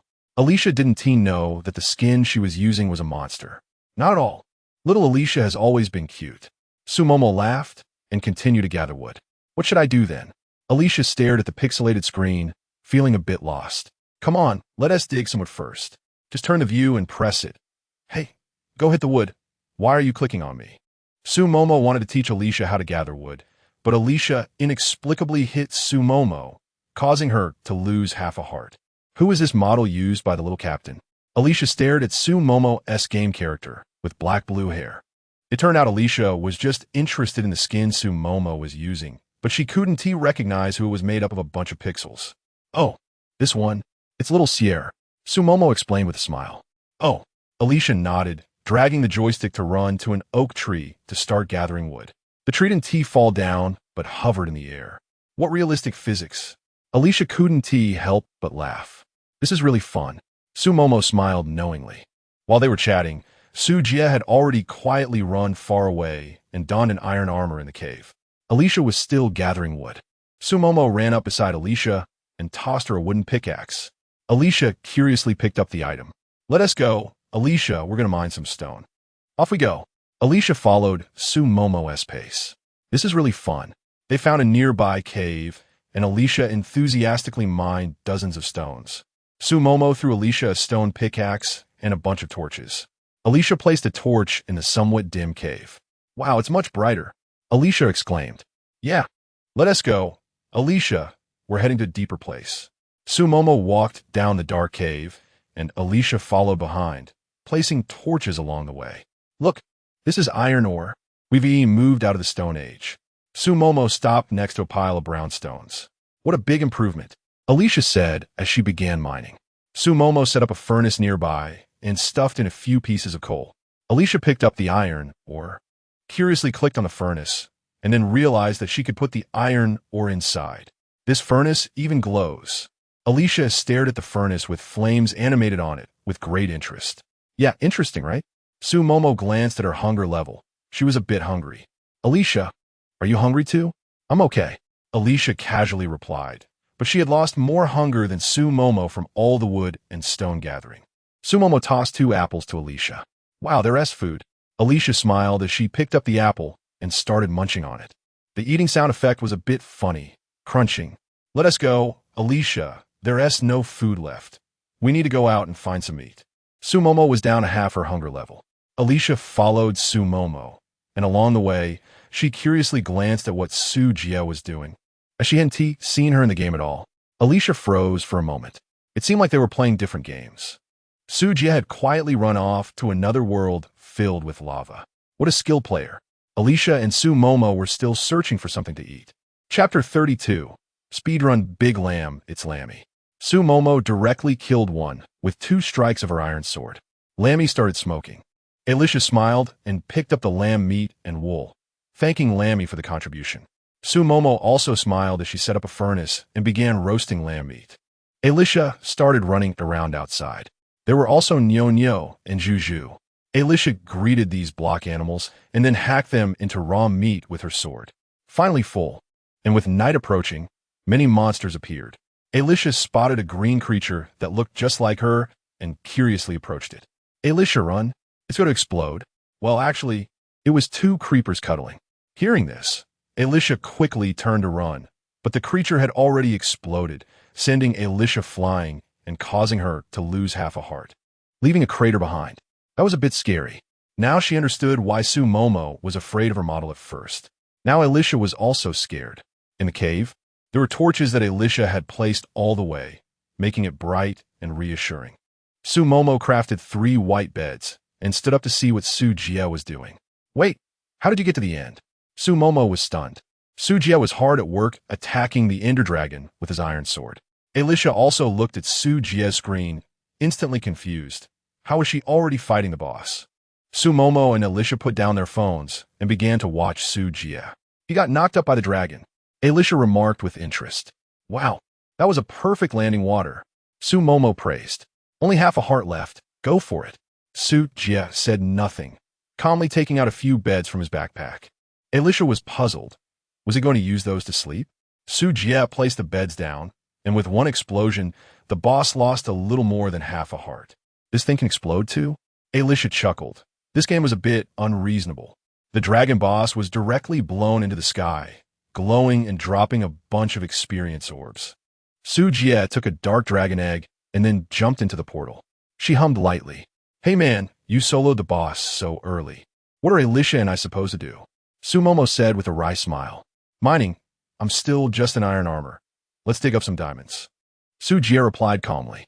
Sumomo had nothing to say. He actually cleared the end, wearing just iron armor. Do you have beds? I'm teleporting over. Sujie asked. Yes. Sumomo nodded helplessly. Good night, Alicia, Momo. Sujie teleported to the cave where the two were and directly laid down on the bed. Good night. Alicia then saw Sujie's game model, which was a red Sierra. It was a pair of little girls. After lying on the bed for a few seconds, the game characters all woke up. It seemed to be morning. Sujie threw out a bunch of strange items, likely all the loot she had gathered from running through 3 worlds. Chapter 33, Leisure Time. The 3 of them continued to descend into the deep mine. The 2 little girls were clearing out monsters on one side, while Alicia was curiously digging for stones everywhere. What is this blue stone? Wow, Alicia actually found a diamond. The 3 of them were aimlessly running around the plains. Alicia spotted a few pink trees in the distance. They're cherry blossom trees. We can settle down here. Further ahead was an endless expanse of pink woods. So beautiful. They built their own little house here. Time passed quickly, and Sue ran the room, also finished his painting, which was of Alicia wearing that pink ancient outfit on the night they first met in this world. It was a memory he left in this world. Sue ran happily, saved the painting, and carried the tablet out of the room, seeing the 3 girls chatting and laughing. He curiously walked over to observe the game they were playing. Captain, want to play together? Alicia tilted her head and asked with a smile. I'm here. Sue Ran sat down next to Suju and started the game on his tablet. When Sue Ran entered the game, the character model he used, that pair of spiral gray-white twin tails, was too recognizable. It was Bronya. Brother, just go to the box and take whatever you want, Sue Momo said, then continued to build the house. Sue ran around aimlessly in the game for a while, feeling like there was nothing much to do, so he chose to find a river to go fishing. Alicia also made a fishing rod and followed the pixelated Bronya to start fishing. What a relaxing game. Sue Ran turned his head to look at Alicia and found her smiling at him. It's time to eat, right? Sue Ran reminded. Only then did Sue Mo reluctantly put down her phone and walk into the kitchen. Suju and Alicia followed her into the kitchen, wanting to help. Sue Ran frowned, just hoping these 2 wouldn't turn the dishes into hellish cuisine. He was living quite leisurely now, but tomorrow would be different. He would have to discuss serious matters. Sue Ran picked up his phone, which had been monopolized, and glanced at the overwhelming messages. Indeed, he was busy. The mayor sent him a photo. They had already started preparing for the birthday party, laying out a red carpet in the hall, filled with flowers and draping pink ribbons. Alicia would definitely love this setup. Sue Ran smiled. He also sighed at the dreamlike life of these past 2 days. The dish this time wasn't overly salty. It was just a bit burnt. As expected. After all, Alicia had been wearing a slightly awkward smile on her face. Sue Ran showed Alicia his painting. Wow, Captain, you can really draw. Alicia exclaimed joyfully while holding the tablet. Huh. Brother started drawing again. Let me see. Sue Mo ran over to Alicia's side upon hearing this. It was the ancient style Alicia from that day. Very beautiful. Brother, I'm begging you if you could draw. Please draw more. Sue Mo pleaded. The real person is right here. Sue Ran shook his head. That's true. As long as it's Alicia, she's very beautiful. Sue Mo turned her head and hugged Alicia. Chapter 34. The true old 2-dimensional Sue Ran chatted with a few girls and was about to head out. Captain, don't be fooled by other girls outside. Alicia reminded him. Sue Ran smiled awkwardly. It seemed that Sue Momo had already told Alicia about his matters. Sue Ran went to the ancient city in the Mushi district to find the old fortune teller.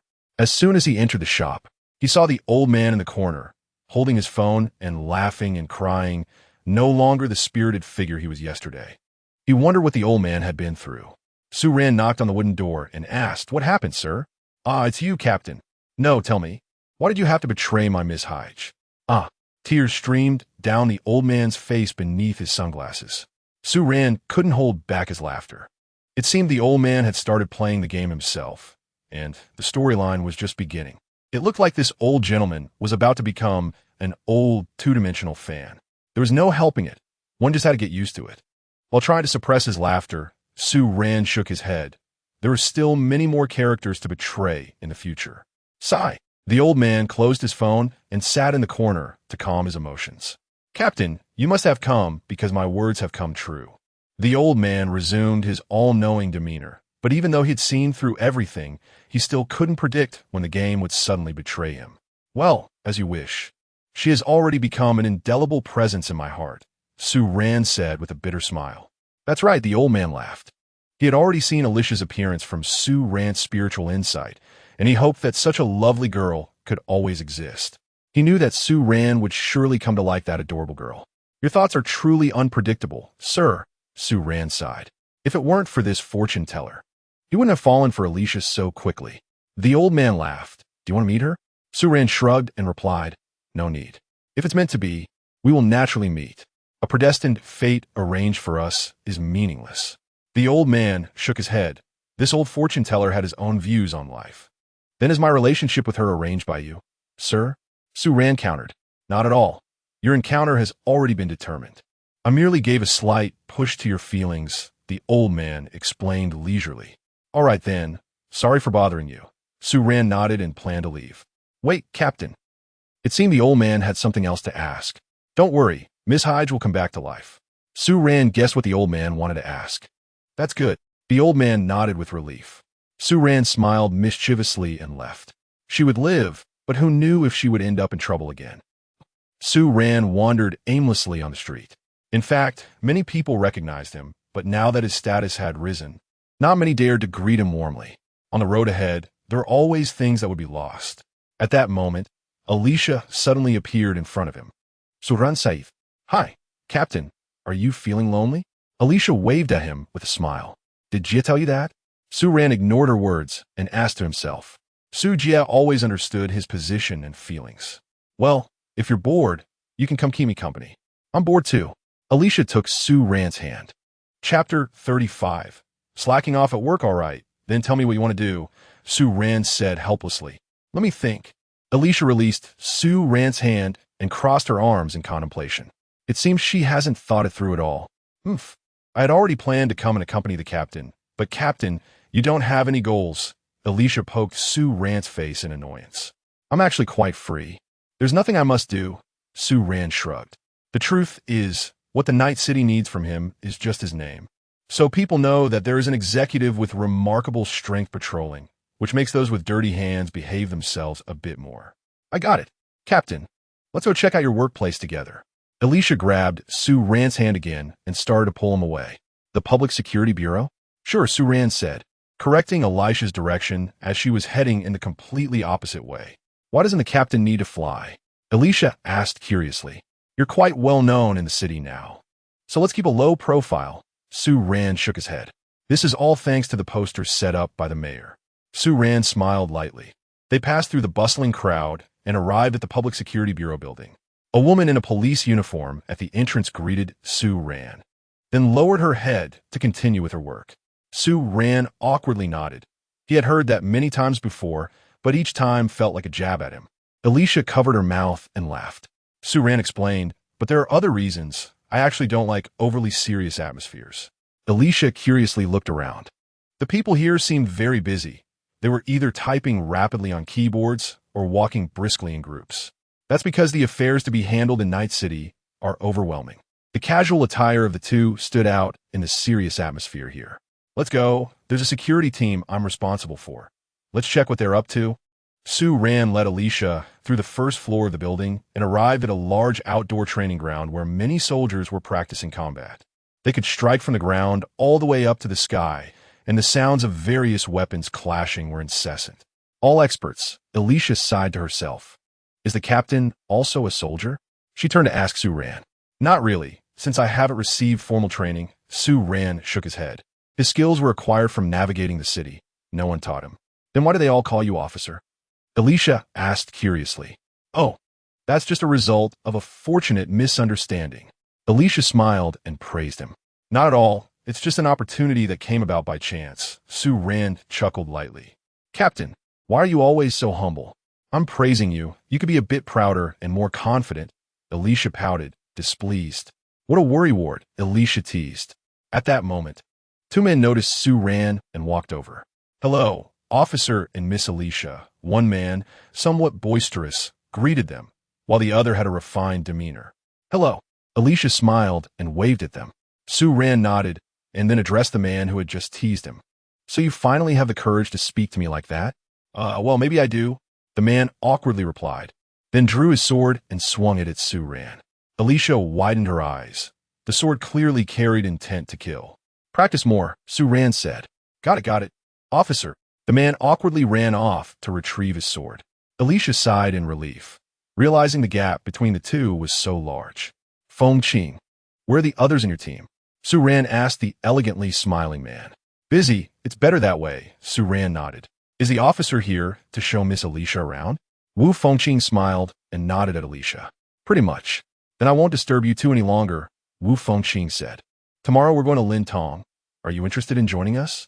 Sue Ran valued this young man. "Since the officer is so kindly inviting me, I can't refuse. Just let me know when," Wu Fengqing replied with a graceful smile. "Are both of them the captains, students?" Alicia asked. "Well, but I haven't taught them anything." "It's just a nominal title," Sue Ran said. "What a casual captain," Alicia remarked. "Well, there's really nothing much to see here. Would you like to check out the shooting range?" "Sure, can I not use a gun? I prefer archery." "Whatever." Chapter 36, We're All Strong. The two arrived at an empty, indoor shooting range. Guns, such simple and violent things, were mastered quickly by the people of Night City. So it was rare to see anyone practicing marksmanship. They needed to train in more profound and intricate martial arts and the powerful, ancient, and mysterious spiritual powers. Many people would spend a lifetime pondering these things.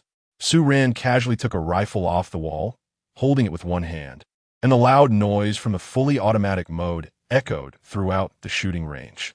"It's really noisy," commented Alicia. "Times have changed. Back in the day, there weren't such violent killing tools." Sue Ran also sighed. "The old days? Ancient times? Captain, how old are you exactly?" Alicia tilted her head and laughed, seeming to catch the implication in Sue Ran's words. But in truth, Sue Ran was just lamenting. "Modern firearms have been around for over 1,000 years. I'm just expressing my admiration for the ancients." He shook his head.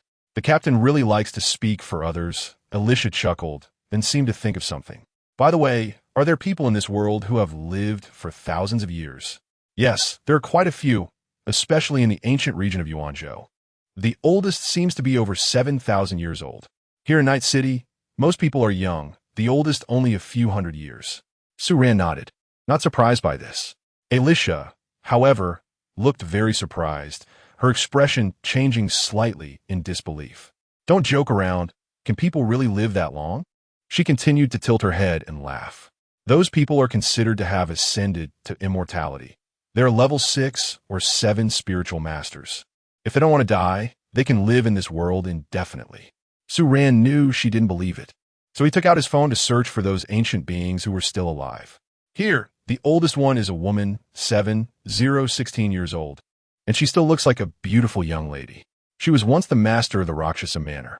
Alicia's eyes widened in disbelief as she leaned closer to the screen. "Really, 7,000 years? And there's a photo? She looks pretty good? Black hair and black eyes." Alicia underestimated this world. It seemed to be a place truly belonging to humans. "Can I go meet her?" Alicia asked with a helpless smile. "There should be a chance. She's in the neighboring Yuanzhou. One day we can visit her. She's quite in touch with the times. She's now the founder of a media company." "Really? We can actually meet her?" Alicia, who had only been joking, was now even more surprised, her blue eyes wide as she stared at Sue Ran. People of such great age can have two extremes. One is very proud, and the other is very approachable. She belongs to the latter. Sue Ran explained with a smile, "And she still looks so vibrant." "Okay, I really underestimated this world." Alicia closed her eyes and nodded in awe. Aren't you going to show off your archery skills?" Sue Ran asked while gesturing for her to proceed. All right, I almost forgot about that in my surprise." Alicia then took out her bow and arrow, shooting a cluster of ice at the target, hitting the bullseye. Sue Ran felt a slight drain on his spiritual power from her action. "By the way, Captain, can you live for thousands of years?" Alicia turned to ask. "I don't know. Only level 6 or 7 monsters can live that long. Biologically, Their existence isn't recognized as human. Su Ran shrugged. Oh, what do level 6 and 7 represent? Is it a measure of human strength? Alicia had never heard of these levels before. Su Momo had told her many things. But not about this, because Su Momo had nothing to do with it. Well, it's a general classification of strength.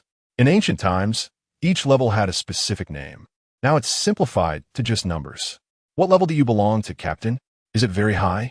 Just average. Level 5, just a beginner, still within the human range. And me? Alicia asked eagerly, pointing to herself. We're the same. Su Ran shrugged. Yay, I knew it. We're all strong. Alicia exclaimed joyfully like a child. Su Ran smiled slightly. Level 5 spiritual masters are the limit for the vast majority of people. They have already surpassed 99 of individuals. Level 6 is where you stop being considered human, and there are only a few thousand of those. There are only a handful of legendary figures at level 7. Chapter 37. Aliyah expresses understanding. So how has the technological level of this world developed?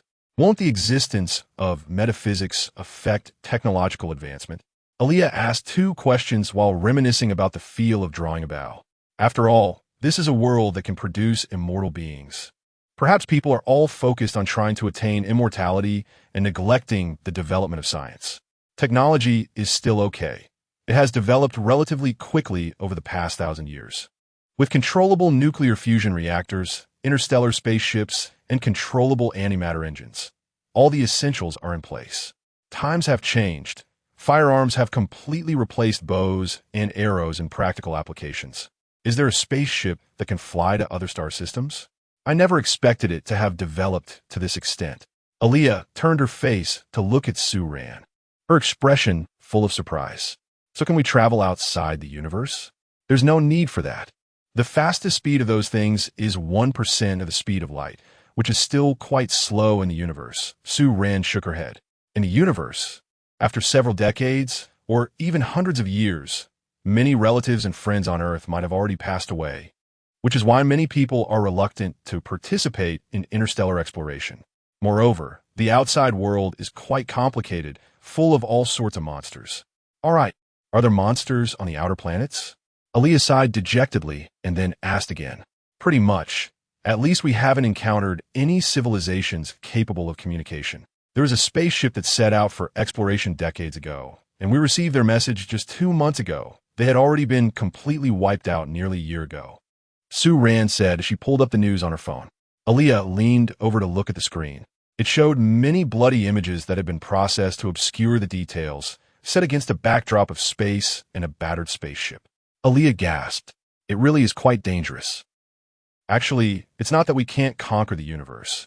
It's just that Earth is still in chaos. How can we resist external threats when people's hearts are not united? Su Ran sighed. Various financial groups are causing chaos in different places, and there are occasional sparks of war between states. So, is Night City chaotic, or is it relatively better in this world? Aliyah couldn't find the truth about this world from Su Momo and could only ask Su Ran, who indeed knew a lot. From many perspectives, first, the social order in Night City is indeed quite chaotic. There's no denying that. Second, however, the economic distribution in Night City is quite reasonable. Everyone has a bit of money, which is much better than those cities dominated by financial tycoons. Third, Night City respects every resident, which is much better than those cities that practice racial discrimination. Fourth, the people of Night City are almost unanimously united in facing external threats. Although there are frequent conflicts between gangs and individuals, those are just minor skirmishes, and our city's management has not engaged in infighting, which is much better than those cities embroiled in political strife. It's a very difficult city to evaluate. It hasn't done well in the areas it should have, but excels in others. Su Ran finished his lengthy explanation in one breath. Aliyah stared with her blue eyes, nodding blankly. She needed some time to think. Why is the economic distribution reasonable? Aliyah began to ask questions again. In this unfamiliar world, she could only seek information from others. Because the citizens here can't stand those who get money without doing anything. Those bloated landlord-tycoon families have almost all been wiped out by the citizens. So the economy has improved. Suran laughed. Truly a fierce folk culture, If you don't comply, you'll be dealt with. I see. But if the captain were a bit lazier, it would feel similar to those people, right? Aaliyah teased, blinking her eyes. Not quite. Every few days. There are always tasks arranged for me to do, Su Ran replied helplessly. When he is busy, he is busier than anyone. And when he is freer than anyone. Haha. Then I probably understand. Night City has traded off the order of the city for a group of highly loyal citizens who yearn for freedom. Although these people seem to do nothing. Their underlying values are the same, and they will unite when necessary. Moreover, Night City treats these citizens sincerely. So the chaos here is just a facade, in reality. It's a place where the city and its citizens coexist harmoniously. Aaliyah smiled, completely understanding Night City. What a paradise. I'm glad for your understanding ability. Su Ran smiled with satisfaction. He had discussed many things about Night City with Su Momo, but his sister had always claimed not to understand. Yet Aaliyah understood it all at once. Right? Am I not very smart? Aaliyah said with an expectant look on her face. That point is indeed as you said. Su Ran agreed. Huh? What do you mean by only that point being as I said? I'm a perfect girl, okay. Aaliyah picked up on the implication in Su Ran's words. Chapter 38. The Twin Seas, huh? Let's go. There's nothing fun here anymore. Su Ran suddenly thought of an interesting place, the Twin Seas. Since Ailashia had already familiarized herself with this world, Su Ran wanted to further explore her choice. Where are we going? Ailashia asked, dissatisfied. She noticed that her captain always liked to change the subject. You'll find out. Su Ran turned and walked away. After spending more than 10 minutes on the subway, they arrived at the edge of the Night City, separated from another city by a river, with Yuanzhou City on the opposite bank. The riverside was an endless black stone beach with few people in sight, enveloped in a strange and tranquil atmosphere. However, what Ailashia saw was not a river. What she saw was an infinite black sea, with nothing but the surface of the sea. And even the wind that blew towards her carried a bitter, salty taste. Is the edge of the Night City the sea? Ailashia asked. That's what you see. It's just a river, Su Ran replied, knowing she would see non-existent scenery. This was the wonder of the Twin Seas. What do you mean? Don't speak in riddles. Ailashia found that this boy was always either earnestly explaining things or brushing her off, and it had always been this way. Ailashia realized he seemed to have become a rather strange person, as if he enjoyed complying with and deflecting others, pretending to be nonchalant, but actually relishing their reactions.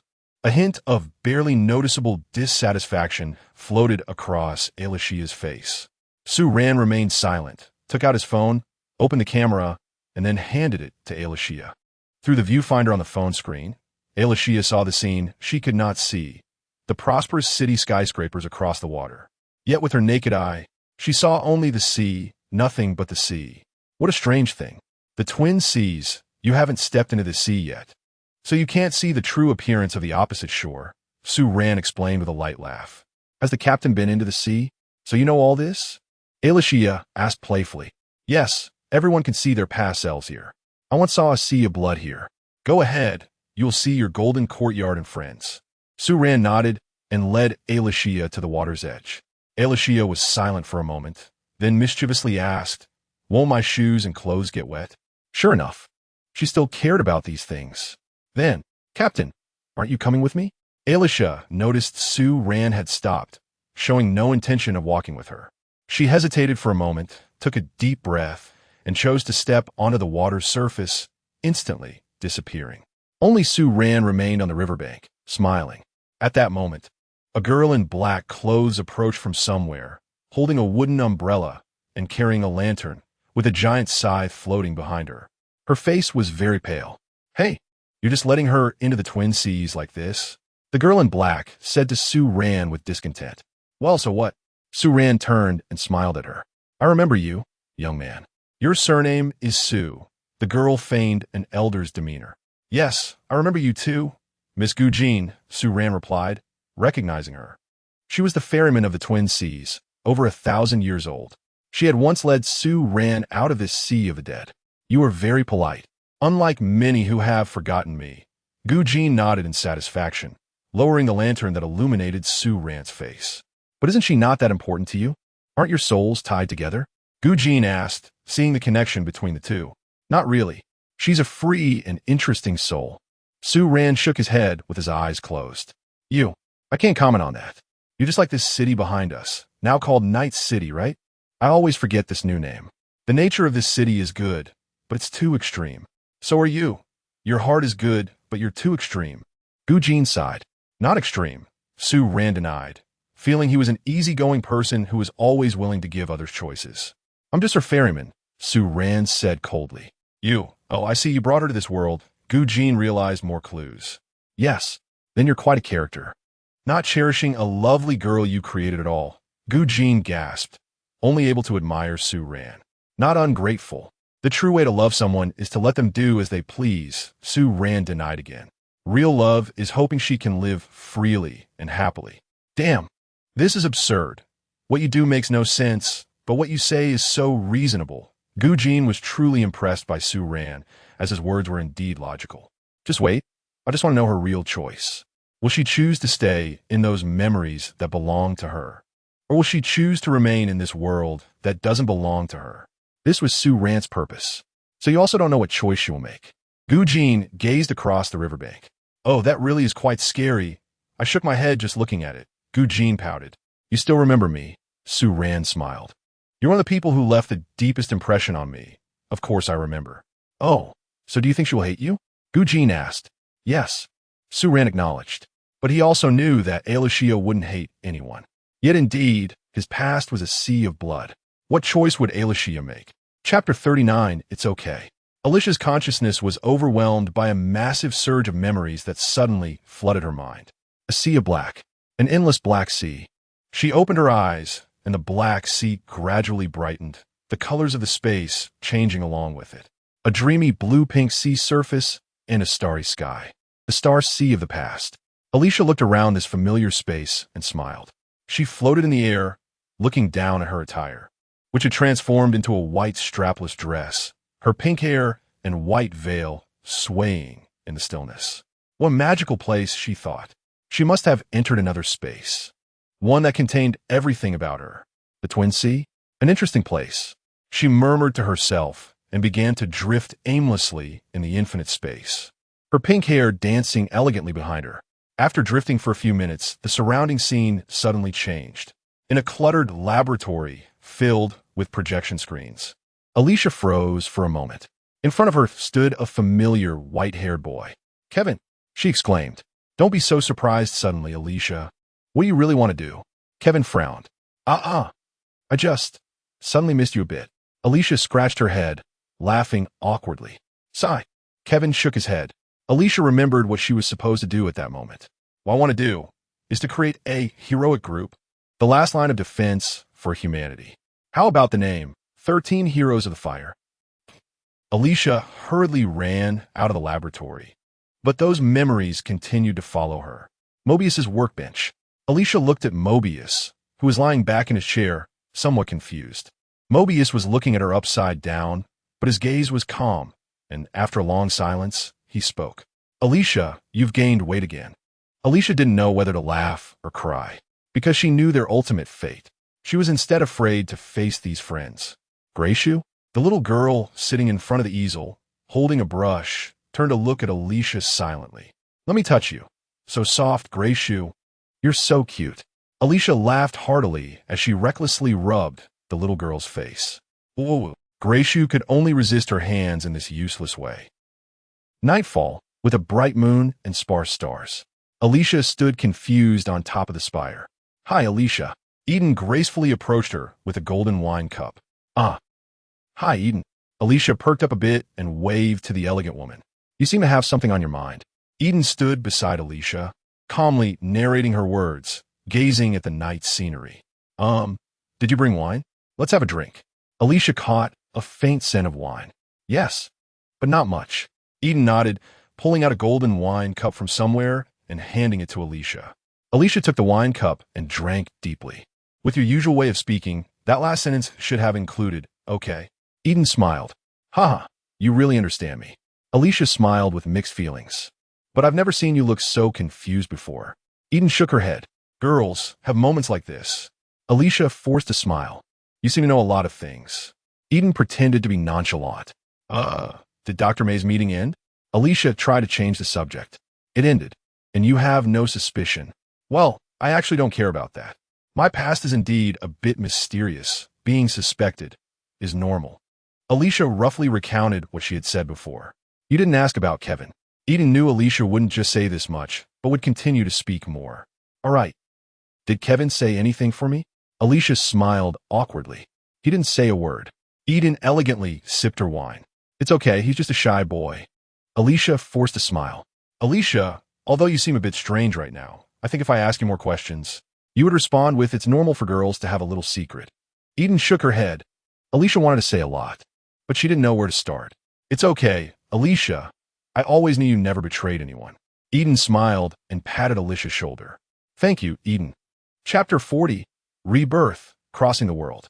My dear Eden, what if I were willing to reveal my secrets? Alicia said dreamily. I would be very willing to listen. Eden smiled at Alicia, tilting her head. I mean, if our world hadn't collapsed, would humanity be able to live happily and peacefully? Alicia actually knew the answer to this question from another world, but she still wanted to ask. Even so, probably not. Eden shook her head. As expected, humans are such complex beings. In a world filled with collapse and disasters, people still move forward for their own interests, rarely able to truly unite. In a more stable environment, people would only become more extreme. Eden sighed. Then, what significance do our actions hold? Alicia forced a bitter smile. The fate of humanity is still not beautiful. It turns out you also think about such things as significance, Alicia. Eden smiled beautifully. Because it seems I already know our fate. Alicia murmured. Oh, has Apollonia already gained such foresight? Eden was surprised. No, it seems that was just a dream of mine.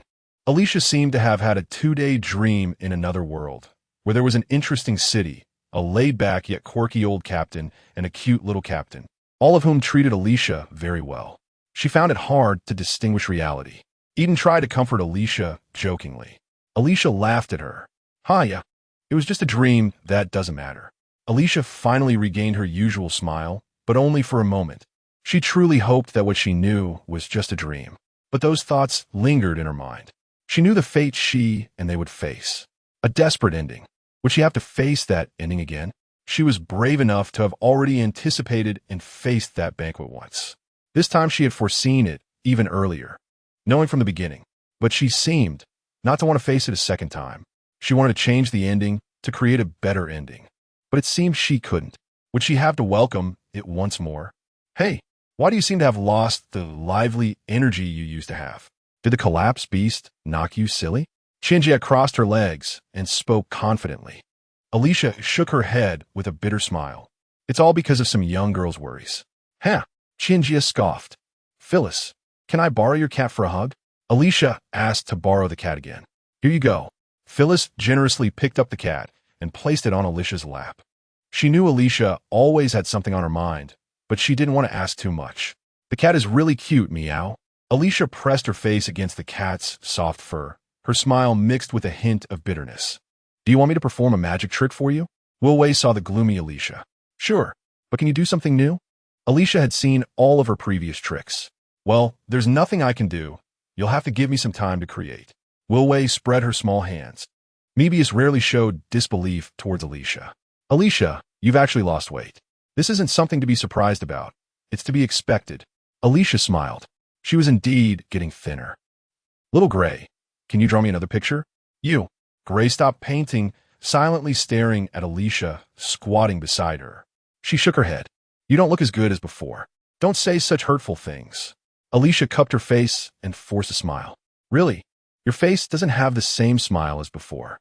Gray put down her brush, stood up, and held Alicia's hands that were already on her face. I can draw your smile from before, but my brush and colors can't change how you look now. Little Gray didn't understand how to comfort people, but she was speaking the truth. In the prison. What do you want to know? Apollonia asked with her eyes closed. I already know a lot. I want to say something else. Alicia had a faint smile on her face. What if I planned to betray everyone from the very beginning? Apollonia was silent for a long time. You're lying. It seems you don't acknowledge the charming villain I play. Alicia sighed. If it were true, then you're playing it very well. All right. You have your prophecy, and I have my methods. In 10 days, it will be revealed. Hua, your hometown. The people there. Alicia thought of the people she met in another world, the people of Shenzhou, those who pursue the way of heaven and earth. You really understand me. They are all very good. Because if you don't hold true to your heart, how can you pursue those things? Just as I thought. Alicia smiled. She ultimately chose to welcome that banquet and the erosion. She faced her fate with calmness, just like the previous time. She saw Kevin's tears, but this time she also shed tears. She broke down, dressed in that Herscher's outfit. She knelt on the ground crying.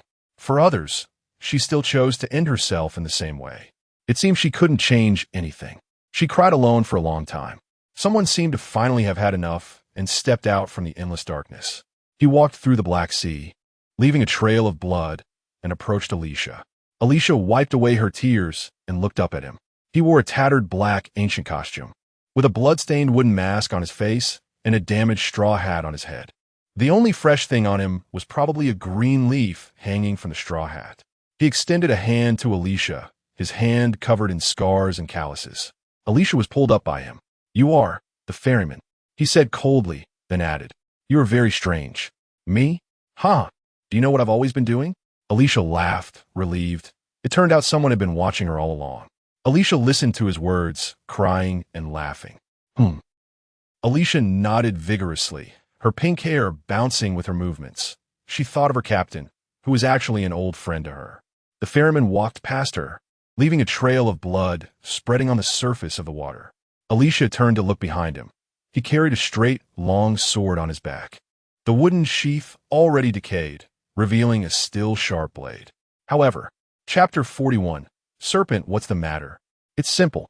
The face beneath the extraditioner's mask revealed a strange smile as he drew the long knife from behind him, shaking off the decayed sheath. He held the gleaming blade, turning his back to Elysia. Why? Elysia didn't want to fight anymore. Because you are strong, brave, and wise, a worthy opponent, the extraditioner said. Even though he was complimenting her, Elysia felt no happiness. The black space gradually transformed into a sea of blood, and the air was thick with the scent of blood. Elysia disliked this oppressive place, so she turned it into her past star sea. 666. The extraditioner looked up and surveyed the dreamlike star sea that no longer belonged to him, exclaiming, Humans, you could choose not to face me. Elysia floated in her space, smiling down at him. Hee. The extraditioner adjusted his tattered straw hat, turning to gaze at the flawless being in the sky. A ragged swordsman faced off against a pure and flawless girl. What do you think humans are like? That's a word that carries both praise and criticism. We are self-righteous, ignorant, weak, yet brave, ridiculous, pitiful, and worthy of lamentation. To sum it up, perhaps it's adorable. The extraditioner nodded in agreement as he slowly approached Elysia. Elysia felt that his way of speaking resembled someone she knew, but she had no time to think about it. Adorable humans, since you're so clear about your self-awareness, why choose to face me? Because I want to try. The extraditioner suddenly flashed into the air, slicing horizontally at Elysia. Elysia gently blocked the blade with her staff, but she was still not far away. If you do this, don't blame me for being the bad guy. You'll get hurt. Elysia began to gather a magic sphere. Since you admit it, I've seen many bad people, and you are the most beautiful one. The extraditioner praised while mercilessly flashing through space, attacking Elysia with several strikes. Elysia elegantly dodged the blades, as if dancing, while the large magic spheres she gathered on her staff trailed pink afterimages as they pursued the extraditioner.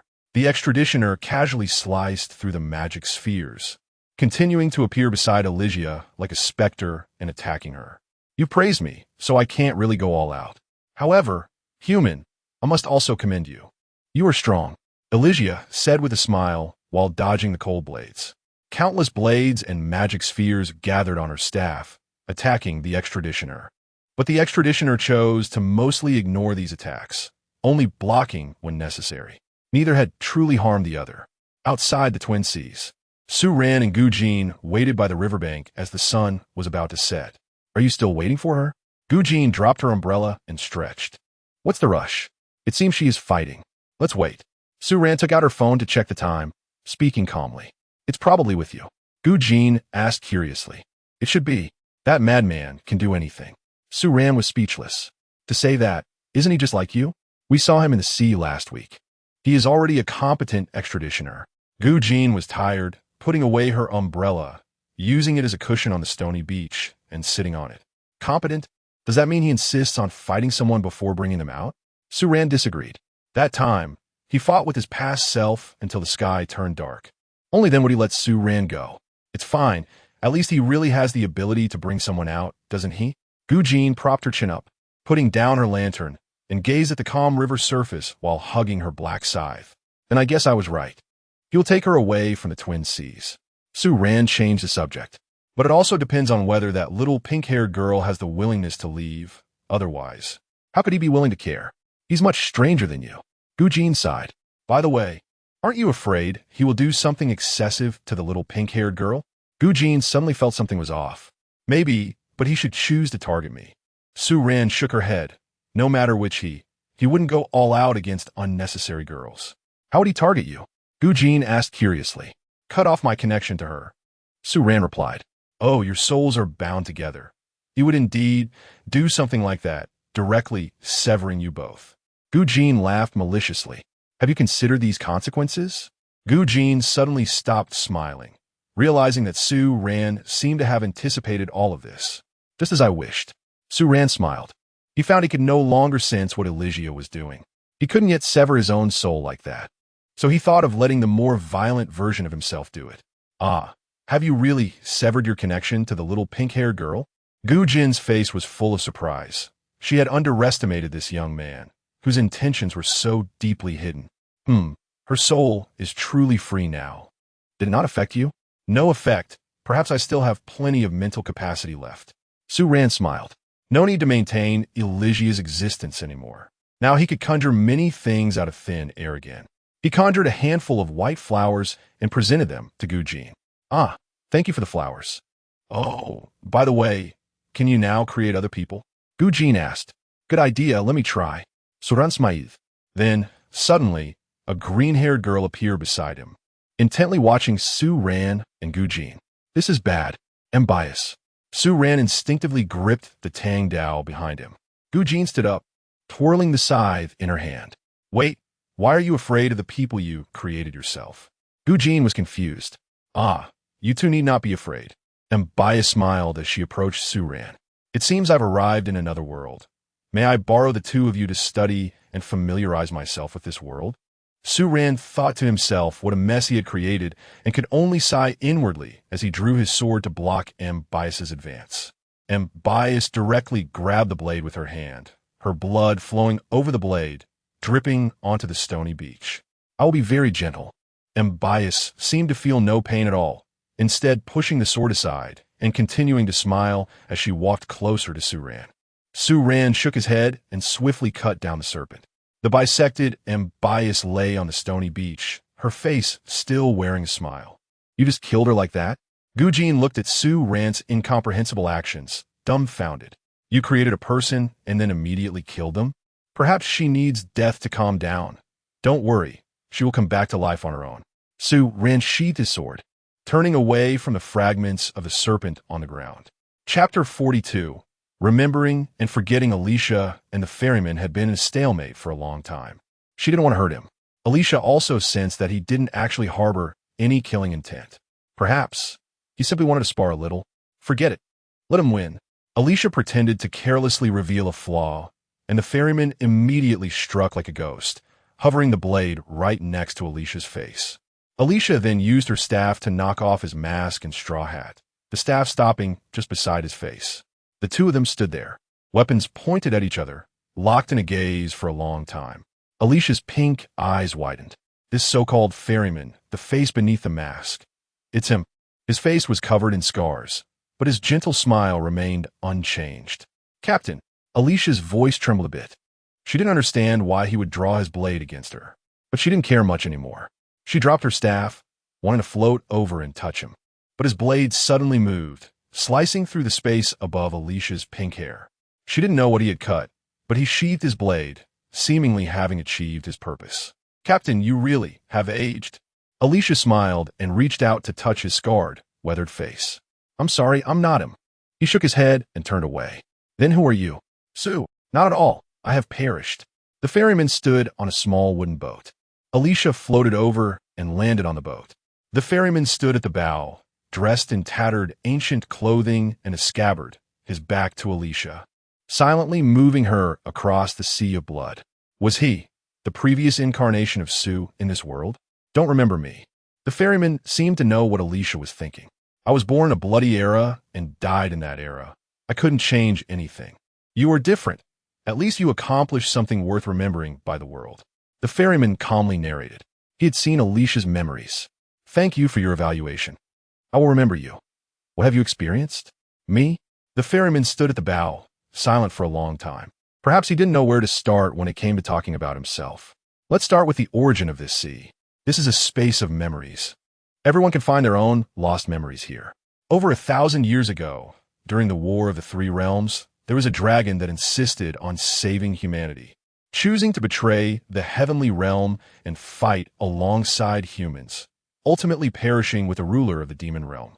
That dragon left behind this sea upon her death. Even now, her avatar is probably still crying for her main body. They were born together, but cannot die together. So this place is called the Sea of Twin Souls. So, this world has such stories too? Alicia had never heard of this. Yes, every world has stories worth remembering, and yours is no exception. If you want to learn more, at the source of this sea, there are her words left for humanity, similar to what you just said. Words of hope, words of progress, thrilling words. I seem to have forgotten them a bit. She, like you, gave everything for the world of humanity. I respect your choices, and I will remember you. I also died in that war, just one of the countless ordinary people who perished. We didn't achieve much. No, at least you have tried to change reality, haven't you? You have done a lot. Alicia retorted. She understood now why he had so many scars. He bled to protect his homeland. You are quite eloquent. The ferryman sighed, but these words are better left for others. I am just a memory, drifting in this void sea. I am merely an observer. I have no meaning. The ferryman pondered for a moment and bent down to pluck a flower from the bloodwater. The higginbana. Alicia looked down at the flower, as bright as blood. When she looked up again, he had already vanished. Captain? Alicia hurriedly looked around, searching for the mottled figure in the lonely sea of blood. But she saw her friends. Savior, regulation, golden spiral, fierce destruction, heavenly wisdom, moment, morning light, infinity, starry sky, floating life, empty dream. They stood on the sea of blood, smiling and waving at Alicia. It was like a farewell, yet also a welcome. The small boat beneath Alicia's feet did not stop. It continued to slowly sail toward the edge of the sea of blood. Just as she was about to leave the sea, Alicia finally couldn't hold back and burst into tears, a few drops landing on the higginbana. At that moment, a familiar voice floated in the space. If you truly wish to remember me, then as you leave this sea of forgetting, remember. The ferryman. Sue, I'm not the person you think of. I was born here 1,000 years ago and died 1,000 years ago. But perhaps you did see a different version of me in your world. Farewell, traveler of another world. There was no more sound in the sea of blood. She desperately repeated something in her heart, trying to remember something. But in an instant, she forgot something. Her gaze grew vacant. She left the Sea of Twin Souls. The sky had darkened. She stood on the water surface not far from the riverbank. The lights of the city buildings illuminated the river surface. On the bank was her captain, and Ambias? She glanced down at herself. She was holding a higginbana, a withered higginbana, blooming for 1,000 years, falling for 1,000 years. It seemed she had forgotten something. She didn't know why she had this flower in her hand. On the bank stood Ambias, who had been killed and resurrected by Sue, now shrunk to half her size. She stood beside Sue like a child. Hey, little white mouse, why is she also here? Ambias frowned at the sight of the pink-haired girl. She arrived before you. Chapter 43, the story has not yet deteriorated. Alicia remembered the things she experienced once again in that memory space. But it seemed she had forgotten how she got out of it. She held a withered flower and smiled as she ran toward Suran. Suran shook his head and sidestepped to avoid Alicia's embrace, but he took the flower from her hand. Ambias frowned from his side. Who gave you this? Suran calmly asked Alicia. This, I don't know. Alicia stared at the dead flower, but her memory of it was a blank. Su-ran knew who it was. It was the flower he had given her. A bloom in the place where we first met, waiting to wither. Wow. So this flower is so beautiful. Thank you for the flower, Captain. Alicia happily accepted the flower and tucked the stem into her pink hair. She was thanking him and also thanking him. They were both ferrying for her. Hey, Alicia, you. May Bias began to express her dissatisfaction, but before she could finish her sentence, Alicia pulled her into an embrace. May Bias shrank down significantly, now struggling to breathe in Alicia's arms. Little May Bias, so cute, let me hug you. Alicia held May Bias tightly. She was very happy. The captain had also brought her a little snake. May Bias was speechless, her vision filled with soft darkness. We should have not seen each other for a long time, right? Did you miss me? Alicia released May Bias, giving her a chance to speak. You're still so chubby. What is there to miss? May Bias looked disdainful. You can just say you miss me. What is there to be shy about between girls? Alicia smiled and lifted May Bias's small body, bringing their gazes level. By the way, why have you shrunk again? May Bias turned her face away gloomily to look at Su-ran, but Su-ran was engrossed in his phone. She had been taken down by her little white mouse in a single blow, which was probably a humiliation for her. All right, it's fine. Being small is also very cute. Alicia set down little May Bias, took her hand, and led her like a child. Alicia also thought about a cute little sister at home and another cold little sister. Su-ran put away his phone and sighed. Alicia touched his face. Su-ran smiled helplessly and left the riverbank. Su-mo asked where Alicia had gone, and Su-ran told the truth to the twin C's. Su-mo immediately started crying on the other end of the phone. It seems it worried little Captain. Alicia took May Bias's hand and walked quickly. I can walk by myself. May Bias gloomily tried to break free from Alicia's hand. Little kids shouldn't run around. You need to listen to Alicia, okay? This world is a bit dangerous. Alicia playfully pinched the hand of the little snake who had just arrived. Chapter 44. Snake and Mouse and Bias gazed up at the suffocating jungle of steel giants. Standing beneath these high-tech behemoths, how small one felt. In the night, the cold neon lights rolled in waves, reflecting in her pale green vertical pupils, and she unconsciously stopped in her tracks. What's wrong, Bias? Are you also intrigued by this world? A cyberpunk world? After a brief moment of confusion, Bias chuckled with interest. But she didn't realize that her face had lost its original softness and allure. She actually wanted to smile mischievously. She had been struck down and resurrected, now appearing as a child, with only a somewhat innocent smile on her face. Bias, you look so cute when you smile. Alicia couldn't help but recklessly pinch Bias's face. Bias might not smile again for a while. Her little face was almost being squished. However, this term, cyberpunk, you described it so well, I never expected that. Alicia released Bias's face and looked up to admire this dreamlike cyberpunk world for a moment. Su-ran, hearing their conversation, also smiled and began to observe the scenery he was already accustomed to. For some reason, the figure in his view gradually transformed into a long-haired swordsman in tattered clothes. He was momentarily taken aback. What is that sword of his? Bias asked Alicia.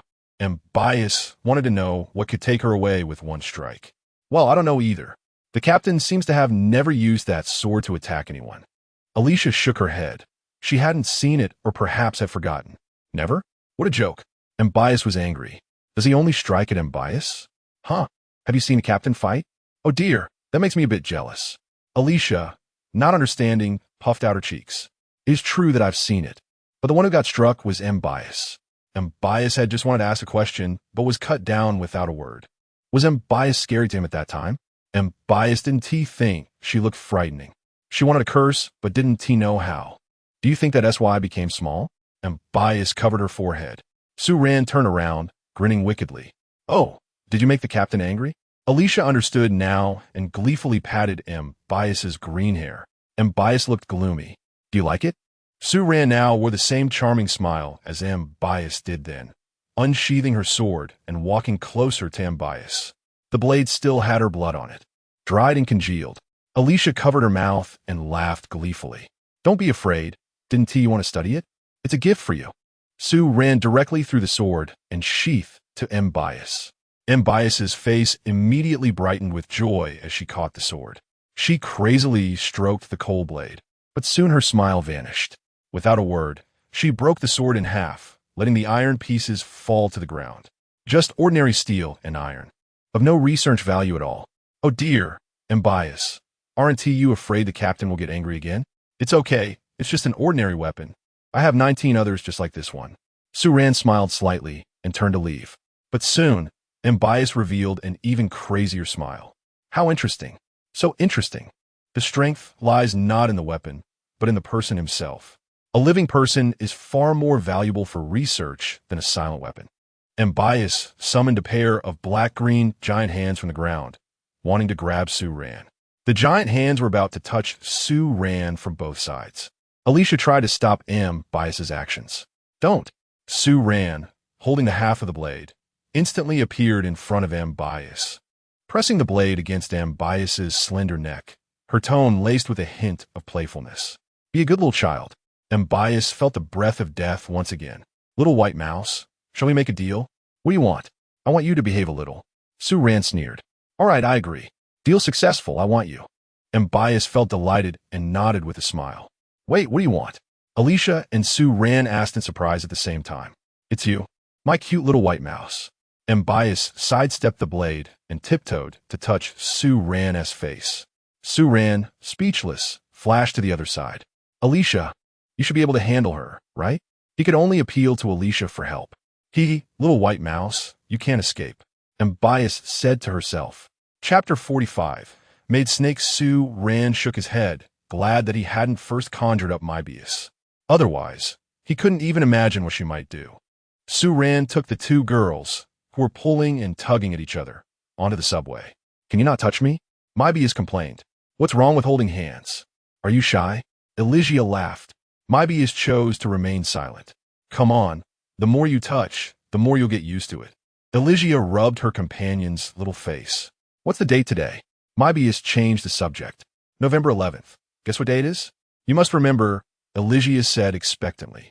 A bad day. I met you again. Bias shook her head. Bias, you could say something I would like even more. Elysia pinched her face. How long have you been here? I've spent 2 delightful days here. Are all of them strangers? No. There's you, there's me, and there's the captain who knows us best. Then that means. Bias seemed to be able to do as she pleased in this world where no one knew her. What can you do? No bad deeds allowed. The flower on your head has a bad meaning. Bias took the spider lily that Elysia had pinned in her hair. But it's the captain's intention. As long as you like it. Bias returned the flower to Elysia. What's his name? Bias was very interested in Su-Ran. His surname is Su. This little white mouse isn't so indecisive. Bias couldn't connect the two, as this person could get physical at any disagreement. Su-Ran stood across from them, arms crossed, smiling. Don't evaluate people like that. At home, why are you crying? Su-Jie didn't know how to comfort the weeping Su-Momo. Then who will make up for the Elysia I lack? Woo-woo-woo. Su-Momo knelt in front of the sofa, burying her face in a maid dress she had prepared for Elysia. But it seemed she couldn't give it to her anymore.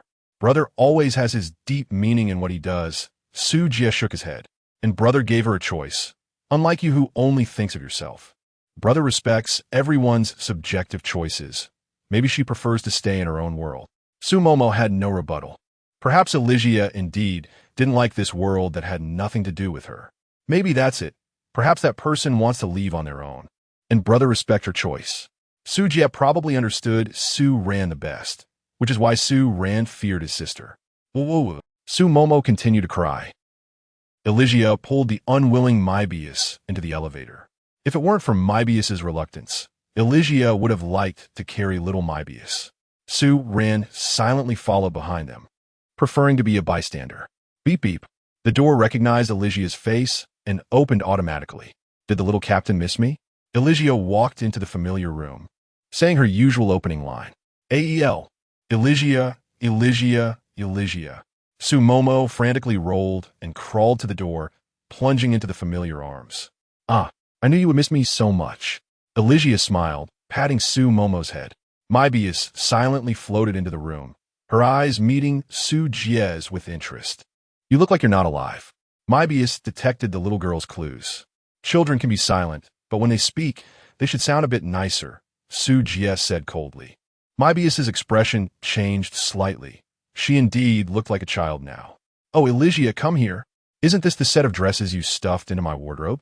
Moebius discovered the maid outfit on the sofa and called out to Elysia. Elysia then tugged Su Momo towards Moebius. Ha! Is this prepared for me by the little captain? Elysia said happily. Yeah, but wait. Moebius? Only then did Su Momo notice the little green snake and froze in surprise. Ah, it's me. You actually recognize me. Moebius looked at Su Momo with great interest. Snake, wait for me. But that outfit could be worn by Moebius. You want to wear this to celebrate your birthday? Moebius watched with interest as Elysia held the maid dress up to herself. It's really cute, and the size fits perfectly. The little captain is truly thoughtful. Elysia happily took the dress and headed into Su Momo's room to change. Su Momo then came out holding an even smaller dress. Elysia's eyes lit up, and she took the dress from Su Momo's hands, wearing a mischievous smile as she walked back towards Moebius. Hey, what are you planning? Moebius knew that this smile meant trouble. Let's wear little dresses together. Elysia grabbed Moebius's hands. Moebius's expression darkened. Su Ran and Su Jie stood side by the floor-to-ceiling window, silently gazing at the city nightscape. It seemed that only the two of them in this home were relatively calm. Brother, aren't you tired? What's wrong? You brought these two living beings into existence. It's fine. That's good. Elysia pulled the unwilling Moebius out, both of them wearing white maid dresses. Chapter 46 Su. It's Miss Sweetheart Fairy and Miss Sweetheart Snake Spirit. Moebius looked at herself in the floor-to-ceiling mirror by the side of the room. The size of the little dress was just right for her now shrunken self. She had once discovered this maid outfit in her wardrobe, but had only scoffed at it then. But now she was really being pressed to wear this outfit. A blush gradually appeared on her fair little face. She felt embarrassed to face anyone looking so small and cute. Moebius, small and fragrant. Alicia, unable to appreciate her own appearance, joyfully started to pinch Moebius's cheeks. Su Momo heard the commotion, glanced at the two girls with a silly smile, and walked away. How nice. Su Ran was picking out knives from the cabinet, which she had casually bulk purchased from the weapon merchant. There were 19 left, but they were all pretty much the same. Moebius chose to escape into Su Ran's room and close the door. Su Ran turned to look at the somewhat disheveled maid outfit lady and smiled at her. Su. Moebius tidied her hair and spoke up. Why the change in dress? Su Ran was puzzled. Close your eyes and see. Moebius walked closer to him with an interested smile. Su Ran chose to listen to her and closed his eyes. Very good. And then do this, smile a little. Moebius stepped in front of Su Ran, stood on her tiptoes, and gently tugged at the corners of Su Ran's mouth with her fingertips.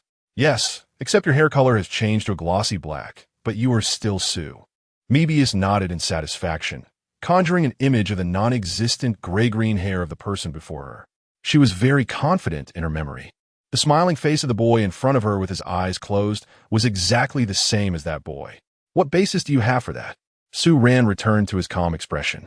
You're your own basis. Moebius smiled, twirling her finger around her green long hair. Su Ran shook his head silently. He admitted that he might indeed resemble that character to some extent, but they had no common points. What do you want to say? I didn't want to say anything. You don't think I have any ulterior motives, do you? Moebius gently covered her mouth and laughed. You could try dyeing your hair gray-green or buy a wig. Trust me, you would look exactly the same. Moebius's tone was both suggestive and casual. I didn't expect Tian Wei to develop such a personality. I actually like your more straightforward demeanor. Moebius sat down on Su Ran's bed, seemingly wanting to say more. Su Ran shook his head, indicating he didn't understand. Let me think about how to explain it. I guess I could put it this way. Alternate universe counterpart, Moebius said slowly. And compared to him, I can only say you have some strengths, but not as many. Although he wouldn't defeat me so easily. Empty talk. Su Ran did not acknowledge it. Moebius thought for a moment. Have you studied medicine? No. Studying that stuff can't save anyone. Su Ran said disdainfully. Then I guess you must be a good-natured person. Moebius casually dropped a very key term. The biggest characteristic of Su. Su Ran was taken aback. It seems. That really might be the case? Chapter 47 Old Friends Alicia. Don't you think I look a bit too familiar? Moebius asked with a smile. She thinks I look cute, Su Ran said, feeling speechless. It was something she could say, but perhaps she already had her suspicions and just didn't want to make it obvious. She knows each of us the best. Us? Are we that familiar? Su-Ran was surprised, but left with confusion. We are 13 people, May Bias said, her youthful face full of smiles. Unreasonable. Stop talking nonsense. You wouldn't want me to cut you in half again, right? May Bias shook her head with a sigh. Indeed, her relationship with him was still so poor. Even if this Sue had changed her personality. Then go ask Alicia. Maybe her words are indeed more convincing than mine. Haha, then you can roll out of here first. Su-Ran opened the door. You can't dislike me that much. I'm just a harmless little snake. May Bias complained. Stop trying to talk like her. It's kind of disgusting. Su-Ran knew May Bias had picked up those speech patterns from Alicia. Unable to hold back, Su-Ran walked over, grabbed the collar of May Bias's maid outfit, and tossed her out of the room. May Bias landed on the floor, and Alicia happened to see this scene and laughed. As expected, their relationship was still so poor. Little May Bias was bullied. Alicia picked up May Bias from the ground, but May Bias slipped out of Alicia's embrace again. Su-Ran stared at Alicia for a moment. What's wrong, Captain? Do you think I look better again? Alicia said, but she could see a hint of confusion in Su-Ran's expression. Did May Bias say something she shouldn't have to Su-Ran? Captain? Alicia approached and pinched Su-Ran's face. Who do you think I resemble? Su-Ran looked into Alicia's blue eyes and asked this question. The big peacock in the paradise. Alicia no longer hid her thoughts. 666. Su-Ran could only express her amazement. Was it really like that?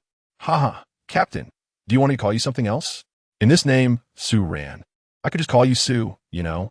That's unnecessary. Su-Ran shook her head. It's fine, just be yourself. We're all good friends, aren't we? Alicia took Su-Ran's hand. In her heart, she had the answer because the Sue in this world truly existed, and they had already met. When she first met Su-Ran, she recognized her at first glance, and as they interacted later, she confirmed even more that this person was just a good person. She just didn't want Su-Ran to find it unbelievable, so she deliberately avoided using his surname and called him Ran-Ran. Su-Ran was puzzled. He had already died once in this world 1,000 years ago, so shouldn't he be a native of this world? And now, he was actually an alternate dimensional counterpart of a character from a game he played? Well, it didn't matter. It seemed there was nothing wrong with that. No wonder Alicia believed him so much. After all, they were old friends. Wait, Su-Ran thought of something else. His sister couldn't be a counterpart too. Could she? Sheen? Chapter 48. The stars remained. There was no time to think. The mayor had already sent a message to Su-Ran. Xiao Su, hurry and bring Xiao Ai Li over. I'm leaving, Brother Jia. Su-Ran called out to Su Mo, who was still frantically taking photos, and Su Jia, who was still dazed by the window. Su Mo lowered her head to post a dynamic update, with a picture of Ai Li holding both Mei Bai Wuxi and Su-Ran's hands from behind. Looking very warm. 3 old friends across dimensions. Sister Mei Bai Wuxi is also attending Ai Li's birthday party. This little snake is a bit small. Why doesn't Tsugu also wear a cosplay outfit? It seems like he just needs a wig to be fine. Huh. Su really doesn't dare to stand next to Mei Bai Wuxi. In line with historical records, Ai Li is a harmonizer. It feels a bit like bringing 2 people who just had a fight back together. Waiting for the mayor to start the live stream. Okay. Happy birthday, Ai Li. On Su-Ran's flying car, Mei Bai Wuxi sat in the passenger seat, while Ai Li and her 2 sisters sat in the back. Ai Li looked up at the starry sky above the enchanting cityscape, the cool breeze lifting her pink bangs, and she smiled. The stars remain. Everything goes on.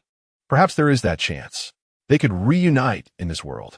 A different world, but under the same starry sky. Now, there's already little Ai Li and little Snake, and a Sue who has changed so much. Those once 13 heroes. The car stopped in front of the municipal building. A carpet was laid in front of the hall, with 2 rows of flower baskets on either side and a white satin ribbon hanging at the entrance. Su-Ran dragged his flowing black coat and stepped into the hall. Ai Li tugged at his hand. She found Ai Li's smile to be very beautiful. Thank you, Sue. No need. Su-Ran smiled lightly and then strode into the hall. Ai Li pulled along a sullen Mei Bai Wuxi. Mei Bai Wuxi really didn't expect a birthday party to be held in such a grand setting. How could she face anyone like this? Being so small and still wearing a maid outfit? A lowly maid truly unbeatable. As soon as AI Lee entered the hall, two cannon shots rang out, and colorful confetti fell from the sky. Happy birthday, AI Lee. The mayor of the Night City, Gu Xiaomu, flashed out from the door, looking very happy, holding a cannon in her hand. Beside her was the mayor's secretary, Cho Yun, who was also holding a cannon. Miss AI Lee, wishing you a happy birthday. This was probably the greatest respect this city could show to AI Lee. Thank you. AI Lee smiled gratefully and nodded to the two. Mei Bai Wu Si closed her eyes, planning to pretend she didn't exist. And Miss Mei Bai Wu Si? But Gu Xiaomu recognized her. Oh, hello. Mei Bai Wu Si greeted with a speechless expression. Miss AI Lee, we meet again. Governor Yuan Zhou is also waiting for AI Lee. What a coincidence, Governor Qin. AI Lee nodded to him. Happy birthday. Qin Kong smiled elegantly. Thank you, Governor. Nearby, a red-haired woman walked over and linked arms with AI Lee. Ah, this should be our first meeting, right? The woman winked at AI Lee. Yes, I'm AI Lee. You're really beautiful. Happy birthday, AI Lee. You really know how to flatter people. Let me introduce myself. I'm a founder of Tianhua Tower and also the governor of Shizhou. You can call me Miss Tianhua. Tianhua wore a fiery, enthusiastic smile. Another governor, AI Lee thought with some surprise. But it seems that the relationship between Shizhou and Muzhou is not very good. Chapter 49. Senior, it seems that Miss Tianhua is indeed an unexpected guest. Miss Tianhua is just warmly linking arms with Ayla Xia as they walk. Come on, we've prepared a more formal outfit for you. Hurry up and change. Is it a dress? Ayla Xia's eyes lit up immediately. Maibius also had an expression as if she had been saved. Could it be that she finally wouldn't have to wear that maid outfit? Do you have clothes for me? Sorry, it seems no one mentioned you, Tianhua said as she looked at the small Maibius and then shook her head. On the way, many people greeted Ayla Xia enthusiastically. Although many didn't know Ayla, they knew that this pink-haired girl was very important to the mayor. Su Ran didn't know where she had run off to, but Su Momo and Su Jia had been following Ayla Xia the whole time. Su Jia knew that Su Ran seemed to have gone on a date with another girl. On the top floor of the city hall, Su Ran leaned against the wall. Next to her stood a small girl. Miss Yinderin, you also came. Well, after all, I am the former senior of the current mayor. I have the right to join for a meal. Gu Jin had changed out of her ancient costume and into a dress, now looking like an ordinary teenage girl. Senior refers to how many generations ago? Su Ran asked with a smile. This Yinderin is over 1,000 years old. Hey, say something nice. Gu Jin's face was tense. Senior lady, I want to ask a question. Then hurry up and ask, young person. Gu Jin was impatient. Do you believe in the idea of another parallel world?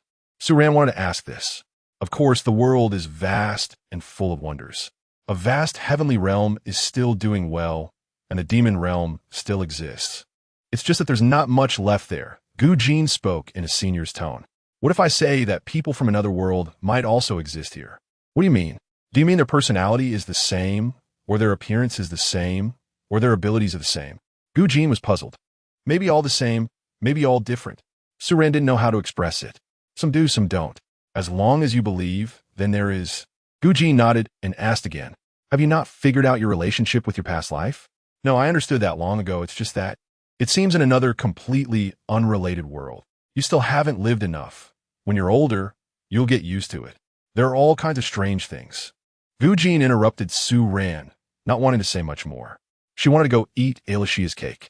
Su Ran could only change the subject. It doesn't matter. Maybe we are fated to be apart.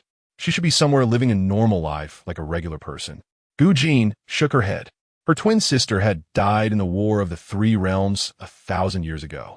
But she was very open-minded, even if there were chances to meet again. She didn't want to suddenly intrude on someone else's quiet life. Then you're really quite casual. Su Ran felt admiration. No matter which world you're in, there's nothing you can't let go of. Time will fade everything. Gu Jin sighed. Everything is empty, right? Su Ran, at her age, also understood a bit of the meaning of this phrase. Not really. Some things you will know have lasting significance. Gu Jin shook her head again, casually pointing at the starry sky above. For example, how much do we really understand about this starry sea above our heads? At least you and I have yet to explore it.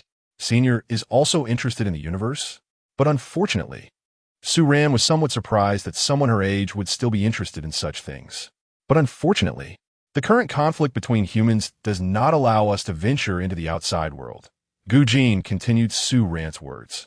Although she usually helped others by the Twin Sea, she was also very aware of the current world situation. Yes, the end of a bad era is the beginning of an even worse one, Su Ran agreed. Pretty much. This damn day. Young people are good. They still have the mood to resolve the conflicts between states. Gu Jin also knew that Su Ran was setting off tomorrow to try and negotiate peace with the neighboring autonomous region.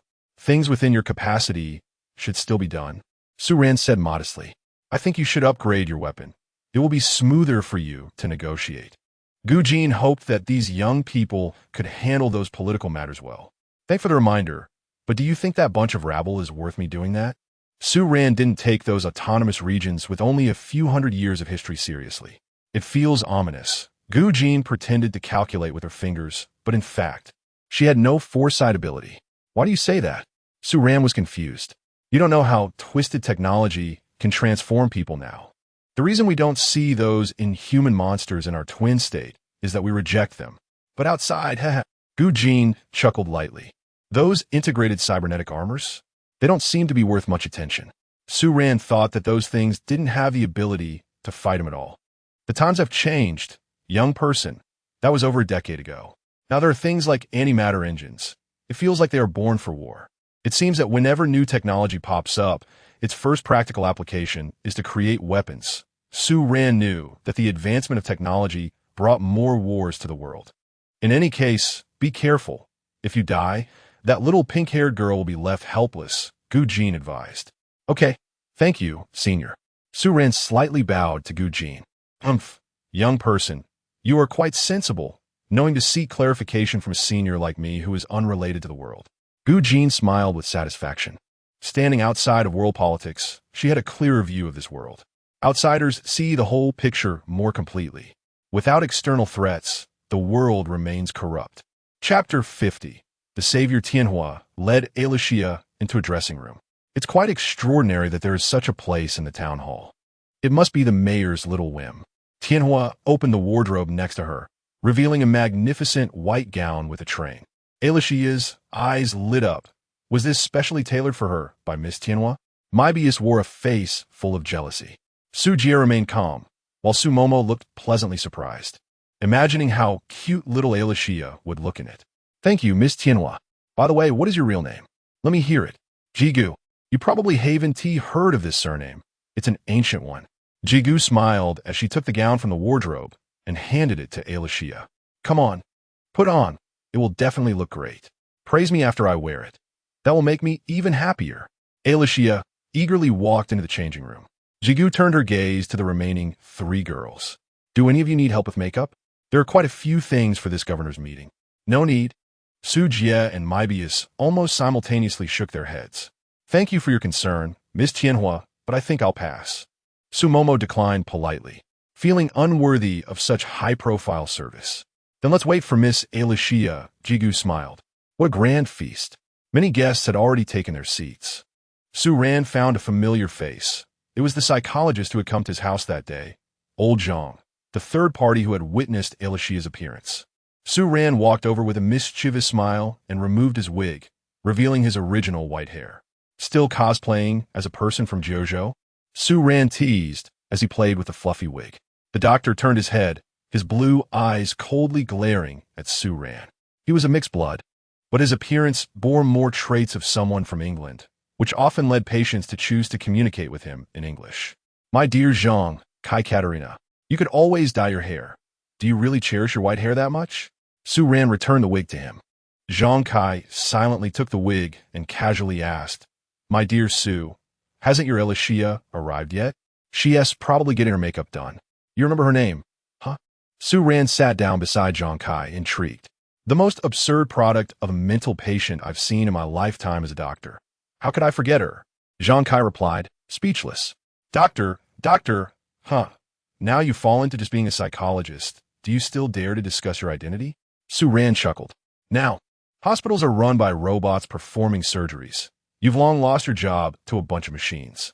Can you say something nice? Zhang Kai's expression was tense. Practicing medicine can't save your world. You'd better come work for me sooner. Clearly capable, but stuck being what do you call it, yes. A barefoot doctor, huh? Su Ran seemed to enjoy finding amusement in the predicament of this unfortunate doctor. Sigh, maybe I should consider it, Zhang Kai said, helplessly grasping his white hair. I'm considering giving you a position as an assistant to the SR executive of Night City. Su Ran smiled wickedly. Let us talk about that later. I don't like people looking at me with fear in their eyes.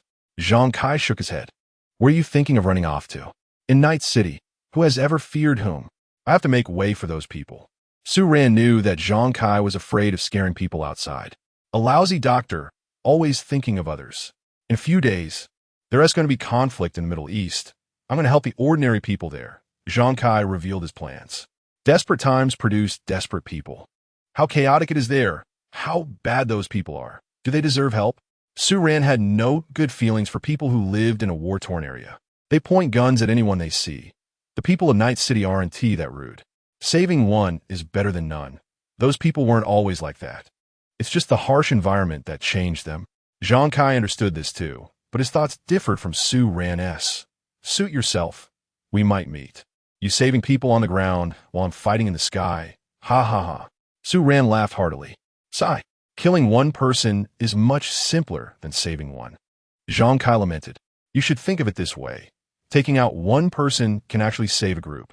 Su Ran's duty was just that, bringing new life through death. It is what it is. There is no other way. Zhang Kai acknowledged that what he insisted on was somewhat ridiculous. Learning medicine to save people seems like just treating the symptoms, not the root cause. It can't save the world. He could easily use force like Su Ran to save others, but he seemed unwilling to do so. Oh, old Zhang and Commissioner Su. How long has it been since we gathered together? A burly man approached, Zhao Tianbu, who was Su Ran's superior and also an old friend of Zhang Kai. Zhao Tianbu laughed and sighed, patting both of their shoulders from behind. Well, it can't be helped, haha. With great power comes great responsibility. Zhao Tianbu laughed heartily. Su Ran glanced at Zhao Tianbu with a disdainful smile. What is the matter, Commissioner Su? Do you have an opinion about me again? Did I not ask for leave? Zhao Tianbu frowned and addressed Su Ran. Not all. Su Ran chuckled, shaking his hand. Zhao Tianbu coldly snorted. Let me tell you, Lin Tong has completely turned against us. You won't be smiling when the time comes. Zhao Tianbu mocked Su Ran's difficult task, initially saying he wanted Su Ran to negotiate with Lin Tong City. But now Lin Tong City had no desire to negotiate with Muzhou. So Su Ran was now to liberate the people living in darkness there, regardless of the method. It's a simple matter. If we can't negotiate, then we just act. We'll broadcast an evacuation notice in the city. All the residents who want to leave just leave. Guard the city gate for a few days, and it'll almost be an empty city, and that city will be liberated. Su Ran said calmly. No, saving Lin Tong City is not that simple. The Tong family has long since gone mad, and with the Ash Arms group backing them up. Even if the citizens want to leave, it won't be that easy. Zhang Kai shook his head. It's just a little troublesome, at worst. It's the same plan as the one from Shizhou. First take out Ash. Without military support, that city is nothing. Su Ran remained unconvinced. That's fine. It's always a solution, but solving it violently doesn't know how many people will die. Zhang Kai sighed, hoping that fewer people would die.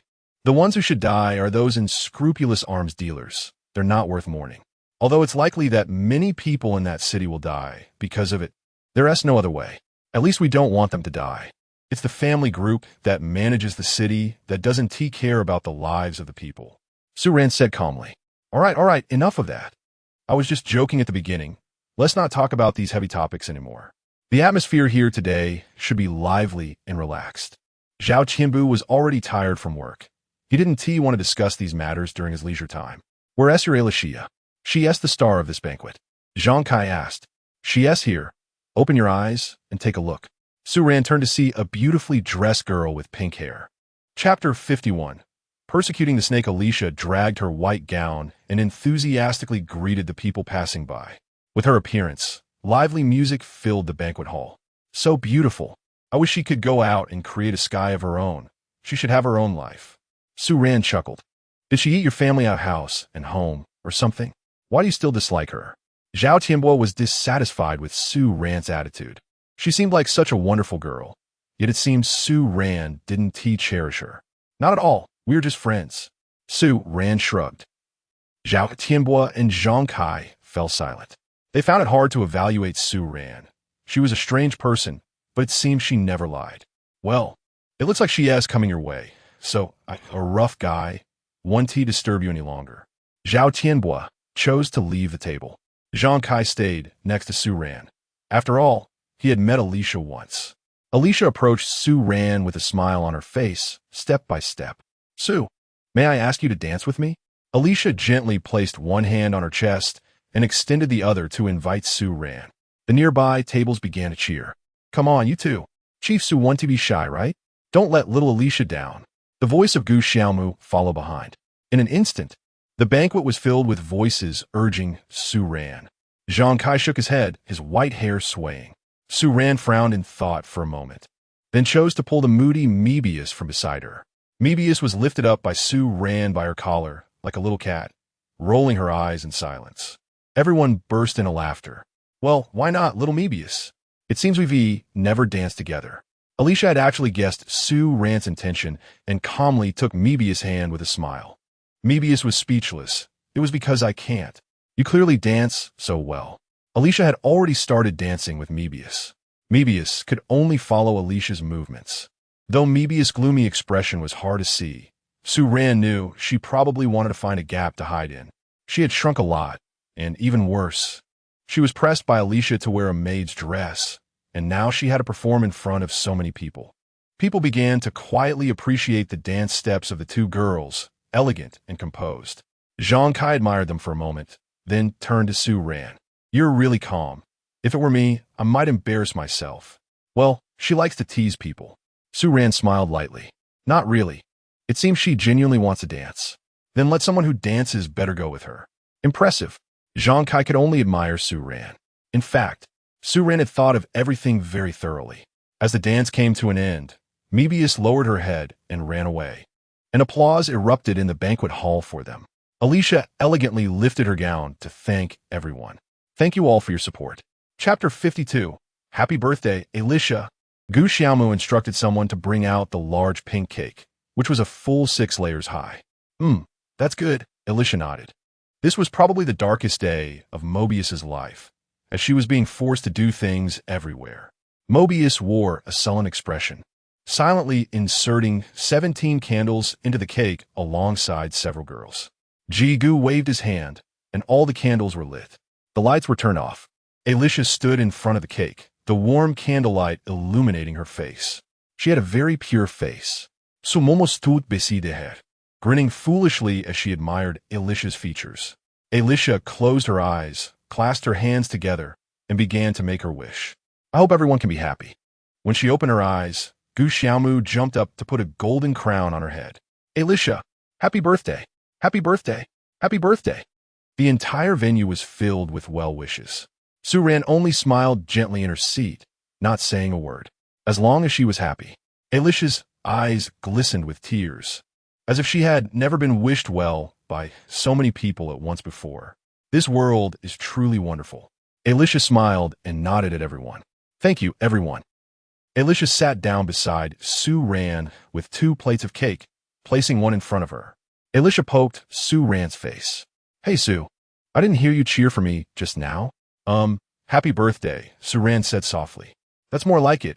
Alicia smiled beautifully. The emptiest table began to fill up with people one after another. The Su sisters, Mobius, Gu Xiaomu, Cho Yun, Qin Kong, Chu Li, and Ji-Gu. All extraordinary people. Miss Alicia, nice to see you again, Zhang Kai greeted Alicia. Ah, you look a bit familiar. Alicia thought this face seemed very familiar to her. Like, Kevin? We met before.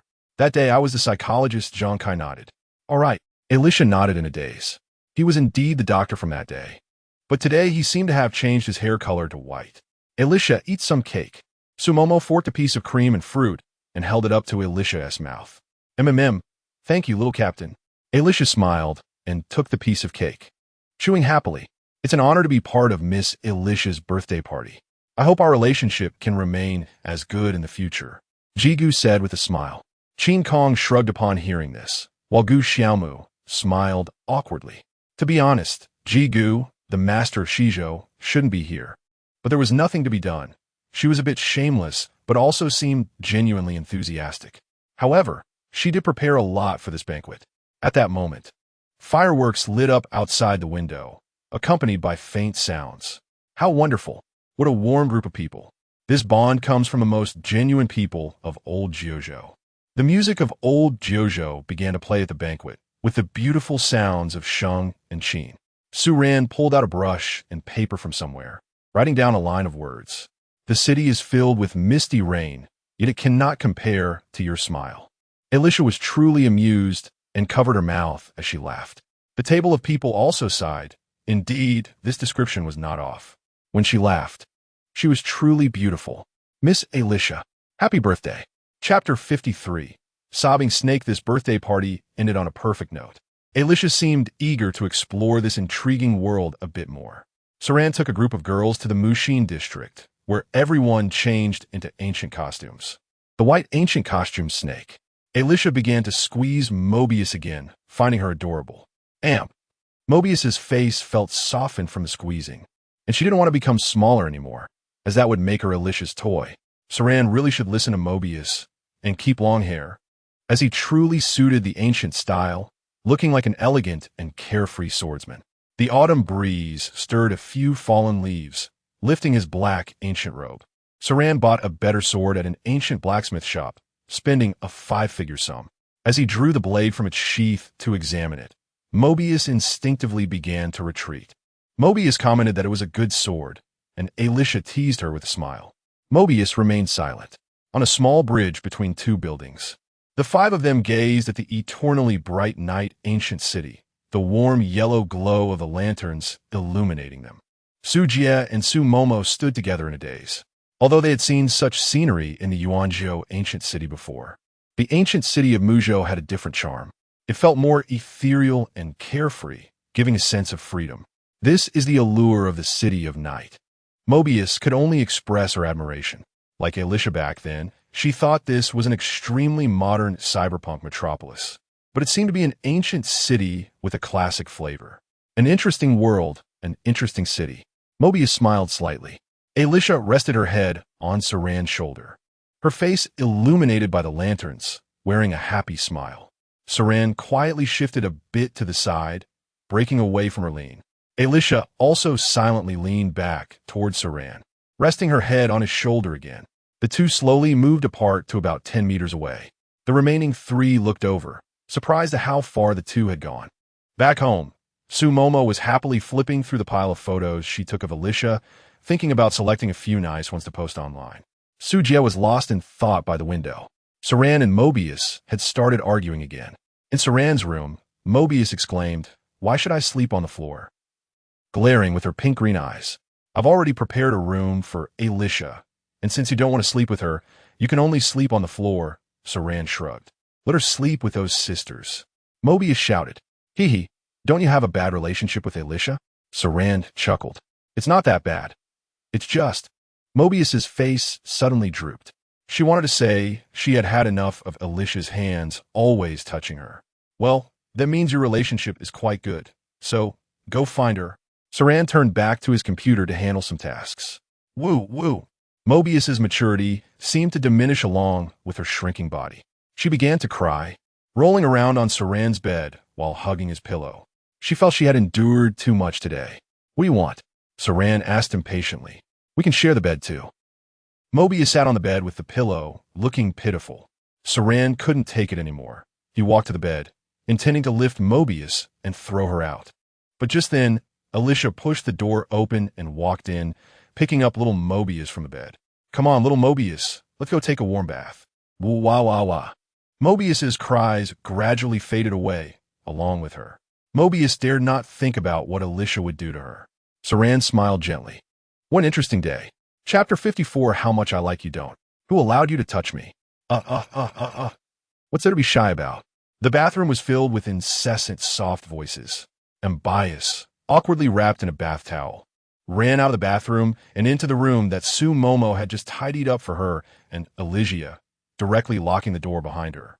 Elysia, satisfied and unhurried, put on her pajamas and knocked on the tightly locked door. Bias ignored her. Elysia smiled helplessly and could only squeeze back in with Su Ran. Su. Elysia stood by the door, tilting her head towards Su Ran, who was typing away on the keyboard. Su Ran turned to look at her, but his fingers didn't stop, still typing at a terrifying speed. She took over the room? Well, just a little girl whim. I can forgive her. Elysia closed the door to the room and flopped onto the bed. She sniffed the blanket, which had Bias's scent. Would Bias disappear? Elysia asked. Elysia had to make Su Ran remember her completely. Only then would she not disappear. As for Bias, perhaps Su Ran only wanted her to vanish. She had already died once, separating from me. But she came back to life, so she should continue to exist independently. Su Ran didn't expect things to turn out this way, but it seemed reasonable. Dying once meant she was no longer related to Su Ran. That is a good thing, Elysia thought with a smile. This way, there would always be a cute little snake for her to play with. Su Ran didn't say anything. Elysia was now also an independent existence. That memory entity severed the connection between their souls. Elysia knelt by the bed, leaning forward, her hands gripping Su Ran's shoulders. You should have seen me, Su Ran said calmly. No, that was me as a memory entity, able to move freely in that sea of memories. Su Ran explained. Yes, the former you? Elysia understood a bit, because the current Bias was also a memory entity, and her former self had long since disappeared. Su Ran explained. But these costs are for ordinary people. The Twin Sea is a place where ordinary people can live carefree, while for experts, it is a place for mental training. Oh, what a magical place. But why do I remember those things I experienced again? I really did see those lovely friends. Elysia asked in confusion. That's because you are a bug in this world. Many rules probably don't apply to you. Suran chakid laitli. Elysia shouldn't exist, but Su Ran forcibly shaped her, and that former him also helped Elysia to continue existing. So I guess your purpose is to test how much I like you? Elysia pinched Su Ran's face. Think what you want. Su Ran smiled helplessly. In other words, Su Ran wanted to know if Elysia would choose to stay by his side. From Elysia's perspective, it meant Su Ran wanted to know how much she liked him. In fact, Su Ran never thought of it that way. He just hoped Elysia would make her own choice. Chapter 55, Good night. All right, it's time to say good night. Do you have anything you want to say to me? Elysia snuggled into her blanket, her words containing the keyword for turning off the lights, leaving only a few beams of neon light shining in from outside the window. Then I wish you a good sleep. Su Ran had nothing much to say. Thank you for your wishes, but I also need to sleep early. Elysia closed her eyes. And don't tease me while I'm asleep, or I'll get angry. Elysia reminded her, turning halfway to leave half a pillow space for Su Ran. Su Ran smiled gently and continued typing on the virtual keyboard on the table. Elysia fell asleep with her face pressed against the blanket. After a long time, Su Ran finally drafted a rough plan for tomorrow's actions and sent it to his negotiation team. They would set off at dawn.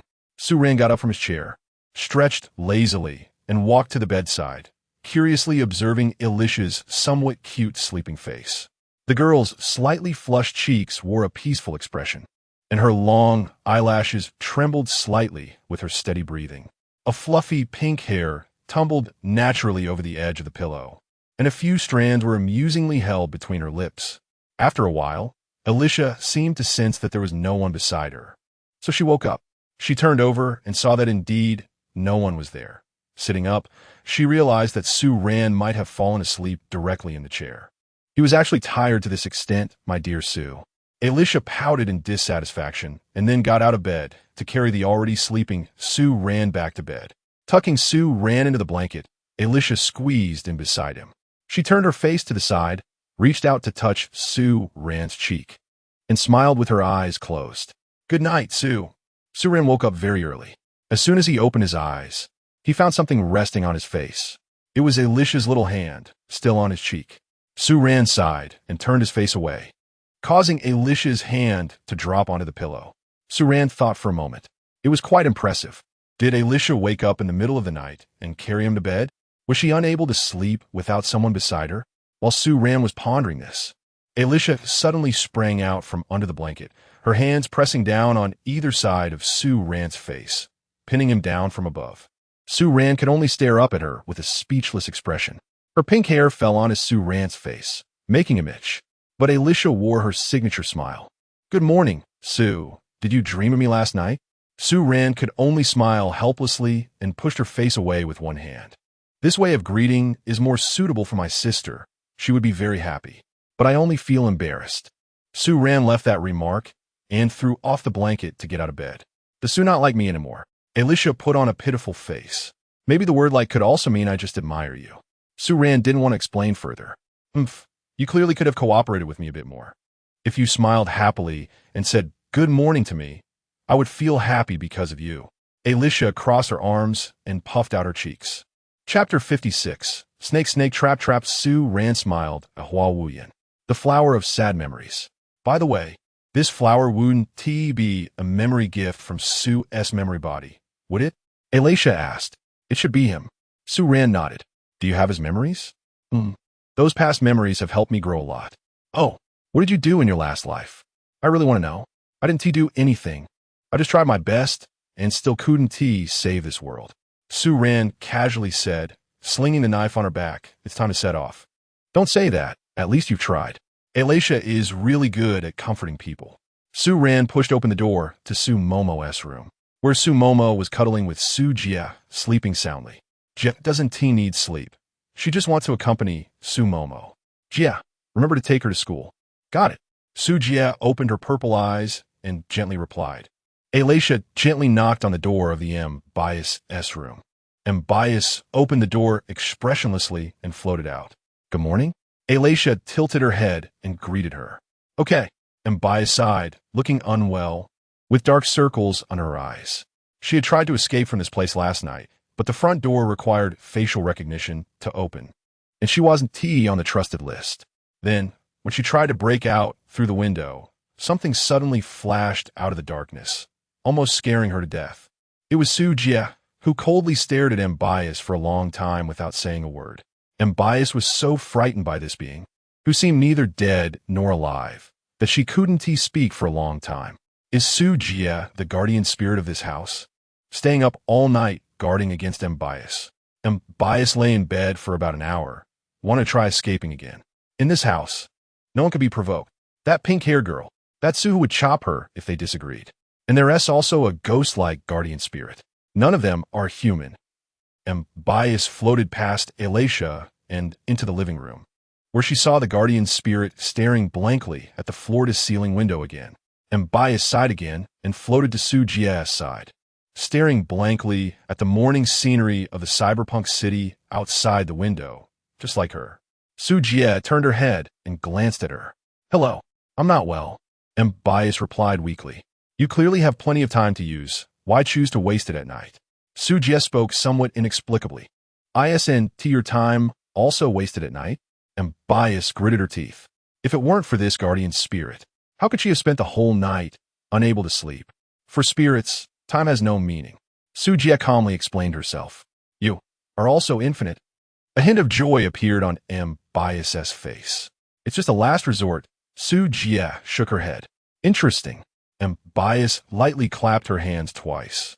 This person actually only left her soul and achieved immortality in the form of a spirit. In comparison, Bias still retained her physical body. It seems she isn't crazy enough yet. Chapter 57. Su and Kevin. Su Ran quickly freshened up and was ready to go. "Su, are we going on a business trip?" Alicia excitedly raised one hand. "Yes." Su Ran nodded and then looked at the floating Mebius by the window. Alicia also turned to the little green snake. Mebius sensed the two unfriendly gazes and could only lower her head with a helpless smile, silently drifting to Alicia's side. "Let's go, Mebius. I'm taking you out to play." Alicia took Mebius's small hand. "It's not really playing." Su Ran opened the door, heading towards the Lingtong Autonomous Region. Once downstairs, a car was already waiting for them. "Kevin!" Alicia reflexively shouted at the white-haired man in the car. This startled Su Ran, Mebius, and Zhang Kai. But Alicia just smiled brightly. "Sorry, Miss Alicia, that's not my name." Zhang Kai awkwardly scratched his white hair. "You can call him Miss Carter or Old Zhang." Sue Ran corrected Alicia's mistake. Oh, you have such a cute name. Miss Carter, hello. Alicia walked over to Zhang Kai, greeting him with a big smile. That's my last name. And why, miss? Zhang Kai was speechless. Because Katerina sounds like a woman's name. Sue Ran teased while opening the car door, inviting Alicia and Mebius inside. That's my last name. Zhang Kai hit the steering wheel in frustration. Isn't your last name Zhang? Sue Ran took the passenger seat, finding amusement at Zhang Kai's expense. Alicia giggled in the back seat.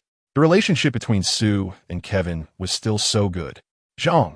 That's just a transliteration of my name, Jankel. I'm English. Names and surnames are separate. Remember my name, Zhang Kai Katerina. Zhang Kai's name should actually be translated as Zhang Kai, but it seemed people from Jiuzhou were used to calling him that. All right, Miss Carter, I'll remember. Sue Ran smirked. Zhang Kai took a deep breath, calmed down, and didn't want to argue with this person anymore, as he knew he couldn't win. He silently started the car, and they drove along the road. Sue Ran asked. Zhang Kai usually didn't like to accompany Sue Ran on dangerous missions, because perhaps it was time to do something more meaningful. Zhang Kai was still wavering. Heh, you should have taken your sword and gone to save your world long ago. Come on, say those Chinibu lines you used to say again. There was always some joking between Sue Ran and Zhang Kai. Sigh, I really have to save the world. Zhang Kai himself was starting to lose his composure. Alicia, hearing Zhang Kai's words, burst out laughing. This boy was still so Chinibu. Mebius confirmed that this was indeed her former Chinibu leader. Interesting. Hearing Alicia's laughter, Zhang Kai became even more embarrassed. He could only lower his head, helplessly covering his forehead. Watch the road. Otherwise, why don't you use autopilot? What if you make Miss Mebius dizzy again? Sue Ran punched Zhang Kai on the head, and only then did Zhang Kai start to drive seriously again. Mebius, hearing this, became so angry that she collapsed onto Alicia's shoulder. Alicia couldn't stop laughing. Sue was much more interesting with Kevin around, telling jokes the whole time. Chapter 58. Lintong. Zhang Kai's car couldn't fly in the air. It could at most manage to fly close to the ground because he couldn't afford a high-end vehicle. He was just a down-and-out doctor who had been pushed out of his job by robots. He was a little older than Sue Ran, nearly 70, and had been studying medicine to pursue his dream of saving this chaotic world. He fantasized about using medicine to ensure everyone could live a stable life, thereby allowing people to put aside their disputes. He chose to come to Muzhou to study, the strangest state in the world, filled with freedom and passion, and a place where talents emerged. There, he met Zhao Tianbu, who was still a nobody at the time. Their goal was the same, saving the world, but their paths were different. He also met Sue Ran, who was then a wandering painter in Muzhou, but it seemed like Sue Ran suddenly transformed into a high-ranking executive while painting. Only Zhang Kai remained unknown, but now he decided to follow in the footsteps of his two old friends on a new salvation journey. Zhang Kai drove his car to the airport, where a plane was parked for the representatives of all 9 states to depart for Lintong Autonomous Region for negotiations. Look, Mebius. It's a plane, Alicia exclaimed, pointing at the aircraft like a child. You can embarrass yourself, but don't drag me into it. Mebius sighed. The 4 former friends stepped into the cabin, where already more than 10 people sat, all dressed in suits. Mebius wore a set of white casual clothes belonging to Sue Momo, and Alicia was similarly dressed. Sue Ran was in black pants and a trench coat, while Zhang Kai wore a somewhat youthful blue pattern jacket. They looked a bit out of place, but it didn't seem matter, as this trip was likely to involve fighting, and wearing suits would be inconvenient for that. Isn't this Commander Sue arriving? A woman familiar to Sue Ran turned and spoke. Goody, an old woman at least 100 years old, even had an ancient character, Hua. She was the representative of Yuanzhou, dressed in a distinctive black ancient costume. You arrived quite early, Lord Chu. The airplane cabin door closed and accelerated as it ascended into the sky. Wow, Mebius looked so high. Alicia pressed her face and hands against the window, exclaiming as she watched the ground gradually recede. Don't call my name. I don't know you, Mebius sighed. Other representatives nearby slightly changed their expressions upon hearing Alicia's silly and cute way of speaking. The Night City couldn't produce ordinary people. Everyone had their own unique skills and quirks. The silly mayor of Night City alone could show how extraordinary this city was. The plane was fast, and 10 minutes later, Alicia saw a desolate desert below the clouds. Muzhou's largest and most important mountain range, Mushin, prevented this desert from encroaching into the inland area. The southern side of the mountains was fertile land, while the northern side was an endless sea of sand.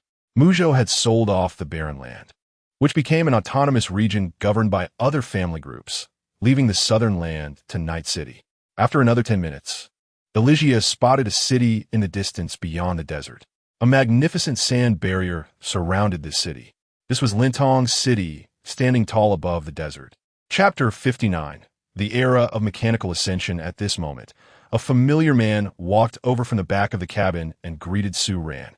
It was Su Ran, student, the elegant young man from that day, Wu Fengqing, who had agreed to join Su Ran in this operation. Sorry, Commander Su. I got airsick as soon as I got on the plane and stayed in the bathroom until now. I only came out when I felt a bit better. Wu Fengqing said awkwardly with a smile. It's fine. Su Ran, unsure that he was still prone to motion sickness, smiled helplessly. Hey, we meet again. Elysia waved at the familiar man.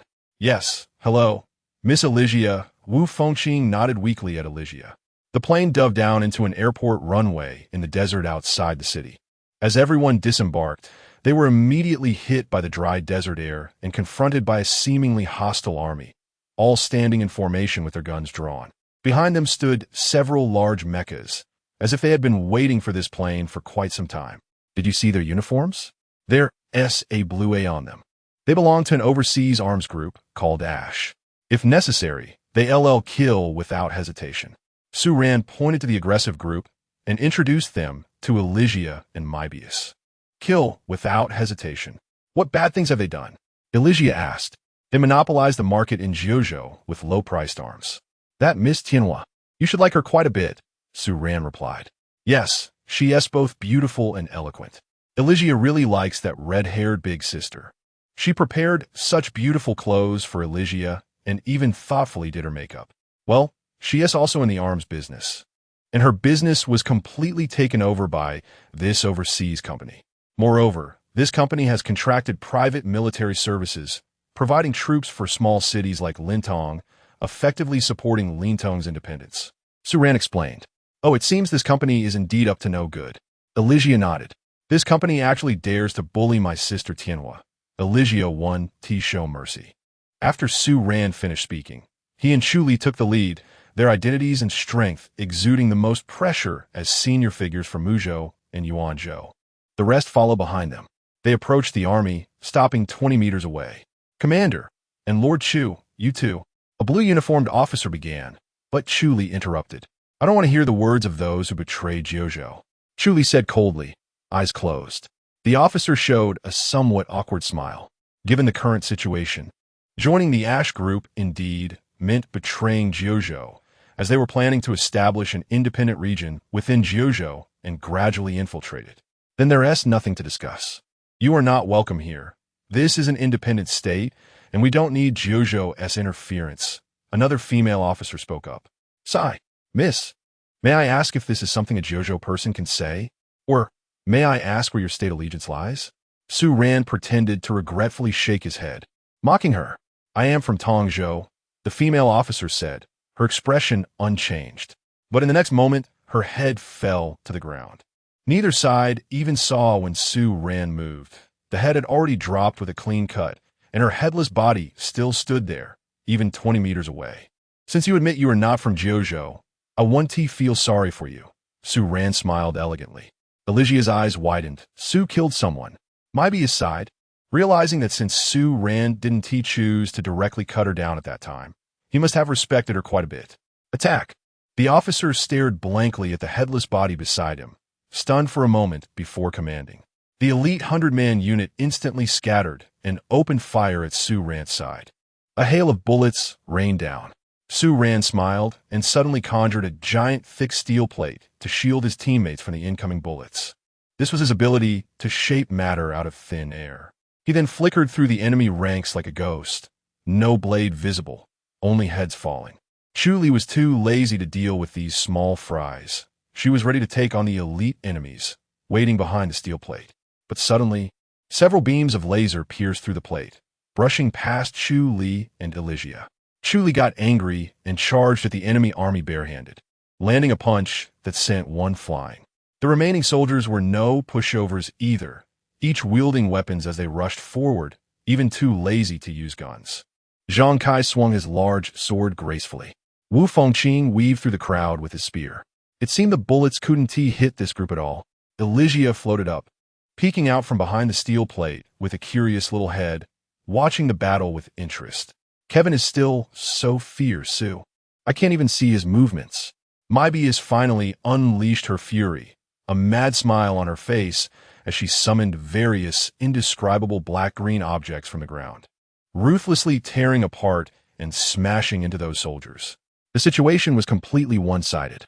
After several seconds, the floor was littered with corpses in various states of death, and only a few heavy mechas over 3 meters tall remained. Elysia was still watching the battle. Wow, it's a machine. Will it be strong, or will it be taken out just as easily? Suddenly, one mecha appeared beside Mybius, who had been out-putting from the back, and a mechanical giant hand reached to grab the annoying little snake. Does it have spatial abilities? What high technology? Mybius, sitting on her mobility toolbox, instantly floated away, still wearing a terrifying smile. The snake is going to eat you. Mybius pointed at the mecha, then her finger shot straight up, and a giant snake emerged from the ground, piercing through the mecha. Is this the battle power of the cute little snake? Elysia laughed. The mecha was open from tail to head, sparks flying as it fell to the ground. Wait, Elysia seemed to see blood among the scattered mecha parts. Of the remaining mechas, one was sliced into 3 pieces by Zhang Kai and Su Ran together. Another was punched by Chu Li with bare hands, flying off amid sparks and black smoke. That mecha even activated self-destruct mode early, and it exploded far away. One was hacked to pieces by everyone's chaotic blades. The outcome was clear. The Jojo negotiation team was unharmed. Elysia curiously approached the mecha that Mybius had pierced. Inside, there was blood and the remains of a pair of hands and legs. There was a person inside the mecha, but that person's torso had been reduced to mush by Mybius. Mybius, intrigued, opened her toolbox and violently dismantled the mecha's arm casing. Her eyes lit up instantly. These metal casings were directly grown onto the human body, perfectly fitted. Forcibly separating the metal parts would directly tear away human tissue. There were even several unclear intravenous tubes directly connected to the human tissue. Moreover, the original bones inside the human arms had been removed and replaced with metallic prosthetic bones. Mybius smiled, somewhat amazed. This world is too crazy. It's like directly merging humans with iron. Mechanical ascension, Mybius sighed. Mybius then examined the power source used by this mecha. The Geiger counter was off the charts. A nuclear fusion reactor. Mybius scratched her head, realizing why she felt a bit itchy as she got closer to this wreck. Ailey, stay away from it. These things will mercilessly tear apart your genetic chain, and then you'll be left with countless wounds. Mobius turned to Ailey. Ailey obediently floated away. Mobius left the wreckage. Crazy. Aren't you afraid of death? Directly installing a nuclear reactor near a human body as a continuous power source for the mech. How do you counter the devastating impact of nuclear radiation on the human body? Mobius pondered, resting his chin on his hand. Perhaps the bone marrow used for blood production has been replaced with artificial blood machinery, and the brain may no longer be a human brain. Instead, it might be a chip carrying the consciousness of a human brain. It's incredibly insane in this cyberpunk world. Dr. Mobius, it seems you're quite interested in this. Suran walked over and said to Mobius, Sue, please don't disturb my thoughts for now. Mobius smiled happily at that moment. The cybernetic armor you're working on isn't too outrageous. At least it still has blood. Suran saw a large pool of blood flowing from the mech that Mobius had pried open. Is there any without blood? Mobius had a slightly surprised expression on his face. Well, that kind is just a human brain controlling the mech, Suran said with a smile. Ha! Interesting, utterly insane. But I like it. Mobius nodded. Ailey sighed, being trapped in a metal shell. Is that still considered human? So tragic. Chapter 60. The sad city. Mobius had guessed something. It was such a crazy era. Perhaps it wasn't just the mechs. These ordinary soldiers had already transformed themselves beyond recognition. Mobius floated over a pile of corpses. Indeed, the bones exposed beneath the wounds of these bodies were all shining with a cold metallic luster. There was even an entire arm made of steel prosthetics, complete with several dark cannon barrels. Humans. Are they really evolving in this way? Mobius laughed to himself. Abandoning flesh, perhaps they are all metal skeletons. At least I don't accept it. Zhang Kai spoke up. Humans should not be saved by a pile of coal machinery. Hee hee. At least they hope to become stronger this way. Their goals have been achieved. Su Ran respected everyone's choices. Zhang Kai could only sigh. Su Ran was right. It was people's own choice. Except for the Jiuzhou region, other places had long begun to popularize mechanical modifications to the human body. Isn't your hometown the same? Su Ran asked with a smile. Zhang Kai nodded. There's no other way. It seems that only the Jiuzhou people are generally resistant to this method of abandoning the flesh for evolution. Let's go. Let's enter the city and check the specific situation here. I don't believe Lin Tong dares to act against us. Su Ran shouldered his sword sheath and turned to fly towards the nearest massive city gate. The others flew towards other gates in groups of 3 or 5. After sighing, Elysia followed Su Ran. The 4 of them flew to the city gate together. The military guarding the gate said nothing and let them in, as they couldn't stop them. Mechanical ascension couldn't compare to bodily ascension. One relies on external power, while the other relies on one's own strength. Upon entering the city, Elysia seemed to see a new world again, her eyes wide as she looked around. There was none of the overwhelming sense of cutting-edge technology found in the City of Night. Instead, it was a stretch of low iron houses covered in dust and oil, with pedestrians in tattered clothes wandering the streets with vacant expressions. Some people's torn clothes revealed not skin, but metal prosthetics covered in grease. A group of workers dragged a cart of metal bricks with their metal arms, their eyes fixed blankly on the path ahead. These workers were all stained, while the cart of metal bricks behind them shimmered in the sunlight. The people here were even less clean than the matte metal road beneath their feet. Zhang Kai was used to such oppressive scenes. Clearly, it was an era of advanced technology, yet the lower class still lived in suffering. The city was rich, not the people.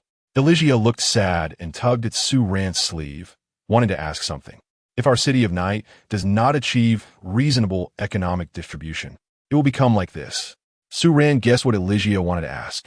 Zhang Kai nodded in agreement. The existence of a night district in Muzhou was a miracle, with the most unreasonable order rules, yet the most reasonable social hierarchy. This autonomous region obviously could not achieve what the night district had. The wealth gap here was enormous.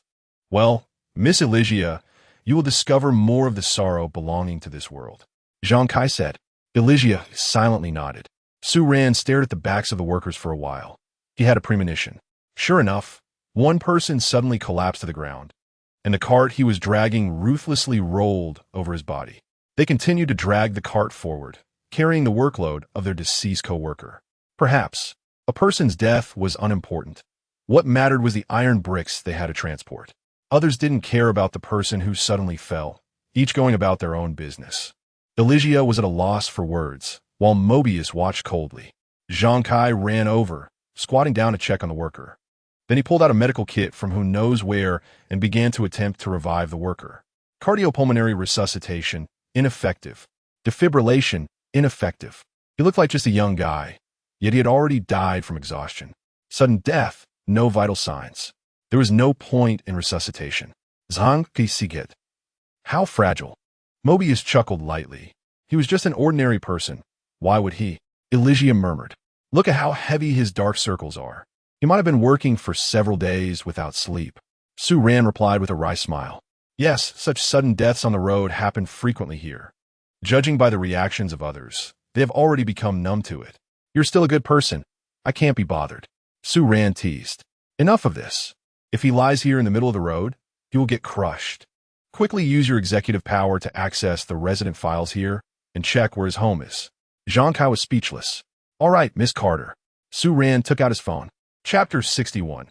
Ellie's upset. Wait, Miss Carter, it seems you've forgotten that the people here have their own personal records.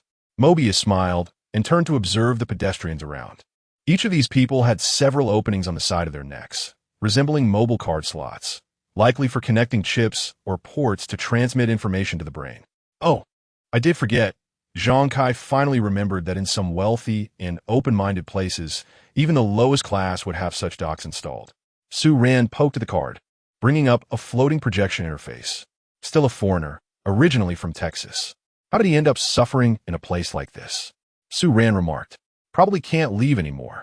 Over 20 years ago, a ridiculous rule was implemented here that anyone who fails to register their land would have all their real estate confiscated, which also led to a plummet in second-hand housing prices, Zhang Kai said, his tone tinged with sadness. That makes sense. He does have a house here and only has a year left on his mortgage. He also has an adopted daughter, so he can't leave at all, Su Ran nodded. There's only one daughter in the family. What will happen to that little girl? Alicia observed more closely than Su Ran, realizing the gravity of the situation. The girl's only father had died. Who would provide for her? They encountered a tragic story as soon as they entered the city. A father had taken out a loan to buy a house, and he was so close to paying it off, yet he suddenly passed away, leaving a helpless little girl to fend for herself. She is only 10 years old. Alicia clicked on the girl's information, her face filled with sympathy. There's nothing that can be done. Zhang Kai felt for such a plight, but felt helpless. Rebuilding a life like that would cost at least 10 million. Let us go see that poor child first. Su Ran smiled and opened the navigation on her phone. His home is on the 10th Ring Road, not far, just a few kilometers away. Also, Miss Carter, are you really going to bring this corpse in front of that girl? Zhang Kai glanced at the person being carried behind them. Let us take it to the morgue. They should handle the cremation directly, Su Ran suggested appropriately. Fine. Zhang Kai called for an ambulance and placed the now somewhat cool body by the roadside. Mobius remained silent, just smiling, knowing the truth. People are fragile. Alicia could only sigh repeatedly. Amid her sorrow, another person suddenly collapsed near the city gate, someone who had been walking just fine a second ago. Huh? Alicia was astonished. Another sudden death? How can so many people here just drop dead on the street? Zhang Kai also looked at the person lying motionless on the ground, falling silent. The situation here was worse than he had anticipated. He walked over to check the person's condition. The body was unmoving, eyes half open. There were no vital signs, and death had come instantly, leaving no chance for treatment. Let us go. I told you, studying medicine 1T saved the world. Su Ran calmly said as she poked Zhang Kai's shoulder with a knife sheath, who was dazed in front of the corpse. Zhang Kai gritted his teeth and could only choose to leave. The three followed Su Ran's navigation. While Alicia floated in the air, she looked around the streets, her face filled with worry. Another person dead? 2, 3, and those already lying on the ground? This genetic modification program in this city is truly outrageous. It has removed the human ability to feel pain, causing people here to not even realize they're dying, just collapsing straight on the street. What does Miss Ellie think? Su Ran asked. This city deserves to die. Alicia rarely expressed such anger. Chapter 62, How to Paint the World. The four of them left the slum-like 11th ring. The 10th ring looked slightly better, but not by much. It still had many low, shabby metal houses and a crowd of citizens that resembled walking corpses. But there was no more dust on the roads. They could vaguely see the inner ring of the city in the distance, a cluster of magnificent skyscrapers. The gap between the inner and outer parts of the city was so vast.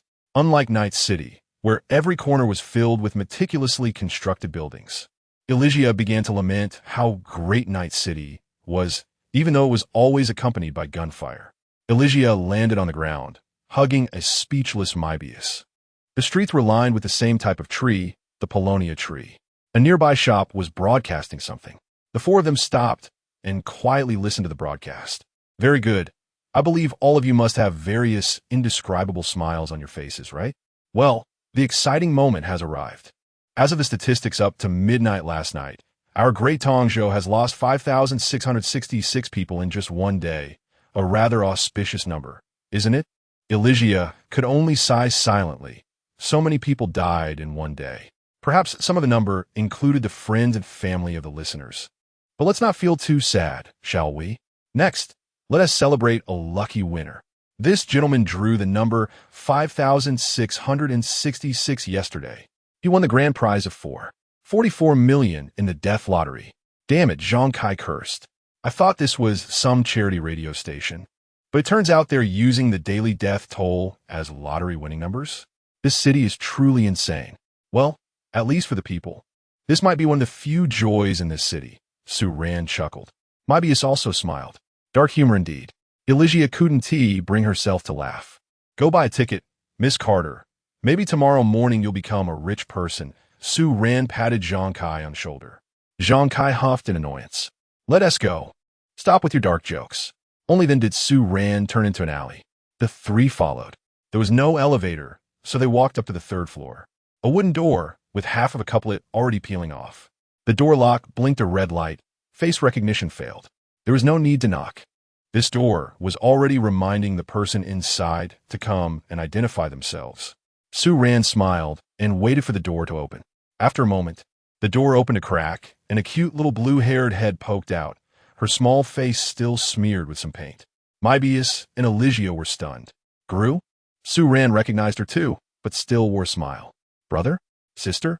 Are you here to find Dad? The little blue-haired girl asked slowly.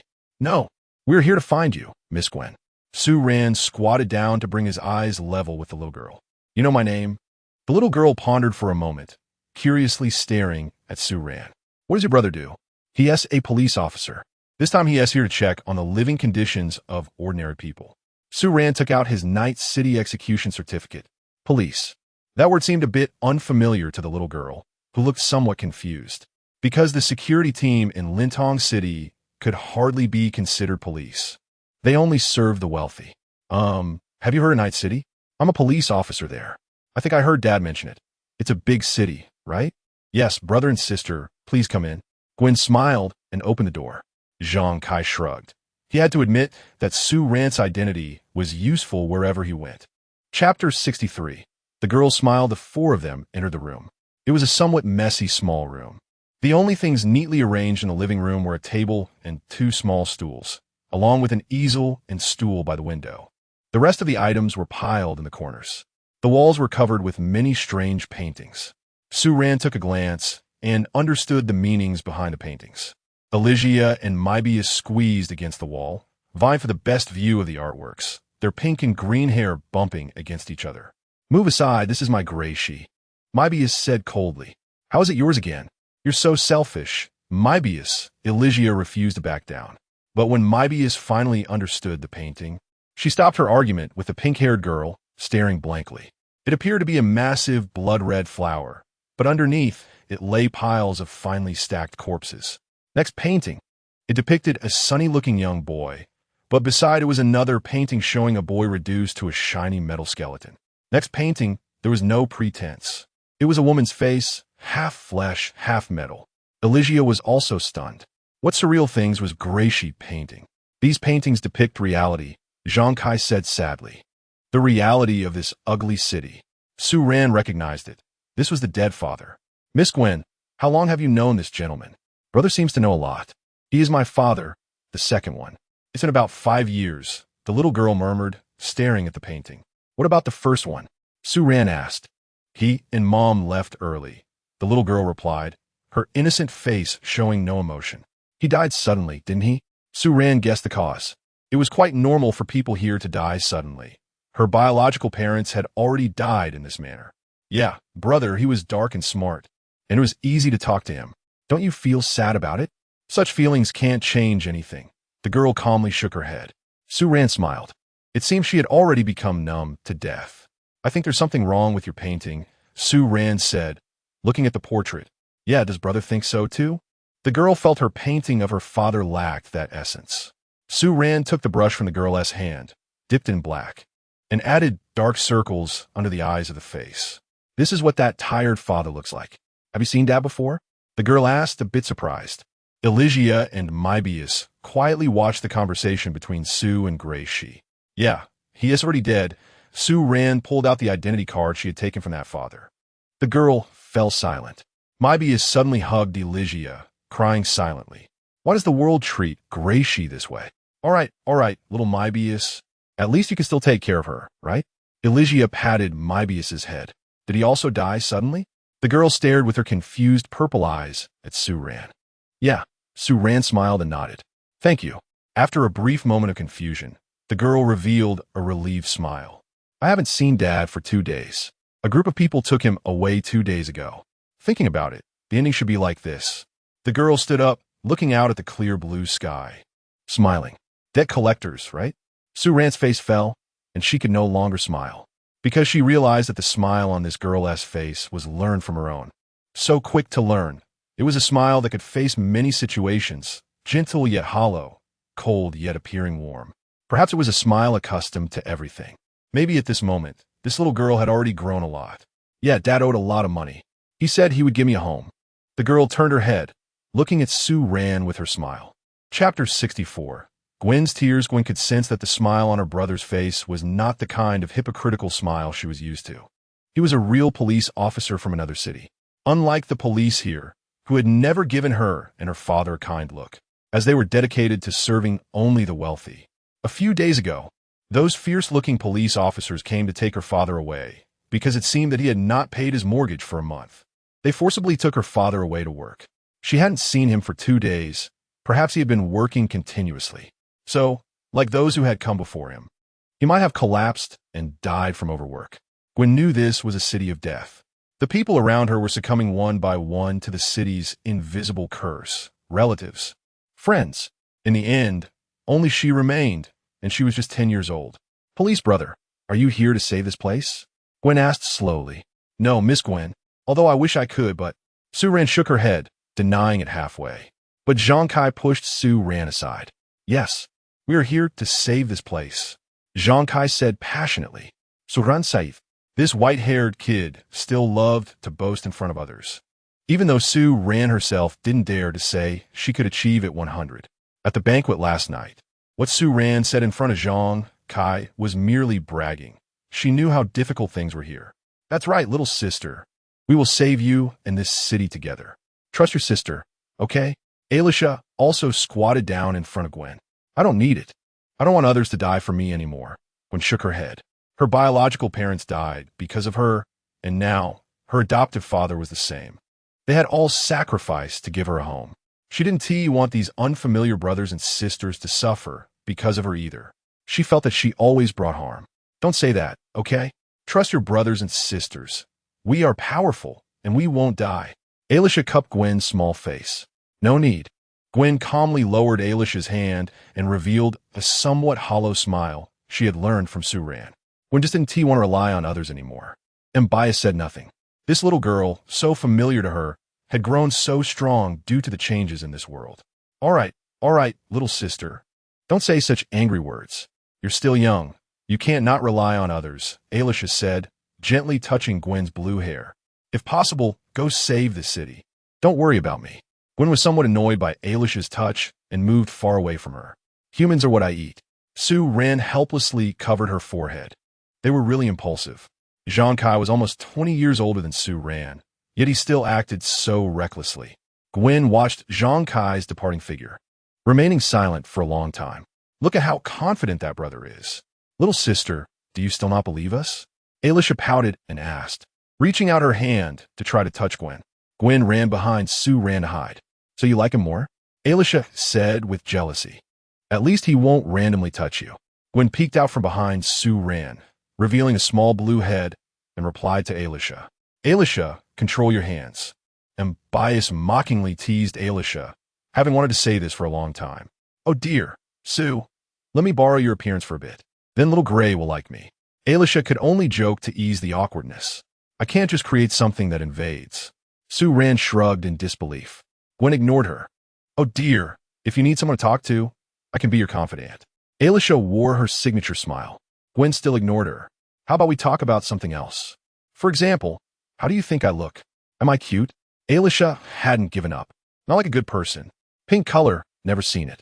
Gwen commented on Alisha.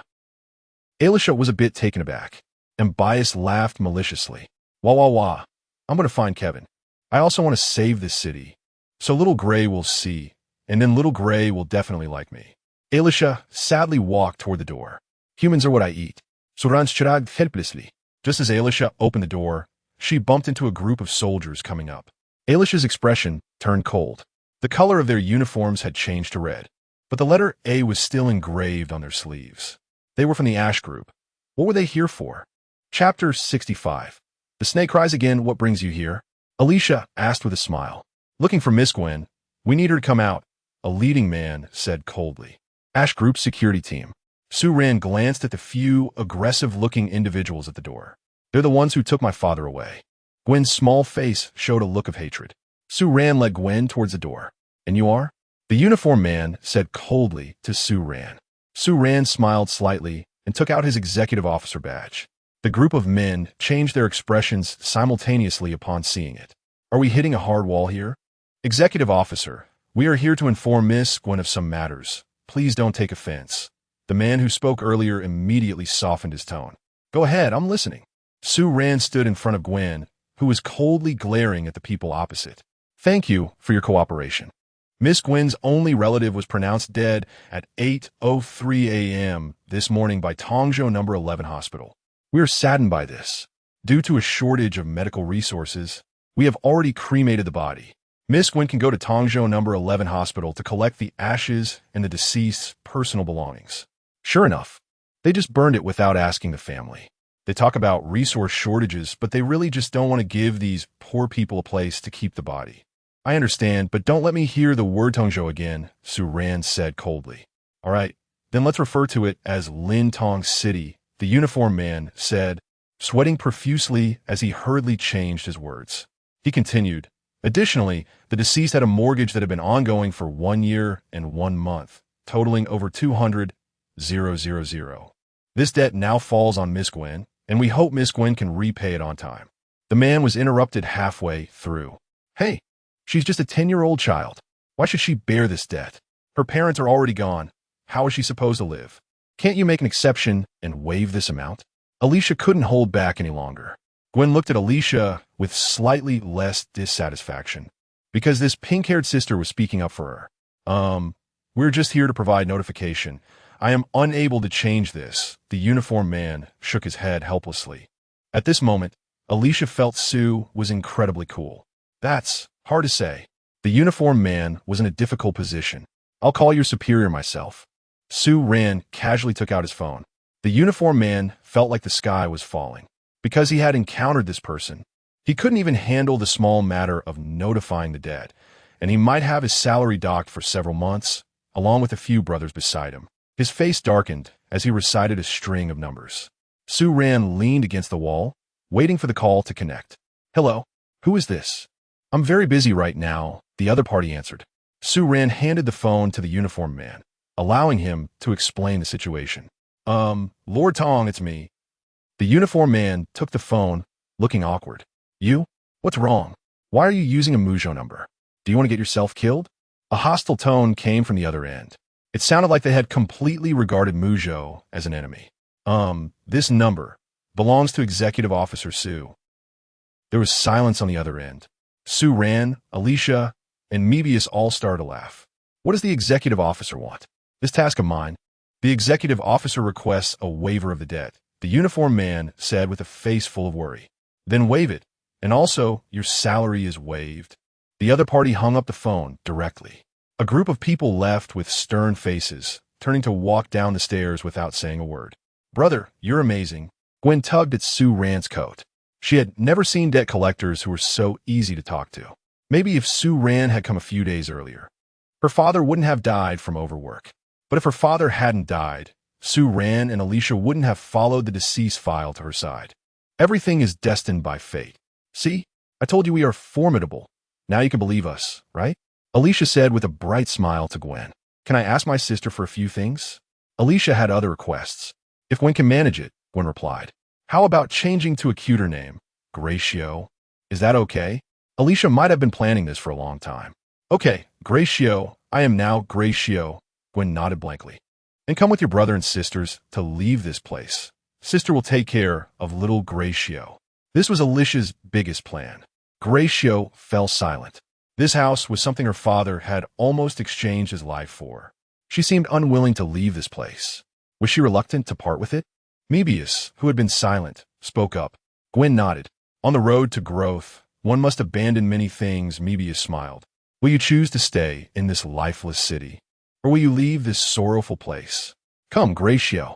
Grab my hand and join the new journey of evolution. Mebius bent down and extended a hand to Gracio.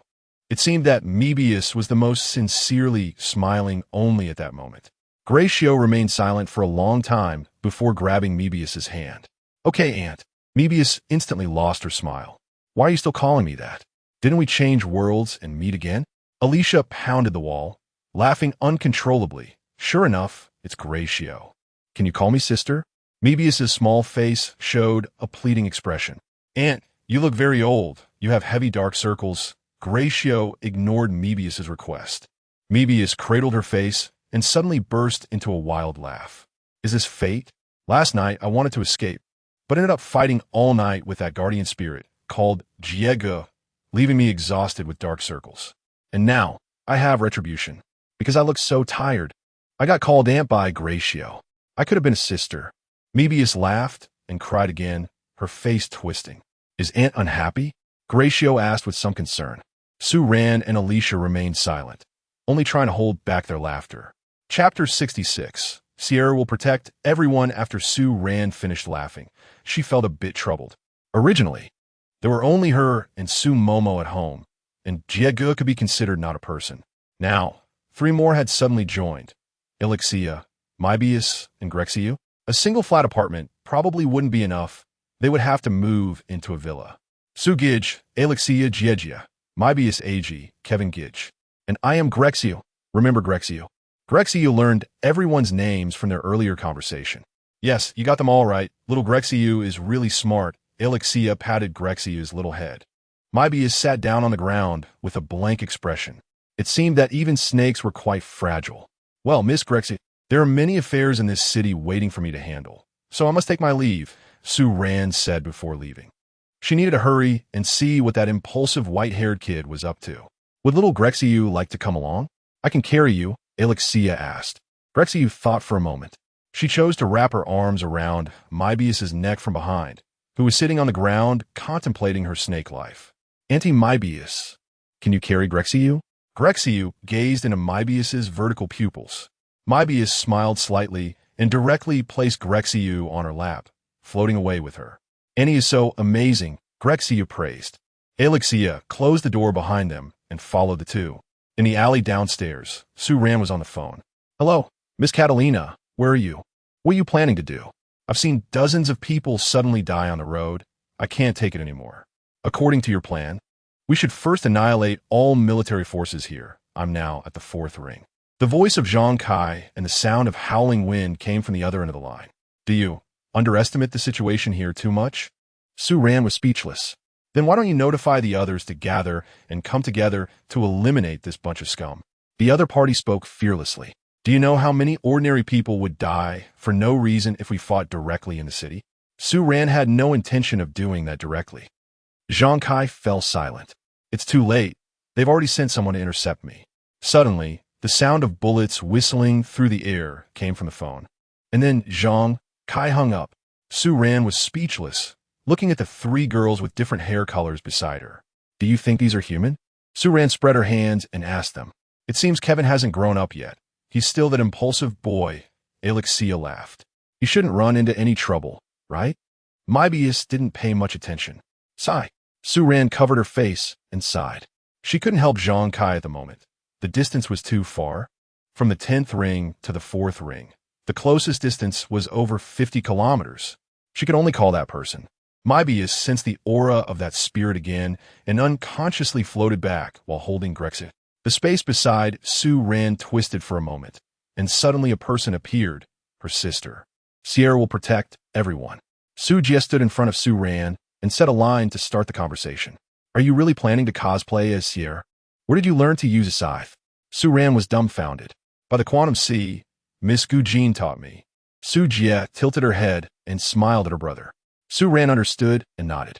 Let's head toward the city center. We should see a white-haired kid fighting on the way. Sierra, go help him. Okay, Sierra will do her best. After Su-Jie finished speaking, she disappeared into the space to save someone. She really is a guardian spirit, Mebius sighed. She is the kind that is always ready to help. Yeah, let's trust her. Su-Ran smiled. Sierra, that name is a bit cute. Why didn't Su name her sister that back then? Elixia asked. It doesn't matter as long as she's happy. Su-Ran gazed at the distant sky, though she couldn't see any fighting. Then let's call her sister Sierra. Isn't that much better than the name Su-Luan gave her? Alexia tugged at Su Ran's jacket. Chapter 67.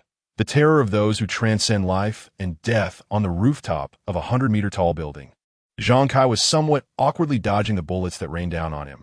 In the sky, 5 mech suits with integrated armor wielding Gatling guns were mercilessly firing. The rooftop floor was of good quality, and the bullets couldn't penetrate through the floor. Visitor from Muzhou, you have crossed the line. A mech emitted a heavy mechanical voice. If you retreat beyond the 3rd ring, we will cease our attack. Zhang Kai would never listen to them. While dodging the hail of bullets, he suddenly unleashed a sword aura towards one of the mechs in the air. The mech vanished from its original position. A mechanical voice echoed, "Since you chose to resist, we will not show mercy." The disappeared mech suddenly reappeared in front of Zhang Kai, reaching out to grab him as he was running at full speed. Zhang Kai reacted quickly, swinging his heavy sword down onto the mechanical hand. However, it was ineffective. Instead, that hand firmly grasped his sword. Zhang Kai's blue eyes widened.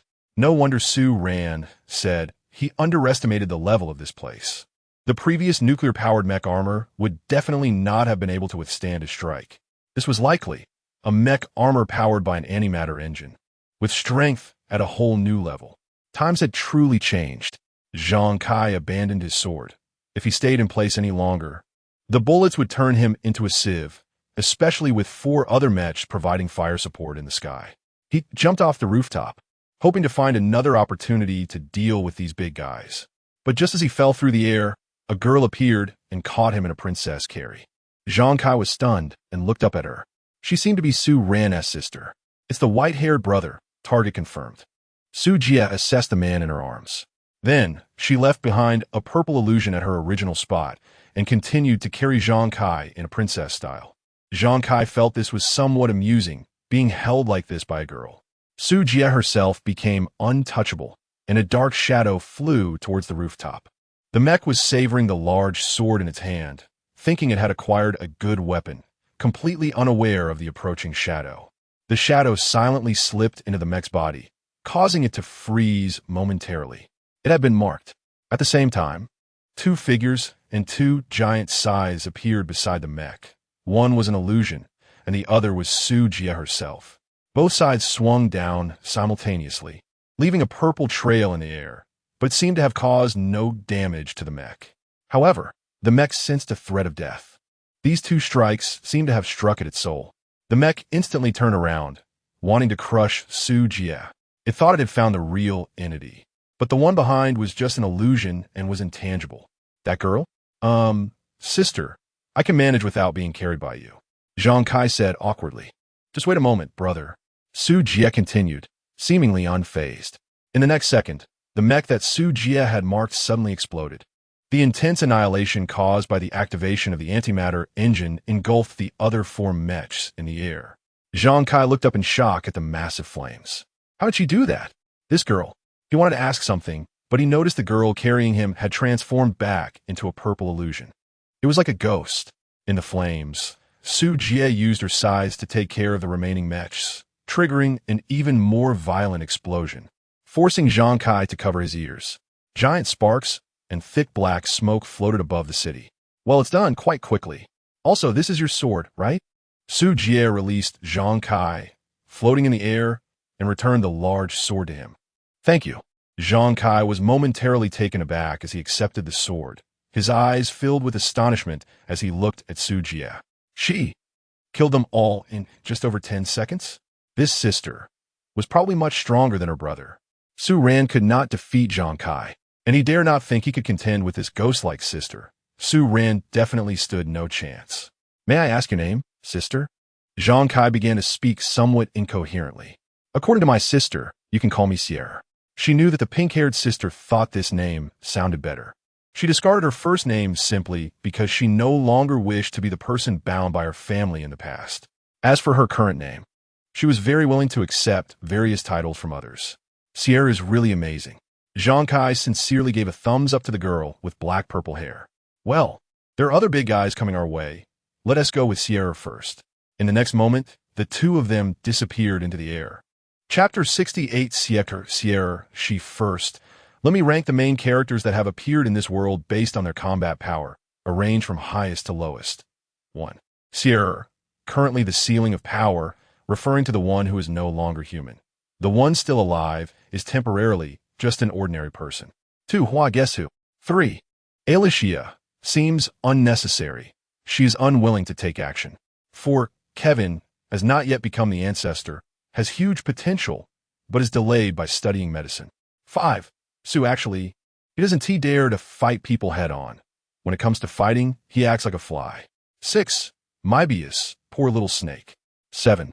Grace you, how to draw the world. That's it for now. Alicia was taken aback, looking at the suddenly appearing, somewhat disheveled white-haired boy and the calm black-haired girl. Alicia praised, and only about a minute had passed. Sierra could actually be faster. The black-haired girl nodded. She could be faster. Zhang Kai didn't dare to imagine how terrifying this sister was. Did she really want to be called Sierra she? Su Ran was used to her sister's extremely terrifying strength, so she wasn't surprised at all, just asked her. Anything is fine, and it feels like Sierra is a better self-reference, right? Sierra is fine. Now she called her Sierra, and Sierra smiled and nodded. After finishing her words, Sierra disappeared again, vanishing without a trace.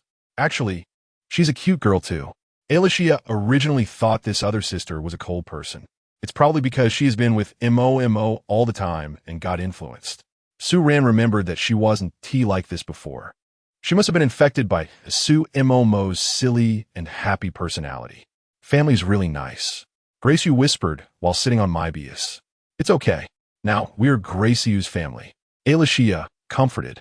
Oh, right, Sue. Remember to arrange Mybius' profile information, give her a separate household registration, and let her be Gracie's grandmother, okay? Alicia leaned close to Su Ran and whispered. Su Ran held back a laugh. Mybius could hear the conversation and looked gloomy. Gracie was confused. I will consider it. Su Ran nodded. Mybius was really speechless. She clearly had been chopped down to a height of less than 6 meters, so where does she look old? Mybius really wanted to find someone to bully. She needed to vent her frustrations. She planned to carefully observe the Kevin of this world to see from what angle she could approach him. He looked completely immature and could be mocked by Sue everywhere. Oh, not of the Carter family. What did you encounter just now that made you so disheveled? Su Ran patted Zhang Kai's shoulder and teased. Zhang Kai was a bit embarrassed to speak. His white hair was all messy. Did you encounter a new type of powered exoskeleton armor? Surangist. At least that old model of mecha shouldn't have made Zhang Kai look like this. Within the third ring, they will intercept and not let us in. Zhang Kai nodded. That's good. This place can't be sorted out in just a day or two anyway. At least it can make someone like you a fool. Behave for a while. Suran laughed. Chapter 69. The Dance of Demons, all right. What are we going to do now? Zhang Kai changed the subject. Find a story. Now we've found a tragedy.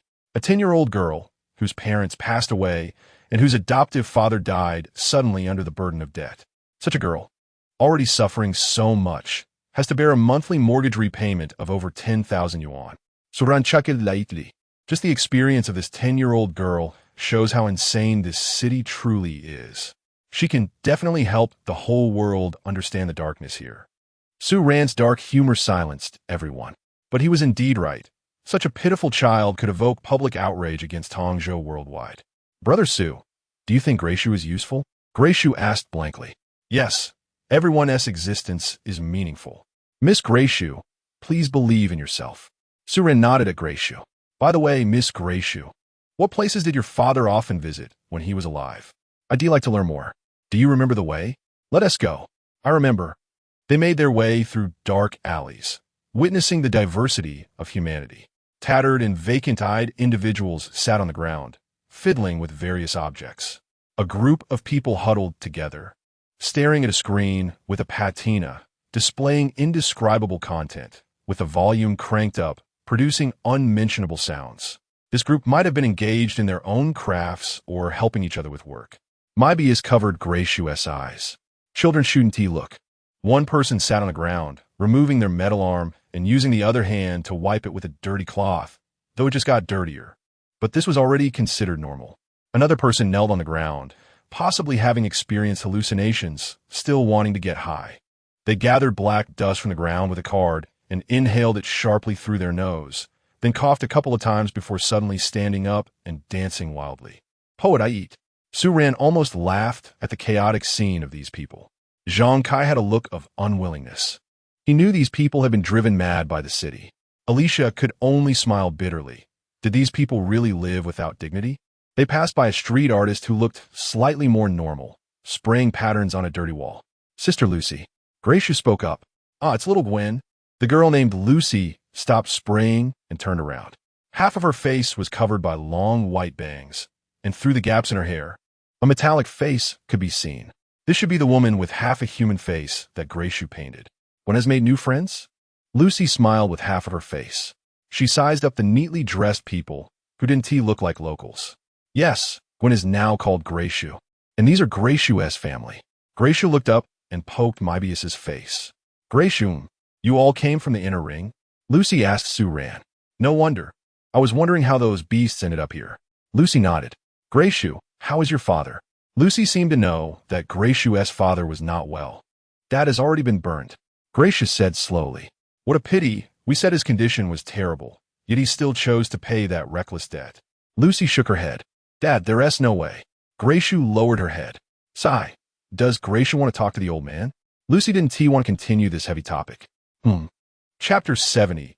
Pain. Too much pain. The walls of the alleys along the way were covered in colorful graffiti. On one of the walls, there was a blue-haired little girl holding hands with her blue-haired parents, laughing innocently. It should have been Lucy who painted it for Gracia. Unfortunately, this graffiti scene was no longer visible. They walked into a small clinic. As soon as they entered, they saw a curly-haired old man with white hair, wearing a leather vest and jeans, holding a green glowing spiral sword, shouting to the sky. Pain. Too much pain. Then, a tattered green crown floated above his head. The ruined king, Fuego. Su Ran couldn't help but laugh in anger. There was even someone cosplaying as Fuego. What a gathering of talents. Old man, don't go crazy. Your little Gwen is here to see you, Lucy said helplessly, covering her face. Oh, my lovely Miss Gwen. I'm so happy to see you again. Can I touch you? Fuego calmed down when he saw Gracia.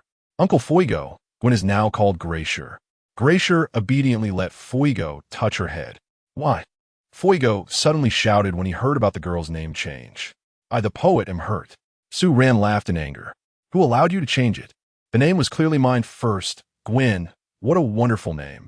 Fuego stared wide-eyed at Su Ran and the group of strangers. Just as Alicia was about to apologize, saying it was her idea, Fuego seemed to have found his target. Fuego suddenly changed to a sad expression, walking towards Su Ran, wanting to touch her face. Isolde. Why do you? Your Isolde is already dead, Su Ran said, speechless as she was forced to retreat repeatedly by this man. Zhang Kai showed this expression. Oh, there really aren't any normal people here. No. She's the only starlight, watching over my long road. Fuego muttered to himself. Then you need to recognize reality. I'm a man. Su Ran tried to make this man face the truth. Wow. It seems Su is going to be cut off. If he becomes a cute girl, it would be easier to cuddle. Alicia covered her mouth and laughed. Sorry. The old man just likes to go crazy. Lucy sighed, helpless to stop her neurotic adoptive father. Fuego unleashed a painful strike, jumping towards Su Ran. Su Ran didn't draw her sword, but coldly stared at the airborne Fuego. It seemed that an invisible force blocked Fuego's royal sword, and he was bounced back. Miss Alicia, do you often not see this kid draw his sword? Zhang Kai asked Alicia. Yeah, it's strange, Alicia nodded, because sometimes he doesn't draw his sword at all, but rather uses his strange mental ability to conjure invisible blades, Zhang Kai explained. Alicia understood now. No wonder she hadn't seen Su draw his sword before. It turned out he hadn't moved at all. She thought Su was mysterious, but it was like this. The two men inexplicably started a fight in the alley. Fuego summoned a green domain, which extended along the alley walls, and then he disappeared into the domain. Su Ran stood in place, using the invisible blade to block the green swords that emerged from all directions. Isolde, why are you hiding from me? Fuego actually fought evenly with Su. Alicia could only sigh. There were experts everywhere. Even a madman had skills. Isolde, I don't know where the old man got that name from. I've never heard of this person. Lucy watched from the sidelines, sighing. He did have a girlfriend once, but that woman died long ago in the genetic modification program. After that, the old man became like this, in pain all day long. Lucy explained why this person had gone mad. Pain. Too much pain. The invisible person shouted again. He is also a sentimental person, Alicia sighed. Graysher stared blankly as her uncle and brother suddenly started fighting. Sue Ran seemed to have reached her limit and finally drew her sword, cutting off the green sword from her opponent, which fell to the ground.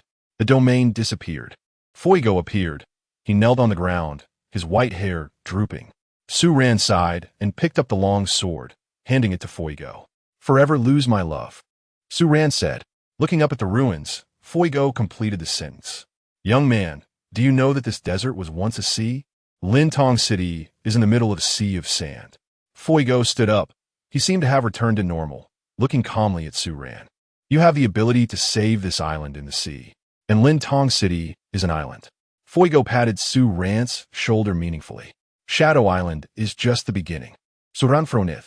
Does this mean that more cities will become like this in the future? Is your soul dead? Sue Ran asked. Yes, she has long left me. I am not a king. I'm just a doctor who couldn't keep her.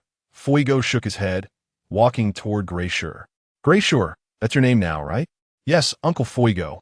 Please don't be angry. Graysher nodded. These people have the ability to protect you, so don't worry. Go with them. Leave this island. Fuego sat down on a bench, dejected. Hey, does he really go by Fuego? Sue Ran asked Lucy. It was changed over 20 years ago. It's a strange name, Lucy shrugged. Interesting, Sue Ran smiled. What do you want to know, young people? Are you trying to get close to me with her? Fuego asked Zhang Kai. Stories, there are many of them, all related to death. Do you want to hear them? Fuego asked. Zhang Kai poured a glass of water on the side, willing to listen. You are also studying medicine. Fuego noticed that Zhang Kai's hand holding the water was steady. Yes, Zhang Kai admitted. Studying medicine is useless, young man. It only makes you helpless as you watch your family and friends die on your operating table. Fuego shook his head. Graysher that year. Her mother died right under my hands. Fuego looked at little Graysher with pain. Sudden death, right? Zhang Kai asked. Not just that. She was also afflicted with many diseases. Cardiac and coronary issues together, plus stomach disease and colon cancer. All piled up, and there was simply no way to save her, Fuego said angrily. I've seen it too. It was caused by the city. Zhang Kai nodded. Yes, the removal of pain sensation. They say it prevents people from suffering, but in reality, it makes them die unknowingly, unable to feel what disease they have, and, in the end, it is the family and friends who suffer. Lintong. Zero pain. It's actually easy to solve, but Zhang Kai also understood. That kind of chip that can detect health status. That thing can help us live, but it is monopolized by the center of this island. And ordinary people can only hope for it, dying one after another in the pursuit of survival. Do you know how much that kind of chip is sold for by the island center? Damn, over 2 million. I can create that kind of thing, Mobius spoke up. Useless. That kind of thing is actually easy to make. I can make a decent one. But if the people from the island center find out that you are making it, you will only have a dead end, Fuego sneered. Monopoly. It can only be purchased through Lintong City's channels. Truly insane. Mobius laughed. For the sake of money. Alicia sighed. Does she not feel pain either? Sue Ran asked, pointing at Graysher. 20 years ago, almost everyone had already lost the ability to feel pain, Fuji said. Nowadays, children don't even cry or shout when they get a shot. I haven't felt pain for a long time either. Fuji laughed hysterically. Alicia curiously pinched Graysher's face hard. Does it hurt, Graysher? Graysher didn't know what pain was. I don't know what pain is, Graysher said blankly. Chapter 71. The Resistance Organization Graysher. Alicia looked at her with a pained expression and noticed that there was also a hidden scar on the side of Graysher's neck, which was less obvious at first glance. Indeed, she had already been modified. Her genes had been altered, and her body had been transformed as well. Graysher noticed what Alicia was looking at and generously took out her identity chip from her neck. Graysher, I forgot. I need to change my name. Graysher opened a projection screen and entered her new name. It seemed like she had gotten used to this and didn't find it strange at all. Graysher, do you have anything else? Alicia wanted to ask Graysher if she had also been equipped with that kind of metallic prosthetic. No, she is very healthy. I guarantee it. Fuego patted his chest and said loudly. Uncle Fuego often gives Graysher physical checkups. Graysher nodded. Only then did Alicia feel relieved. So, Mr. Fuego, how do you think we should address the situation here? Su-Ran asked. Go all out. Fuego seemed a bit extreme. That doesn't seem necessary. Surandi Seguridad. You probably still think the people here are pitiful, right? Fuego laughed loudly. Su-Ran fell silent. You really did think so? Mebius and Alicia heard this and stopped looking at Greshu, turning to look at the white-haired man. Don't feel sorry for us. We are ridiculous. Fuego spoke in a wildly manic tone. Lucy remained silent. Because that's the truth. There are millions of people on this island, but very few are willing to stand up and resist. From this perspective, the ordinary people here are also the sinners that have created this dead island. They are beyond saving. Fuego's eyes widened fiercely, making Alicia feel a bit uneasy. Half of the people choose to obey the beasts in the center of the island, doing their bidding until they are used to death, like Greshu's parents. And half of that half choose to fall into depravity. Do you see those vagrants on the street? Do they still resemble humans in their depravity? Fuego shouted. Finally, there is a quarter of the people. They have already been buried in the sea. Fuego's tone calmed down. Are you saying these people are weak and unworthy of living? Zhang Kai lowered his head and asked. At least I will not be tortured to death by this island like them. I damn well want to fight those mechs to the death. Fuego rushed in front of Zhang Kai with his broken king's sword, staring at him with his green eyes. Then what have you been doing all this time? Su-Ran asked. This man indeed has strength. During the earlier battle, Su-Ran had not felt that he had used his full power, while he himself was already drenched in sweat. He must have another identity. Otherwise, it would be impossible for him to be so strong. He, the executor of Night City. Come, follow me. I'll show you the undercurrents beneath this island. Fuego said mysteriously, then closed the clinic's door and walked into the room. Lucy sighed. The old man is planning to reveal his true identity so quickly. They are members of a resistance organization against the Tong family and the Ash Group, the Smoky Wanderers. Greshu stared blankly at Uncle Fuego's departing figure, feeling that he seemed particularly energetic today. In Greshu's memory, Uncle Fuego was always quiet, and he would occasionally exclaim, It hurts. It hurts too much. Everyone followed Fuego's pace. Surprisingly, there was an elevator hidden in the clinic leading underground. They squeezed into the elevator and moved down.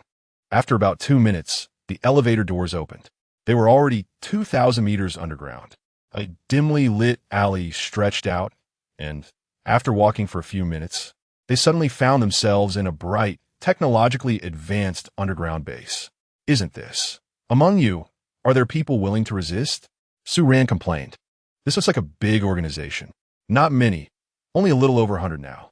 Lucy shook her head. What is your overall strength level? Zhang Kai asked. Uneven. Some can't even manipulate spiritual energy, and most rely on mechanical prosthetics to enhance their strength to fight against the Ash security team. Lucy sighed. What about you and him?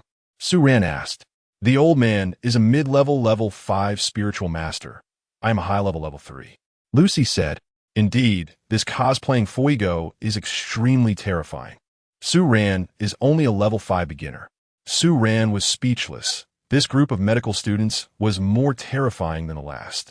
Zhang Kai has always been stronger than Su-Ran, and this little clinic doctor is even more frightening. Chapter 72. Dragon Brother, what is your goal? Su-Ran asked. To save this shadow island, Fu Yigu replied slowly. I want to join you, Zhang Kai said passionately. Su-Ran felt embarrassed. Elysia smiled. He really likes saving the world. Well, then welcome to join us. By the way, what is your name, Your Excellency? Lucy was surprised. These people for Night City really were willing to help them. Zhang Kai, Katarina. Carter, seems like an English knight family, right? Lucy had heard of that surname. Yes. Zhang Kai performed a knight's salute with style. Su-Ran couldn't bear to watch this white-haired kid show off, and started to tour the base by himself. At least he still didn't recognize this ragtag organization. It looked quite decent here, with various instruments and training devices. After walking for a while, a man dressed in black ancient attire with a pair of dragon horns suddenly appeared in front of him, a member of the Celestial Dragon clan. But he felt like his bloodline was not pure. Suddenly, Su-Ran felt his body become heavy. The Celestial Dragon clan member had cast a gravity field on him. The Celestial Dragon clan was just retreating, still not lifting the gravity field they had imposed on Su-Ran. This was a provocation. Su Ran's pupils instantly turned red, indicating that he was angry. What era is it now? Does the Dragon Clan still have any high opinions of the human race? Su Ran shouted, instantly drawing his sword, flashing to the Dragon Clan man's front, grabbing his neck and slamming his head onto an experimental table, causing a loud crash that made the instruments on the table smoke. Su Ran held the man down with one hand, while the other hand held the sword hovering above the man's head. In Su Ran's past life memories, he had been secretly killed by the Dragon Clan. Although a dragon had sacrificed its life to save the world, it still couldn't prove that other dragons were friendly towards humans. Lucy heard the noise and hurried over. Can you both calm down? Lucy wanted to advise, but didn't dare to. The Dragon Clan man's eyes remained calm, smiling at Su Ran. Elysia also ran over. It seemed she had never seen Su this angry, and Su's pupils had turned red at this moment. What's wrong with him? Su Ran continued to force the Dragon Clan man's head down, and the table creaked under the pressure. Cough, cough. You're very strong. The Dragon Clan man was starting to struggle for breath. Su Ran calmed down and released his grip, but the redness in his pupils seemed to fade away. Sigh. Old dragon, why did you provoke him? Lucy patted the Dragon Clan man's back. He, cough, cough, isn't from Uwa? The Celestial Dragon man coughed a few times. He is the executor there, here to help us. Lucy sighed. This has put a strain on the relationship. Fuiga laughed and punched the Celestial Dragon man. Ha ha ha, you almost got yourself killed. The Celestial Dragon man looked embarrassed. Zhang Kai also walked over and patted Su Ran's shoulder. Why are you so angry, buddy? A dragon that is so arrogant, Su Ran said coldly. He probably hated the kind of race that seemed to be born superior the most. In his former era, the Dragon Clan toyed with humans at will. Sorry. Officer Su, he was just curious about you. Please don't take offense. Lucy ran over to apologize to Su Ran. It's fine. Are there other members of your organization here? I want to learn about them. Su Ran regained his composure. Yes, I'll take you there. Lucy awkwardly smiled and led Su Ran. Zhang Kai stayed behind, curious about this Dragon Clan member who almost got killed by Su Ran. You are a dragon brother, but why is your neck a size smaller? Gracio asked blankly.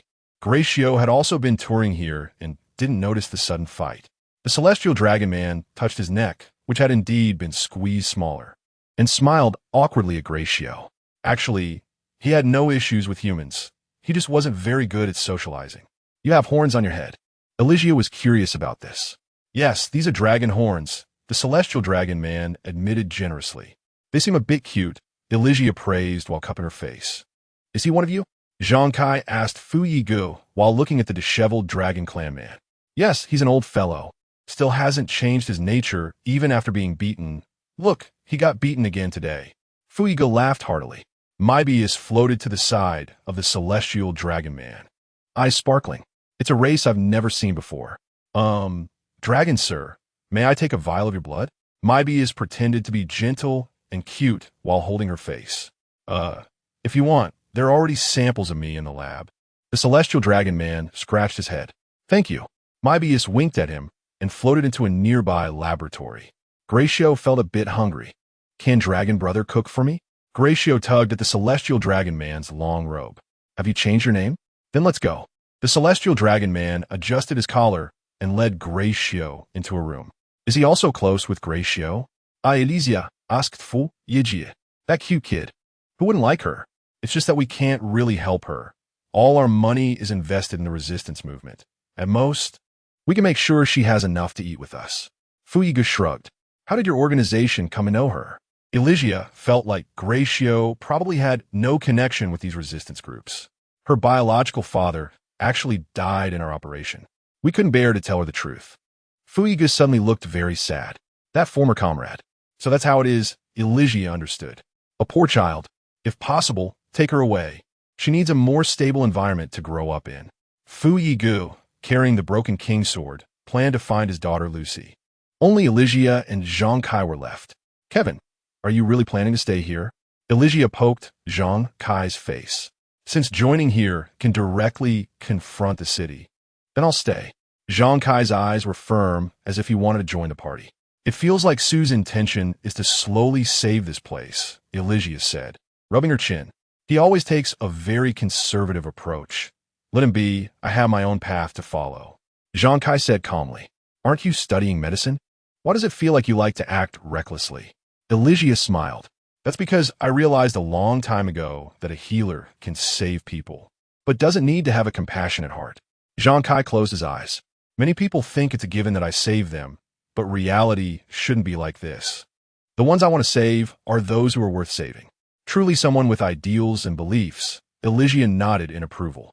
Still the same Kevin. Chapter 73. The call from Hua. Lucy's half-metallic face was somewhat terrifying. This, she explained generously, was the price paid for fighting against reality. Her face had been disfigured by flames.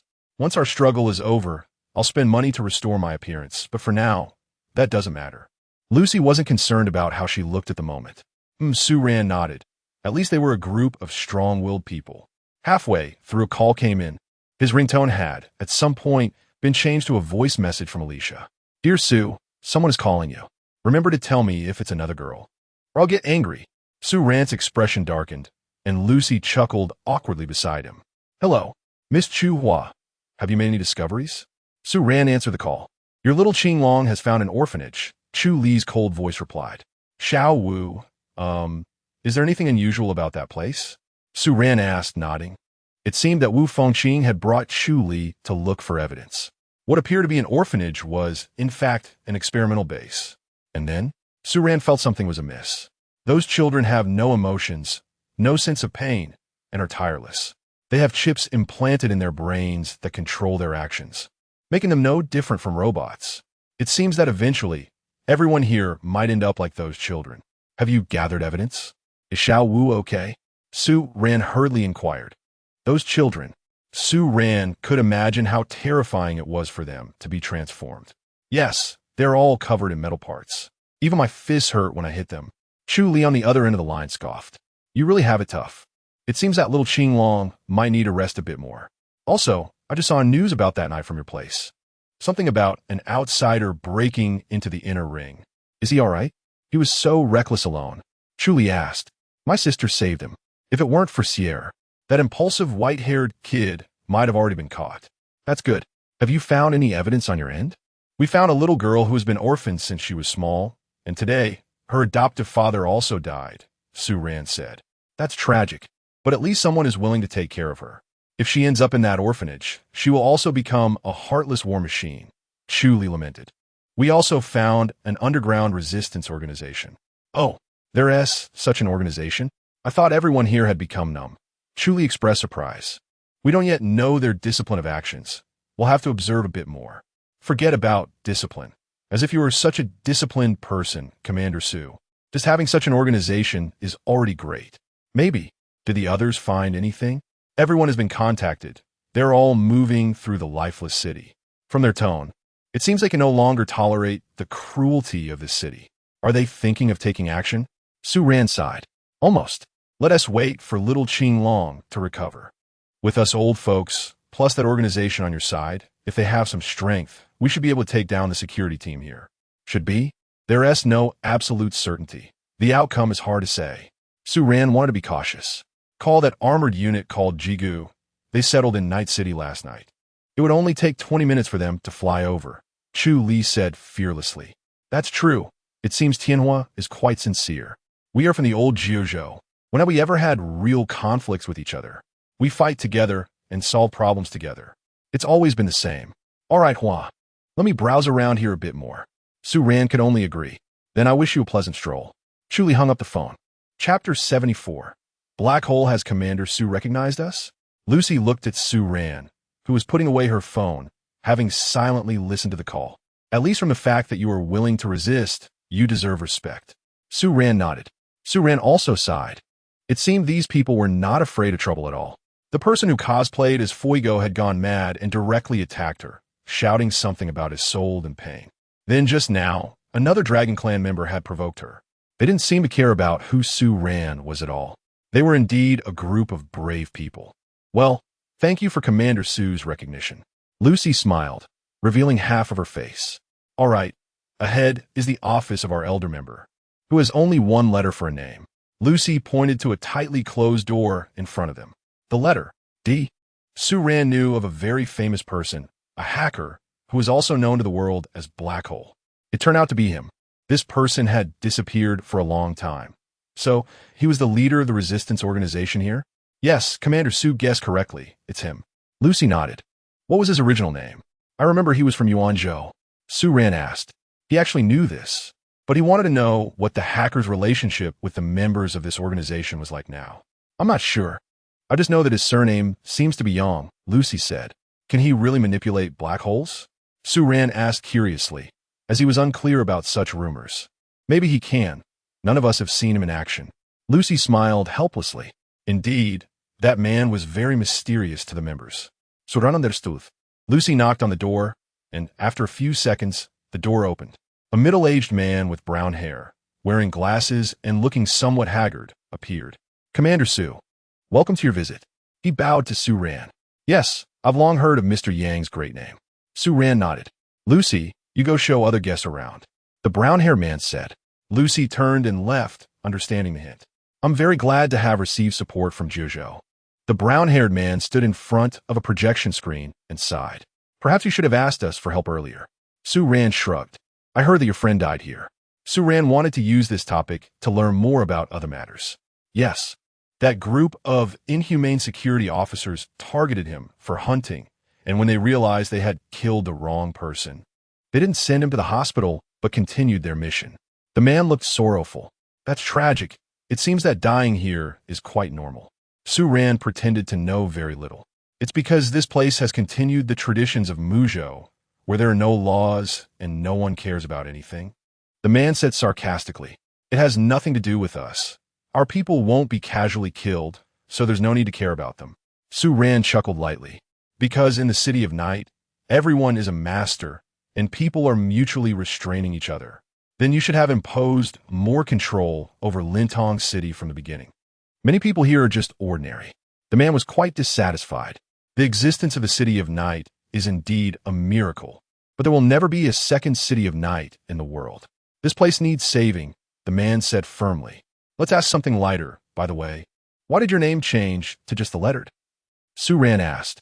Just a random letter, the man replied. All right, can you really manipulate black holes?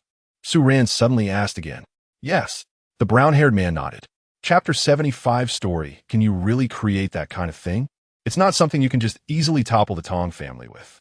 Su Ran took a deep breath. It's unnecessary. This ability is actually like a kind of authority. Yang shook his head with his brown hair. Can it be used casually? Well then, that's pleasant. We can start cooperating. Su Ran extended her hand to Yang. This old man has always been trustworthy. Yes, my goal is to restore the vitality of this city at the lowest possible cost. Yang, actually, I'm the same. It's better to be cautious. But it seems like the representatives from other states can't hold back anymore. They want to take immediate action. Su Ran shrugged.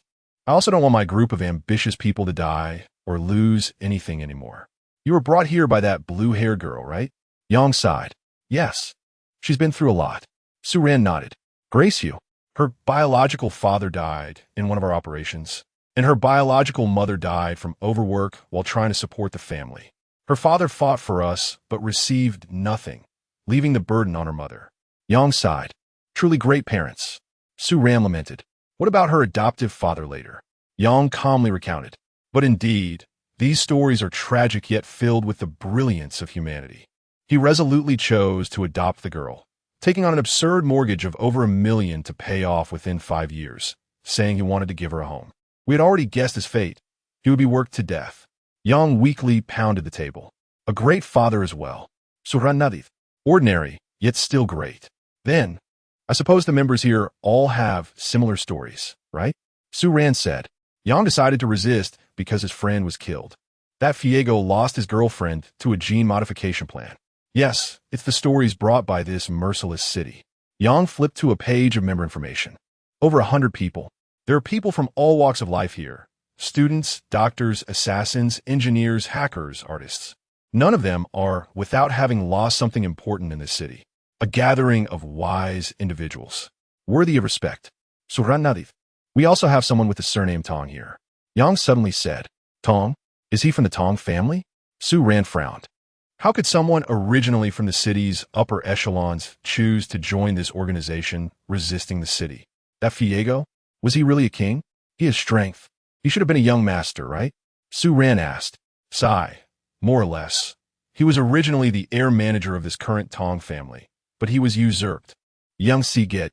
Su Ran widened her eyes a bit. That Fiego was originally the owner of this city.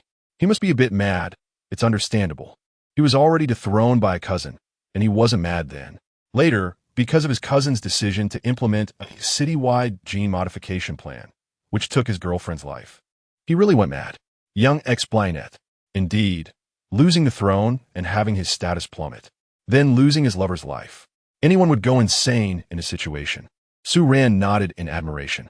The people here truly have stories. And his adopted daughter, Lucy, her boyfriend died in the Ash security team's insane training. How was the training conducted? Su Ran asked.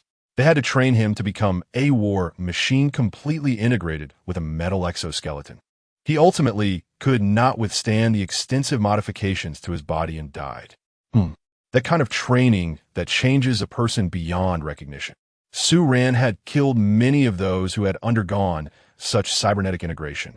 To become such a mech warrior, one must pay the price of their entire body. In the end, they might be transformed into something with only a brain left, controlling a pile of cold machinery. Su Ran gritted her teeth. Truly a savage city. Can we march? I can't listen to this anymore. Let's calm down a bit, Officer Su. Although I'm also very angry to recount these stories. We still have other things to do. Yang shook his head. What is it? Su Ran asked. There's an orphanage where many children are about to be transformed into new emotionless war machines. And among them, there should be quite a few children who still have independent consciousness. Yang brought up some information on the screen. Su Ran had heard about this orphanage from Tuli earlier. To save them? Exactly. Otherwise, when we start fighting, those children will also be manipulated to join this battle. Yang nodded heafili. Indeed, if Su Ran encounters those children, she might not be able to bring herself to act. Let's go. Su Ran strode out of the office, dragging her flowing coat. Chapter 76 Expedition in a Laboratory of the Underground Base. Moebius was excitedly operating the experimental equipment. Dragon blood. A mad smile spread across Moebius's face. This dragon's blood is impure. Half of its genetic chain is the same as a human's. Moebius flicked her little snake tongue. No wonder that dragon tribe could be suppressed by Su. It turns out it's because of the impure bloodline. However, it also has great research value. And Moebius secretly pocketed a few vials of black dragon blood. She peeked around the laboratory door like a child, hoping no one would notice her. Moebius floated out as if nothing had happened. Grace Yu and her dragon brother. Grace Yu was smiling widely as she ate the fried rice her dragon brother made for her. Tian Shu had a content smile on his face.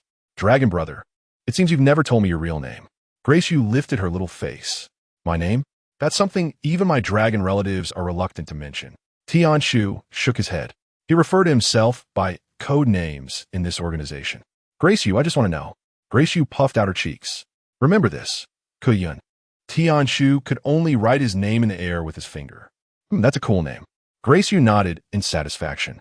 Kuyun was infected by her innocent smile and started laughing. He had never told anyone his real name in the human world, but now he revealed it to a little girl. At least, he had fallen in love with humanity. He was now fighting for humanity, for this innocent little girl who had lost several relatives to the city. Zhang Kai and Alicia were following Lucy to tour the equipment. Wow, Kevin, look. This is a mirror. Let us take a picture together. Alicia pulled Zhang Kai to stand in front of a smooth screen. Lucy smiled. She was indeed a lively girl. That was actually a screen used to display test data. Ah, we both look so cute, right, Kevin? The screen reflected their faces. One with pink hair and the other with white hair. Alicia proudly cupped her face and laughed. Zhang Kai shook his head helplessly. He seemed to understand Su Ran. Why did Su Ran say he was just friends with this pink-haired girl? Because this girl was a bit tormenting. She seemed so childish. But he couldn't bear to reject her cute naivety. But she was indeed a very good girl, and he couldn't bring himself to hurt her. Why do you call me Kevin?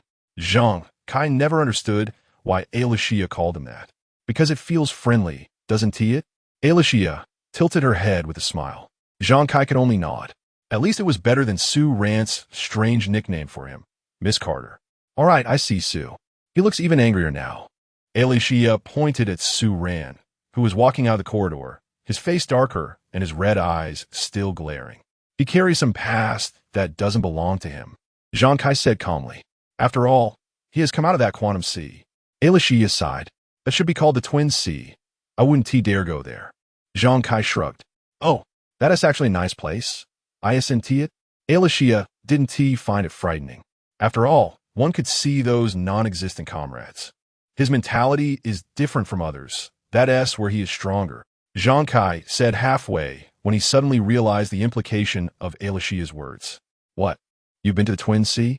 Zhang Kai was taken aback. Unbelievable. He gasped. Su Ran had let this person from another world run into the Twin Sea. Truly two extraordinary individuals. It's not surprising at all. After all, we have a great rapport, Alicia smiled. All right then. Zhang Kai could only admire. Su Ran approached and roughly grabbed Moebius by the back of her collar, who was floating in the air. Moebius knew she couldn't resist him and could only pretend to look pitiful, crying out, "What? Someone is bullying a cute snake again." Su Ran acted as if he didn't hear her and dragged Moebius away. Yang exchanged a glance with Lucy, who immediately understood it was time to act. Today, there were only a few people in the base. The others were busy with their respective jobs during the day. They would only gather here at night.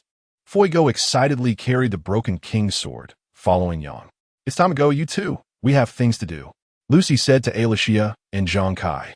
No wonder Su left so quickly, dragging Moebius away. Alicia nodded and followed the others. Hey, isn't that old dragon coming? Fuigo asked Lucy. He is staying to accompany Gracio. Lucy replied helplessly.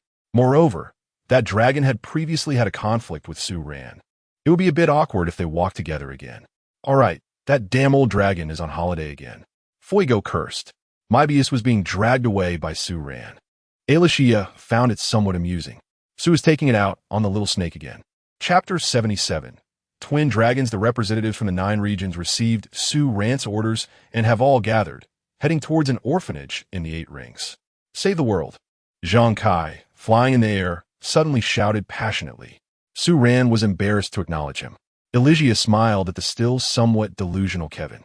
The group flew towards the 8 rings. The 8th hospital.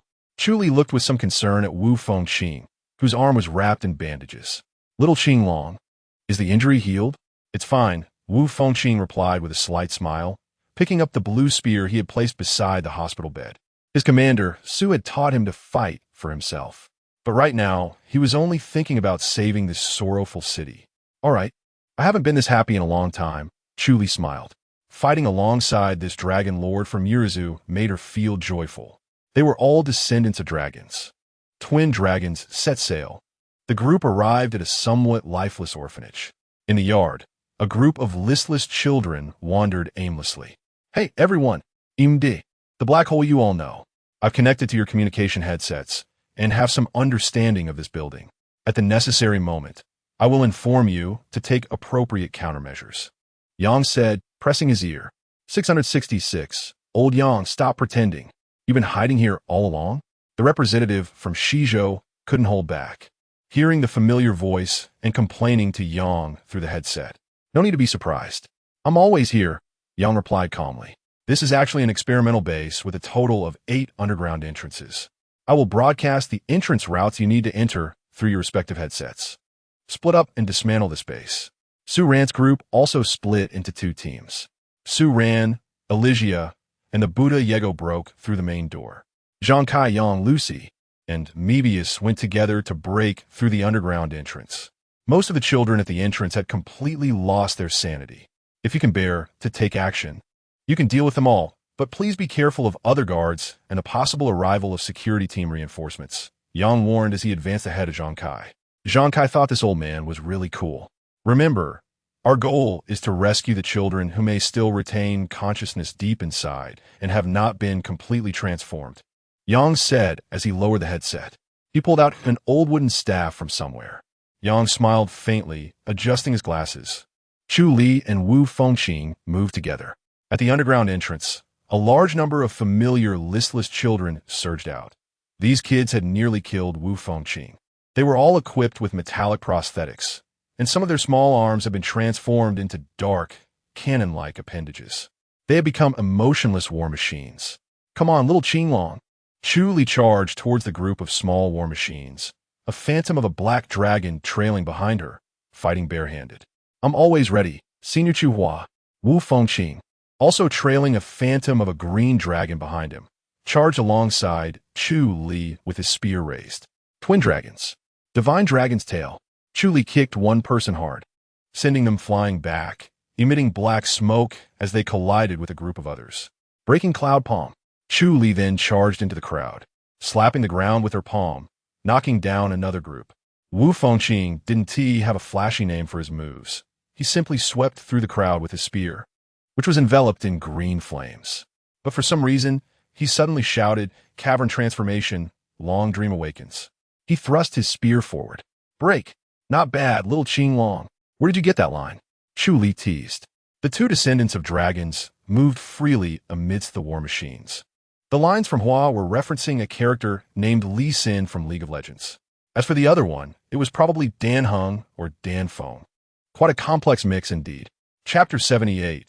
Re-equipped little rabbit, Su Ran stood at the tightly locked gate of the orphanage, looking at the children in front of him, their hollow eyes fixed on him. It truly sent chills down his spine. He reminded himself that these children had been transformed to the point of not being human. What's the matter, young man? Let me tell you, these little beasts won't show you any mercy if they kill you. If you hit them, they won't even scream or cry. Just treat them like robots. They're no different from machines.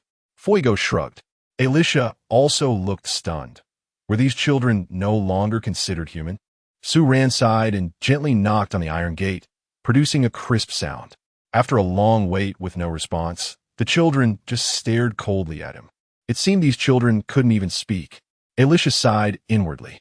Finally, a little girl with gray hair and a double spiral ponytail approached, staring at Su Ran and the others. Su Ran confirmed he wasn't mistaken.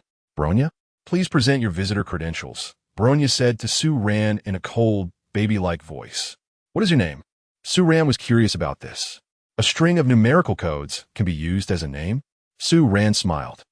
Alicia was at a loss for words. "Let's go. You all, your electromagnetic interference has been blocked by Mama, and Mama Cocolia is requesting support from the outside to expel you," Bronya suddenly advised. "Don't be anxious. I've given you a name, Bronya. Also, let me ask you, are you the only one among you who has consciousness?" Su Ran said calmly. "Thank you for your kindness, visitor from the Night City, but I'm afraid I have nothing to disclose." Bronya's pupils suddenly turned red. Su Ran shrugged. It seemed this child also lacked autonomous consciousness. The eyes of all the children in the yard turned red, each holding various weapons aimed at Su Ran and the others. If you can kill, just do it. They're already war machines. The talking curly-haired girl can be kept for now. Su Ran quickly finished speaking, his figure flashing through the iron gate without drawing his sword, using his mental abilities to form thread-like blades that sliced through the bodies of these children. At the moment Su Ran flashed out, countless bullets and artillery fire penetrated the iron gate, aimed at Alicia. "So ruthless?" Alicia gasped, only able to instantly fly away to avoid the bullets, her pink gold staff appearing in her hand. Fuego activated his green domain, which gradually spread into the yard, while he disappeared into the ghostly green waters. Alicia elegantly dodged the bullets in midair, and in the meantime, she reluctantly released tracking magic spheres at several children. She didn't want to harm these kids, but there was no choice. They were pointing the dark muzzles of their guns at her. Fuego suddenly jumped out from the domain, shattering a group of war machines into pieces. The souls of those he killed floated up, glowing ghostly green. Fuego cursed loudly. "Your souls aren't even worth picking up." Cold to the extreme. Yes, these children have been transformed to the point of losing all humanity. Su Ran was drenched in sweat. He realized that laser beams had been brushing past him, only to find out that Bronya had been locking onto him the whole time. Bronya had her heavy-equipped little rabbit on her shoulder. Su Ran couldn't afford to hack at people anymore. He could only keep dodging laser beams and bullets. He didn't want to kill Bronya either. She at least still had some reasoning. He could only call for Seal. The space around Su Ran distorted, and Seal appeared. But she didn't have time to say her opening line. Bronya noticed the anomaly in the space beside Su Ran and had already locked onto Seal. As Seal appeared, A laser beam immediately pierced through Seal's heart, spraying a large cloud of blood mist from behind her body. Seal fell to the floor in response. No. Su-Ran was dumbfounded. This was Su-Momo's body. It got pierced as soon as it arrived, although it didn't really affect Seal as a spirit. Her body would definitely need repairs and a new heart. I'm sorry, Seal said in a low voice again, slowly getting up from the floor. Time to unleash the big move. Su-Ran hadn't seen his sister go berserk in a long time. He was afraid of getting caught in the crossfire, so he quickly flashed to a safe distance. Seal stood up, a large hole in her chest, an incredibly manic smile on her face. The space around her distorted into a black mist, and the purple halo in her hair turned red, a gigantic scythe appearing in her hand. Come play with Seal. Bronya was stunned for a moment. How can this person stand up without a heart? Moreover, her life signs couldn't be detected. It seemed she wasn't a living person at all. Seal flashed to Bronya's shoulder, and a ghostly scythe severed Bronya's heavy-equipped little rabbit. Bronya instantly drew the rifle she had on her back, sliding out and firing a barrage of bullets at Seal. Seal only wore a manic smile on her face, showing no intention of dodging the bullets, allowing them to fly towards her. Seal, little sister. Alicia, floating in midair, wanted to help her sister, who had already been severely injured, but it seemed there was no need. Seal's body kept flickering. Every time a bullet passed through her body, it flickered once. Unconditional evasion. All 40 bullets hit the wall behind Seal. Had enough fun? Now it's Seal's turn to play sister. Seal bent down and charged at Bronya. Bronya could only make a final resistance, throwing a somewhat feeble punch at Seal. Seal ignored her punch, brushing past her and directly hooking Bronya's soul out with the scythe. Bronya collapsed into Seal's arms. Sister, let's take a nap for a while. Seal temporarily stored Bronya's soul inside her body, hugging Bronya with one arm while continuing to slaughter the remaining people with the scythe. Is this what you did to turn my sister into this? Seal asked as she killed. Thus, she slaughtered everyone. Alicia watched in shock. Is this even human? Killing nearly 100 in 10 seconds. Fuego was also a bit stunned. At least he hadn't seen someone so outrageous before. Su-Ran expressed that he was used to it. Seal closed her big move, happily hugging Bronya. Seal flashed to Su-Ran's side, smiling as she asked Su-Ran. Su-Ran could only nod. Seal and Duck Duck actually met in this way. Chapter 79. Compensation. Most of the corpses on the ground were souls directly destroyed by Siegfried. And it was already a great respect from her that she didn't harm their small bodies. 200 meters in the sky, a row of imposing cybernetic fusion armor was charging towards them. At least Bronya didn't lie to them. External support had already come to intercept them. Siegfried, your body. Alicia floated down, looking at the large hole in Siegfried's petite body with some pity. These little kids really showed no mercy, killing anyone they caught. It's fine. If it were MOMO, she would already be dead, but for me, it doesn't matter. After all, I'm just a spirit. The body is just a vessel. Su-Ran took Bronya's slumped body and flashed to the entrance of the orphanage, pushing her face against the door. Visitor authentication successful. However, there's still 4 unknown visitors. Access denied. The door emitted a cold mechanical voice. Su-Ran chuckled lightly, and a 1 meter wide by 2 meter high hole was opened in the iron door by him invisibly, with the cut iron plates falling inward. Let's go. Su-Ran carried Bronya and ran through the opening. Alicia and Siegfried followed. Fuego chose to stay at the entrance, facing Su-Ran with his back, looking terrifyingly strong. You overestimate me. Su-Ran dropped the line and continued running forward. You don't know. Your potential is immense. Fuego said softly, turning to face the mech troops that had landed on the ground. He disappeared into the Shadow Realm, followed by the sound of explosions from mechs. Commander Su, I'm glad you successfully broke through the gate, and it seems you've captured someone. Yang's voice rang in Su-Ran's ears. To capture this Bronya, Siegfried had been shot through. So where are we going next? Su-Ran asked while handing Bronya back to Siegfried. Siegfried seemed to hold no grudge at all, only smiling as she hugged Bronya. 30 meters ahead, right turn. Su-Ran instantly turned and entered an alley, nearly causing Alicia to run past. A few small children were wandering along the way. Upon seeing Su-Ran, they immediately pointed their guns at him. Siegfried will protect everyone. Siegfried appeared behind those children, cutting their souls one by one. This is thrilling, Alicia exclaimed. Turn left 10 meters. I've hacked the identity verification mechanism for you. Just take the elevator down to the 19th basement. Yang's voice sounded again. By the way, there isn't a single normal person outside. They can all be controlled. Su Ran rushed into the already opened elevator doors, slightly out of breath, with Alicia following closely behind. The elevator doors closed, and it began to descend. Normal. Everyone here is connected to the brain-machine interface. Yang didn't find it strange. Then how do we save them? We could try to destroy their brain-machine chips, but we don't know if there's a protective mechanism.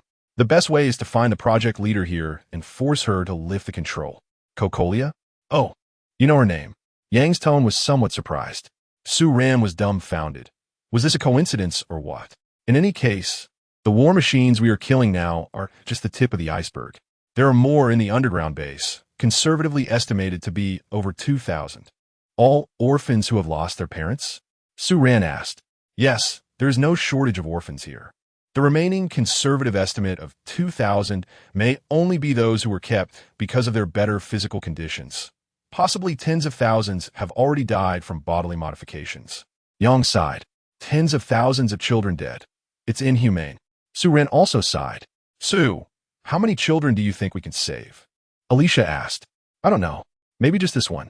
Su Ran shrugged, pointing at the unconscious Bronya in Siegfried's arms. Good brother. Siegfried used an invisible form to wake Bronya up. Alicia stared at Bronya for a while, thinking the girl was really cute. Bronya opened her eyes, struggled a bit in Siegfried's embrace, but couldn't move at all. Hello, Bronya. Alicia patted Bronya's head. Bronya fell silent. She had been captured, held in someone's arms. Why did you attack us earlier? Su Ran asked. Because it was Mother's order. Bronya lowered her head. Are there others like you here who still retain their autonomy? Su Ran continued to ask. Only that batch, how many people? Can't the others regain their autonomy? Several hundred. I'll have a chance, but Mother probably won't give the opportunity. Bronya shook her head, her gray twin tails swaying along. Why call that beast Mother? Living without any autonomy, is that still living? Su Ran said angrily. At least, we are still here. Bronya had a sad expression. By the way, lady, aren't you supposed to compensate Siegfried with a heart? Siegfried spoke in a sickly sweet tone. Siegfried, I'm sorry. That is not something I wanted to do. I'm powerless. Bronya felt very ashamed. Bronya could sense that the person named Siegfried behind her had a hole in her chest made by her. Chapter 80. Cocolia Yang led the small team. Zhang Kai was in the front, vigorously cutting down a group of modified humans. Maibius felt there was nothing for her to do, so she floated behind, slacking off. Yang also didn't intervene much, as it seemed Zhang Kai wanted to be the savior. We must be almost there, Lucy asked. We should be meeting soon, Miss Cocolia. Yang nodded. What about the other teams? Like the one with the surname Su? After Zhang Kai finished off all the modified humans, he wiped the sweat from his forehead while supporting his great sword with one hand. They'll be here soon. They can join us within a minute. Yang adjusted his glasses. As they moved forward, the view suddenly opened up. A massive experimental base lay before them, filled with numerous cultivation tanks of all sizes. Inside the tanks were children who appear to be around 10 years old, most of their bodies already modified. Although Zhang Kai had anticipated this scene, seeing it for real still shook him. Or are you just avoiding something? Yang mocked. As soon as she finished speaking, the cultivation tanks in the base opened, and colorless liquid flowed out, waking the modified humans inside in droves. Or should we say, they have become war machines. They began to slowly approach Yang and the others. FK, Zhang Kai cursed in his hometown dialect, furious. We have to face so many children again. Ugh, what incompetent experimenters. How can you suddenly release these lab rats still in the experiment? Maibius looked up, mocking the invisible Cocolia. Maibius still had the moral baseline expected of a researcher. At least she couldn't do something like manipulating experimental subjects. We have identified her position. Let us bypass these subjects and attack her directly, Yang said. And as he spoke, he gradually flew up while supporting his staff. The others had no choice but to fly as well, since a wave of red-eyed experimental subjects was surging towards them on the ground. Suddenly, a laser beam shot towards Yang from a corridor in the air.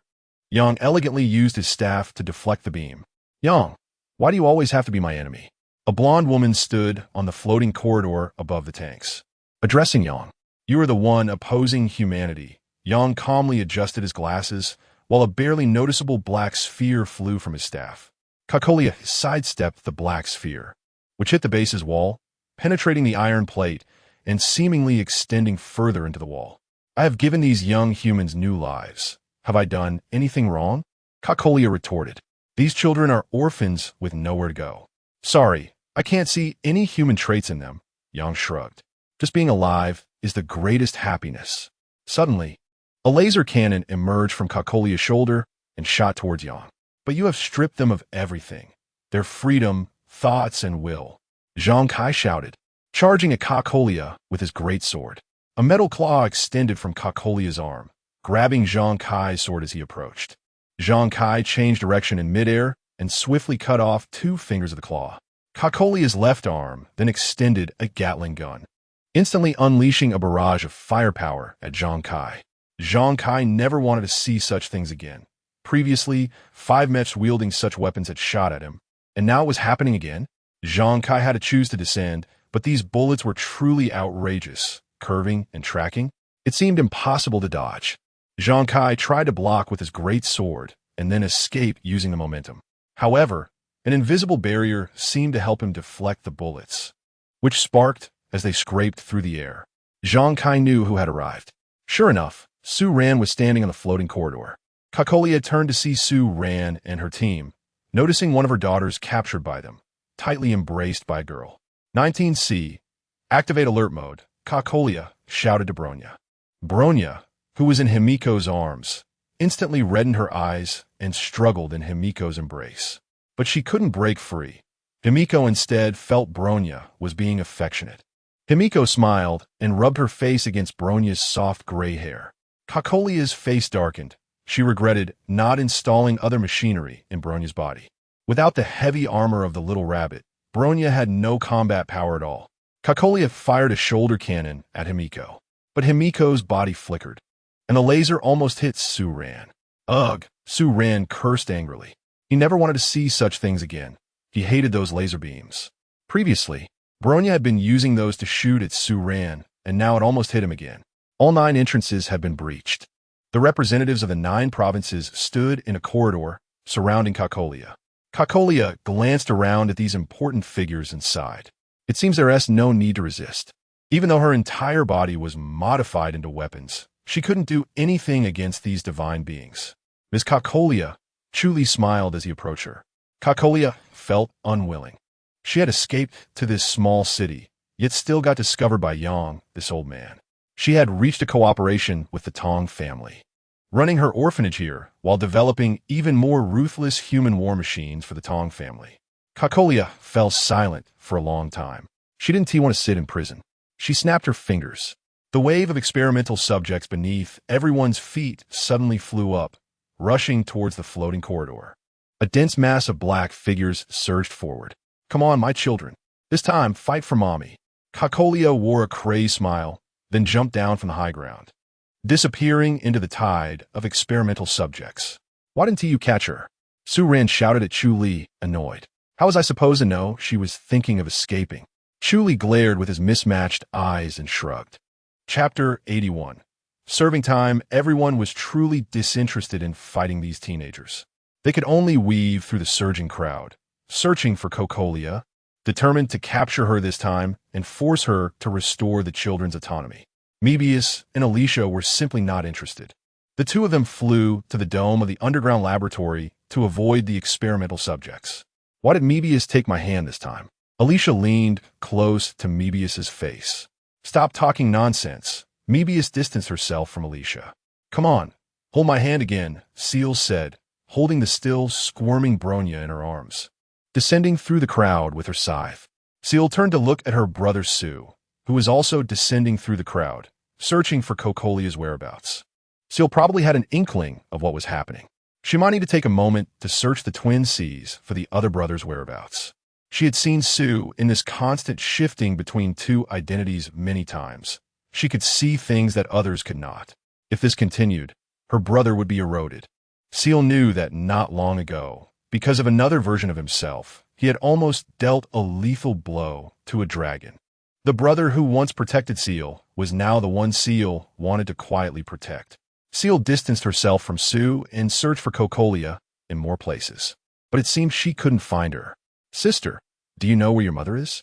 Seal asked Bronya in her arms. Bronya, using all her strength, broke Cocolia's gag, ordered to say a single word. They had reached a stalemate. After searching for a minute, Cocolia seemed to have vanished. At that moment, a powerful BGM inexplicably echoed throughout the base. Then, a man's ethereal voice spread across the entire facility. The walls and experimental equipment of the base were covered in a layer of eerie green. Sue looked up and, through the dense crowd, saw a white-haired man floating under the dome, holding a green king's sword. He was indeed supposed to be the king here, but he had been usurped. Fuego looked like he had just finished dealing with the reinforcements of the mecha troops, covered in many wounds. He leaped down from the air, creating a large opening in the tide of experimental subjects. "Come, woman colluding with the false king. Let me see where your soul is." Fuego landed on the ground, closed his eyes, and searched for Cocolia's whereabouts in his ruined domain. A layer of green mist rose from everyone. Even Alicia and Mebius floating at the edge of the dome were not spared. Fuego was patrolling his domain. "Found you, stinky woman." Fuego smiled as he opened his green eyes. He transformed into an armored cyborg, capturing the soul of the mecha, which he could collect and use for a while. Zhang Kai floated in the air, his eyes wide as he watched a mecha surrounded by green mist scatter the crowd, charging towards an inconspicuous corner. "This is so cool." The mecha, transformed by Fuego, punched Cocolia, who was trying to sneak away along the wall, out into the open. Cocolia's skin was beaten off, revealing shining silver metal underneath. "Did I provoke you?" Cocolia pressed against the wall, unable to move, angrily said. She didn't recognize this person at all. "Because you were helping that false king." Fuego's other mechanical arm struck towards Cocolia's chest. The false king referred to the current master of the Tong group, the cousin who had taken Fuego's position. "What nonsense!" Cocolia blocked Fuego's mechanical arm with her left hand, while a Gatling gun barrel emerged from her left arm, firing fiercely at Fuego's abdomen. The bullets only sparked against the mecha's exterior. It seemed that Fuego's transformed mecha was indeed stronger. Cocolia's Gatling arm was forcibly pressed down by Fuego. "Stinky woman, if you refuse to lift your control over these little kids, I can just kill you directly and use your soul to free them." Fuego gripped Cocolia's metal neck, lifting her into the air. But it seemed that the mecha created by Ash was indeed of high quality, as the bullets had no effect on it. "I'll give you 3 seconds. After 3 seconds, you can go meet the children who died at your hands." Fuego tightened his grip on Cocolia. His words carried immense pressure. Zhang Kai silently learned from the side, planning to use these lines in the future. All right, Cocolia finally compromised. The group of children suddenly froze in place, looking down at the weapons in their hands. They didn't know what they had just been doing, and they dropped their weapons. After all, they were just children. They helplessly sat on the ground in a daze.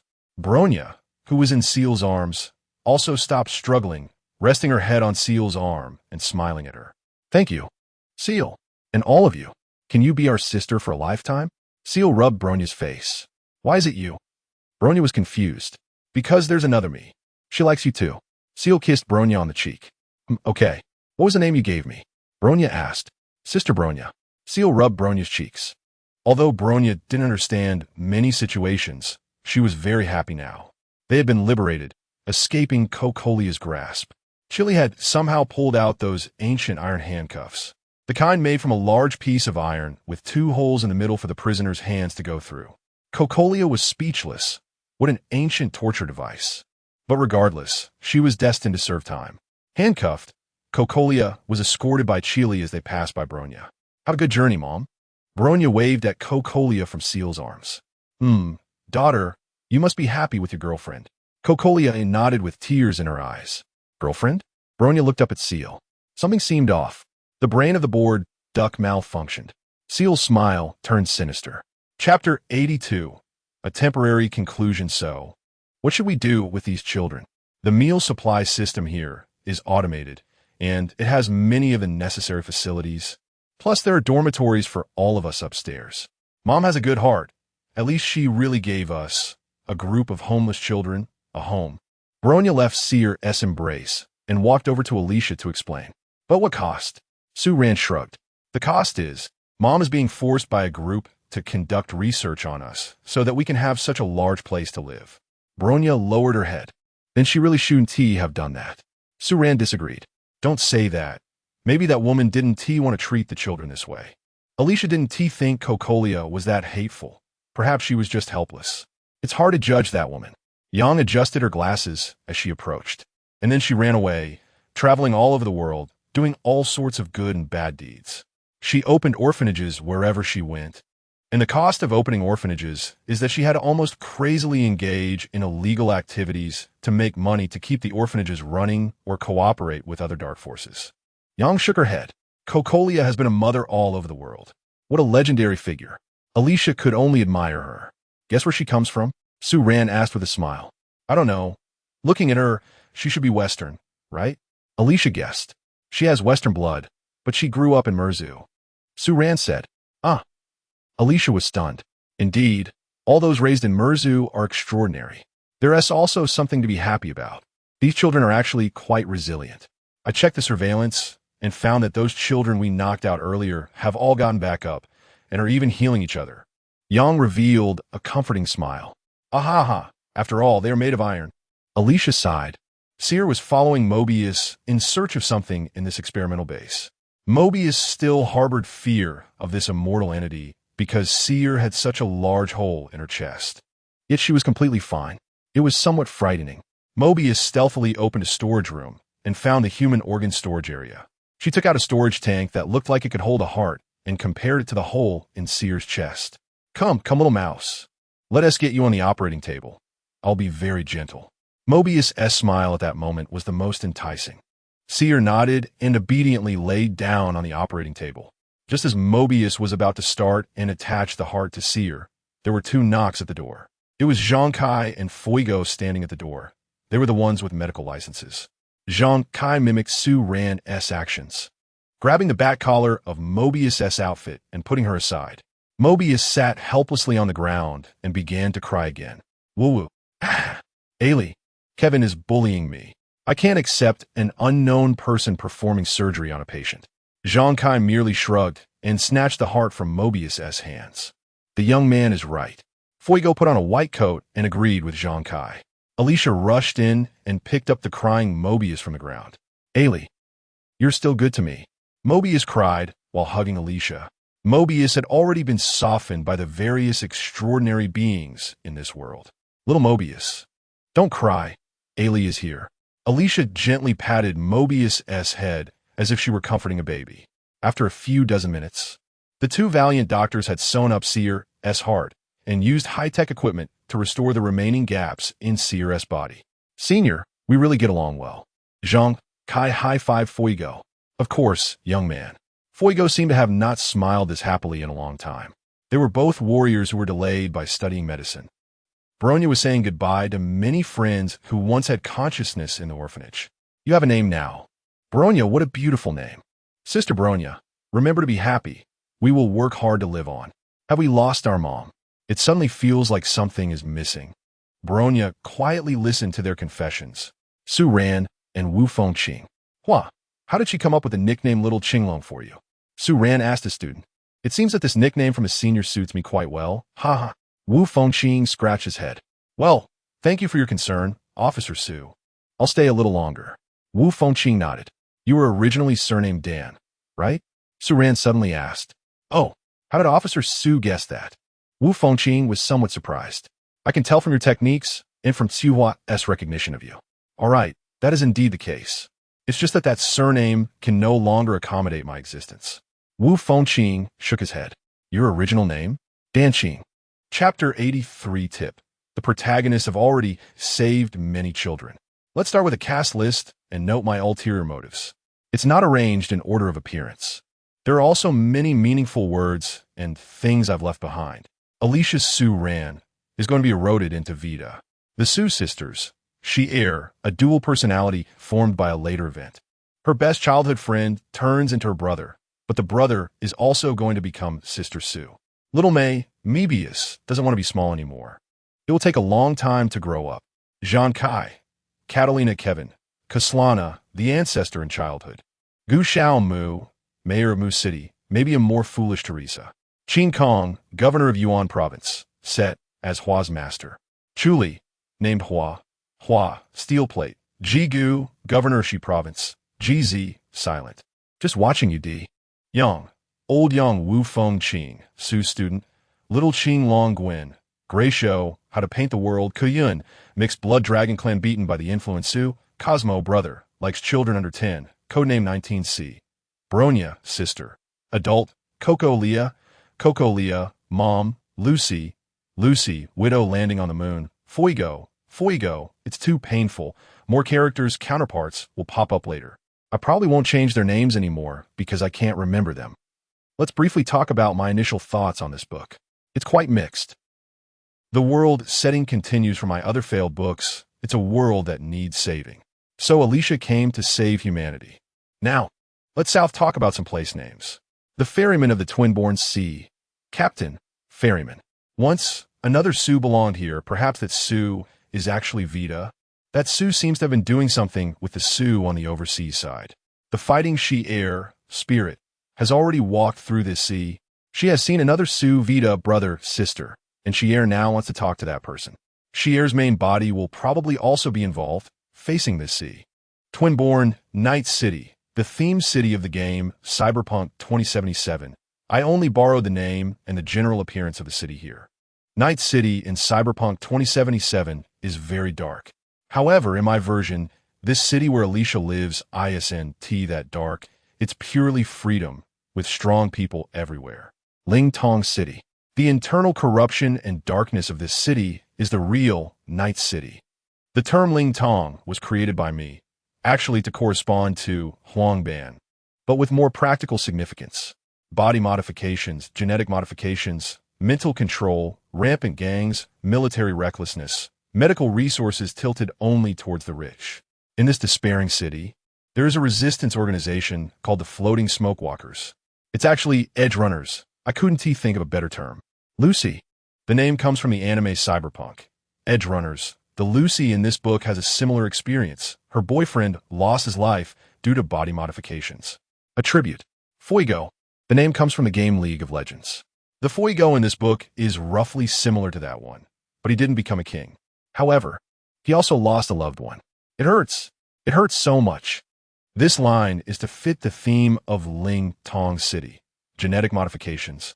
People have lost their sense of pain, but people still feel sorrow due to the deaths of friends and family. Ling Tong, zero pain. No sense of pain. A homophonic word. I want to express the ridiculousness of this city. This zero pain city, because it is a city that I have constructed, can tell many stories at once. There was a book before, but it was too tragic, so I didn't continue writing it. Let us carry it on in this possibly better book. Xianzhou, ferry boat, one of the names of the Sioux sisters, Jia, was discarded. Comes from the game League of Legends. Jia can summon shadow clones to fight, similar to the stronger she-heir I imagined in this world. Clones. Two she-heir can exist at the same time, using the clone ability.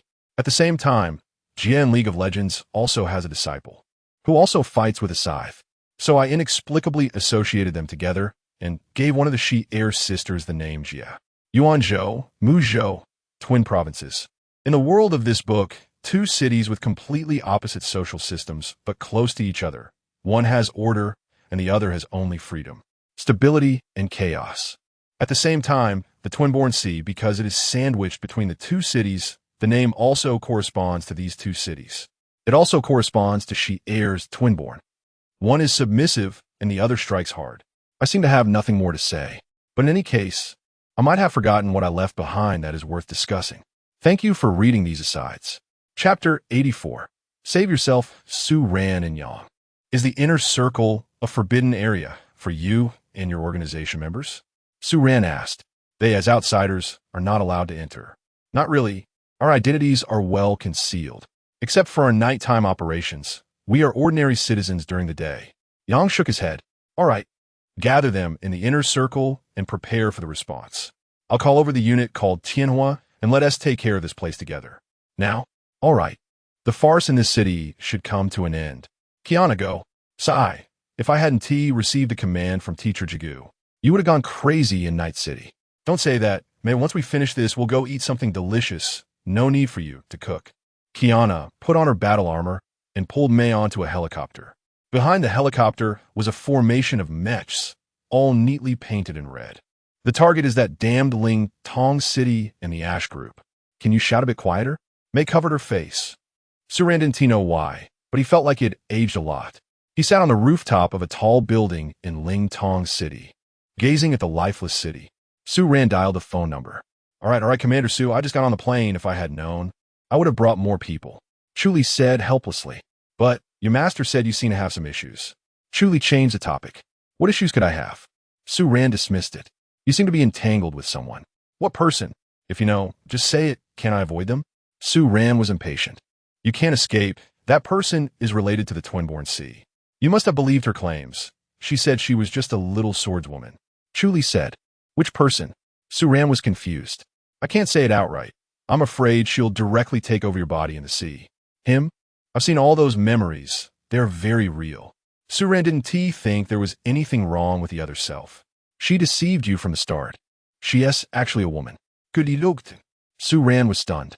Did you not even check her background? You just believed her so easily. I didn't have a mind to doubt those things. So did she alter everything I saw? Only then did Suran realize that something was really wrong.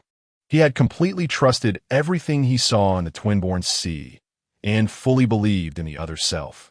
So who exactly is she? What is her purpose? Suran hurriedly asked. I've searched through thousands of years of records in Jojo and found nothing about her. But going further out, I found out she should be called Sa, along with a bunch of other names. Isolde, Vita, Agent, Extrader. No one can figure out what her real name is. Suran seemed to understand why that Fuego shouted Isolde at him the moment they met. It turned out Fuego noticed the anomaly in Suran. According to the records, she mysteriously disappeared thousands of years ago, unrelated to the war. All those memories you saw were just to trick you, probably to contact you and win your trust. Then what is she doing to you? No one knows. She has met many others in the sea, always presenting as a woman, but when it comes to you, she disguises herself as a man. I understand now. Suran nodded. So it's all fake? Suran felt for the first time that he had been thoroughly deceived. No wonder he always found that person so strange. But fortunately, she didn't play tricks on his sister and Alicia. That sea is indeed a treacherous place. It seems Suran needs to get rid of those memories that the other self used to deceive him. Those stories were quite well crafted, dying from being plotted against on the road to save the world. Sigh. Suran probably understood why he was so tired. A lot of things. How to guard against the other self. While Suran was contemplating life, Alicia, guided by Sheer, found Suran. What is wrong, Su? You look troubled. Alicia flew up to the rooftop and saw the gloomy Suran. Sigh. I can't focus on saving anyone right now. I might have to save myself first. Suran shook his head. Who wants to do bad things to you? Alicia sat next to Suran. Hey, bad woman. Suran could only describe her that way. Oh, what does she want to do to you? Alicia asked curiously. Is she another girl? I want to meet her. She wants to take over my body. Suran shrugged. Meaning, become you? Alicia pondered for a moment, then inexplicably started laughing. Well, it's fine. Becoming a girl is a good thing. Su will definitely become very cute. Alicia patted Suran's shoulder. Suran was left speechless. Let us deal with the current situation first. When the main force arrives, let us go save the world with your Kevin. Suran said helplessly. Su, are you really not happy? Alicia asked with concern. It's like, can you accept suddenly becoming a man? Suran could only explain it that way. Ah, that seems to be the case. Chapter 85 May. Waiting for Kiana and May's troops to arrive. Orphanage. Seal and Bronya. Seal. I'm sorry. Your body must be in pain. Bronya touched Seal's chest, where there was originally a hole, pierced through by Bronya, but now it has been healed. Of course so, sister. How are you going to compensate me? Seal's smile was a bit dangerous. Bronya can chat, play games, and code. Then Bronya didn't know what else she could do. There wasn't much free time in the orphanage. Then sister will have to use herself to compensate Seal. So, Bronya will try her best to compensate. The little duck just nodded. It seemed that Bronya still didn't know what she was going to face. Sister, your leg. Seal thought of something. Bronya generously lifted her skirt, revealing a pair of small shorts and smooth thighs. Is there something strange about Bronya's legs? Seal pulled Bronya's skirt down. It seemed that this duck's body was quite intact. She could still walk. And this duck seemed to have a particularly pure heart. Seal, your operation is about to begin, right? Is it to save the whole city? Bronya asked. But this matter might rely on others. Brother seems a bit confused. Seal nodded. She could feel Su Ran was contemplating life. That brother, Bronya didn't have time to apologize to him. Bronya lowered her head shyly. Bronya had recently been focused on attacking Su Ran. He must be somewhat dissatisfied. It's okay. Brother has more important things to do. He won't be angry with sister. Seal patted Bronya's head. That's good. But why are you so amazing, Seal? Bronya asked. Seal had directly stood there to receive Bronya's bullets. Because. Seal wasn't quite sure how to explain. Because she wasn't a living person. All right, Seal, let's go. I need to fix the heavy-duty little rabbit. Bronya pulled Seal. This little duck seemed to understand a lot and wouldn't make things difficult for others. Seal smiled and walked hand in hand with Bronya. She encountered her own Bronya. Still a very silly Bronya. Mephistopheles and Zhang Kai. Hey, Kevin. Mephistopheles floated in front of Zhang Kai. What do you want? Zhang Kai glanced at her and continued on his way. Be a little more enthusiastic. I'm asking you something. Mephistopheles followed Zhang Kai. Do you have a childhood friend?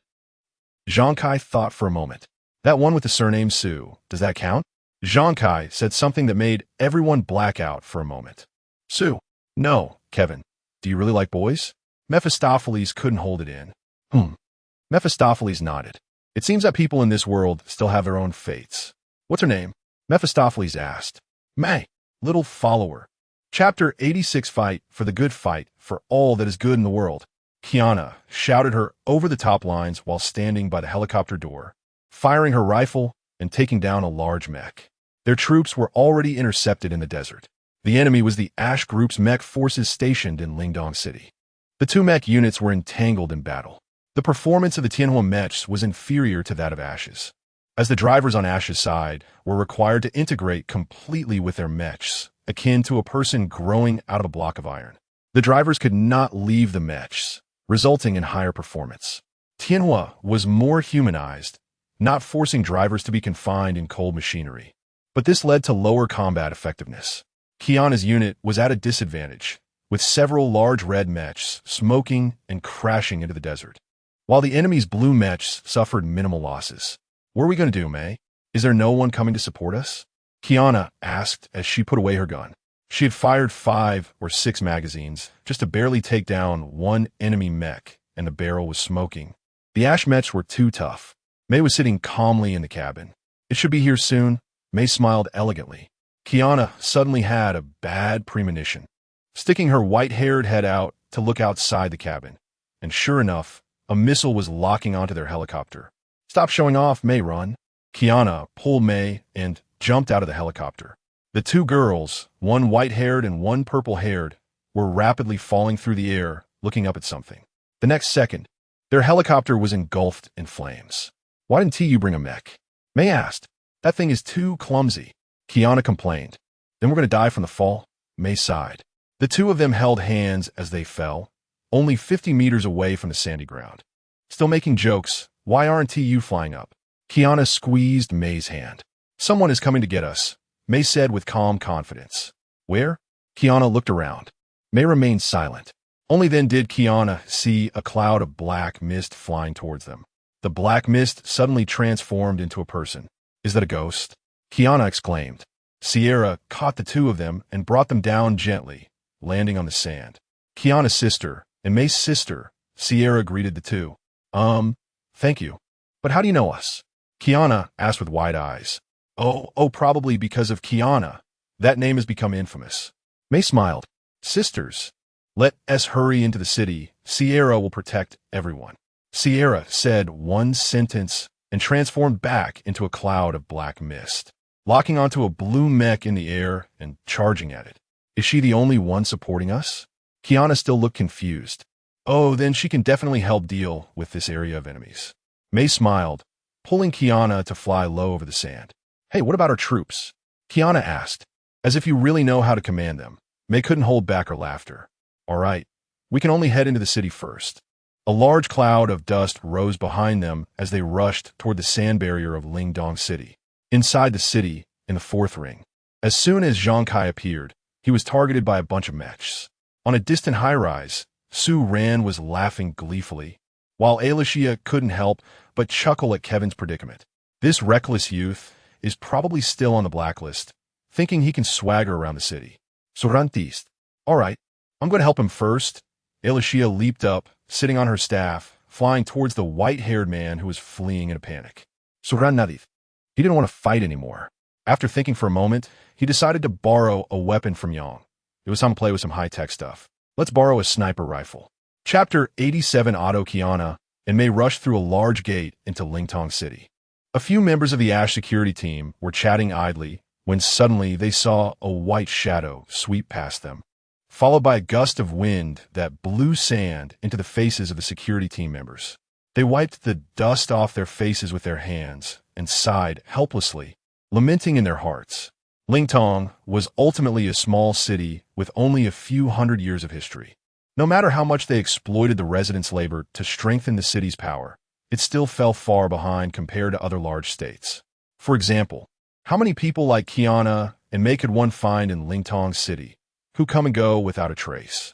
A security team member took off his hat, stepped outside the city gate, and gazed at the sky, where flames were continuously erupting. Emerging from the large flames in the sky was the red mech of the Tianhua. He chuckled. So this time, it was the Ash group that was defeated. The other team members shook their heads. They really wanted to change things here. But who could stop them? We can run now.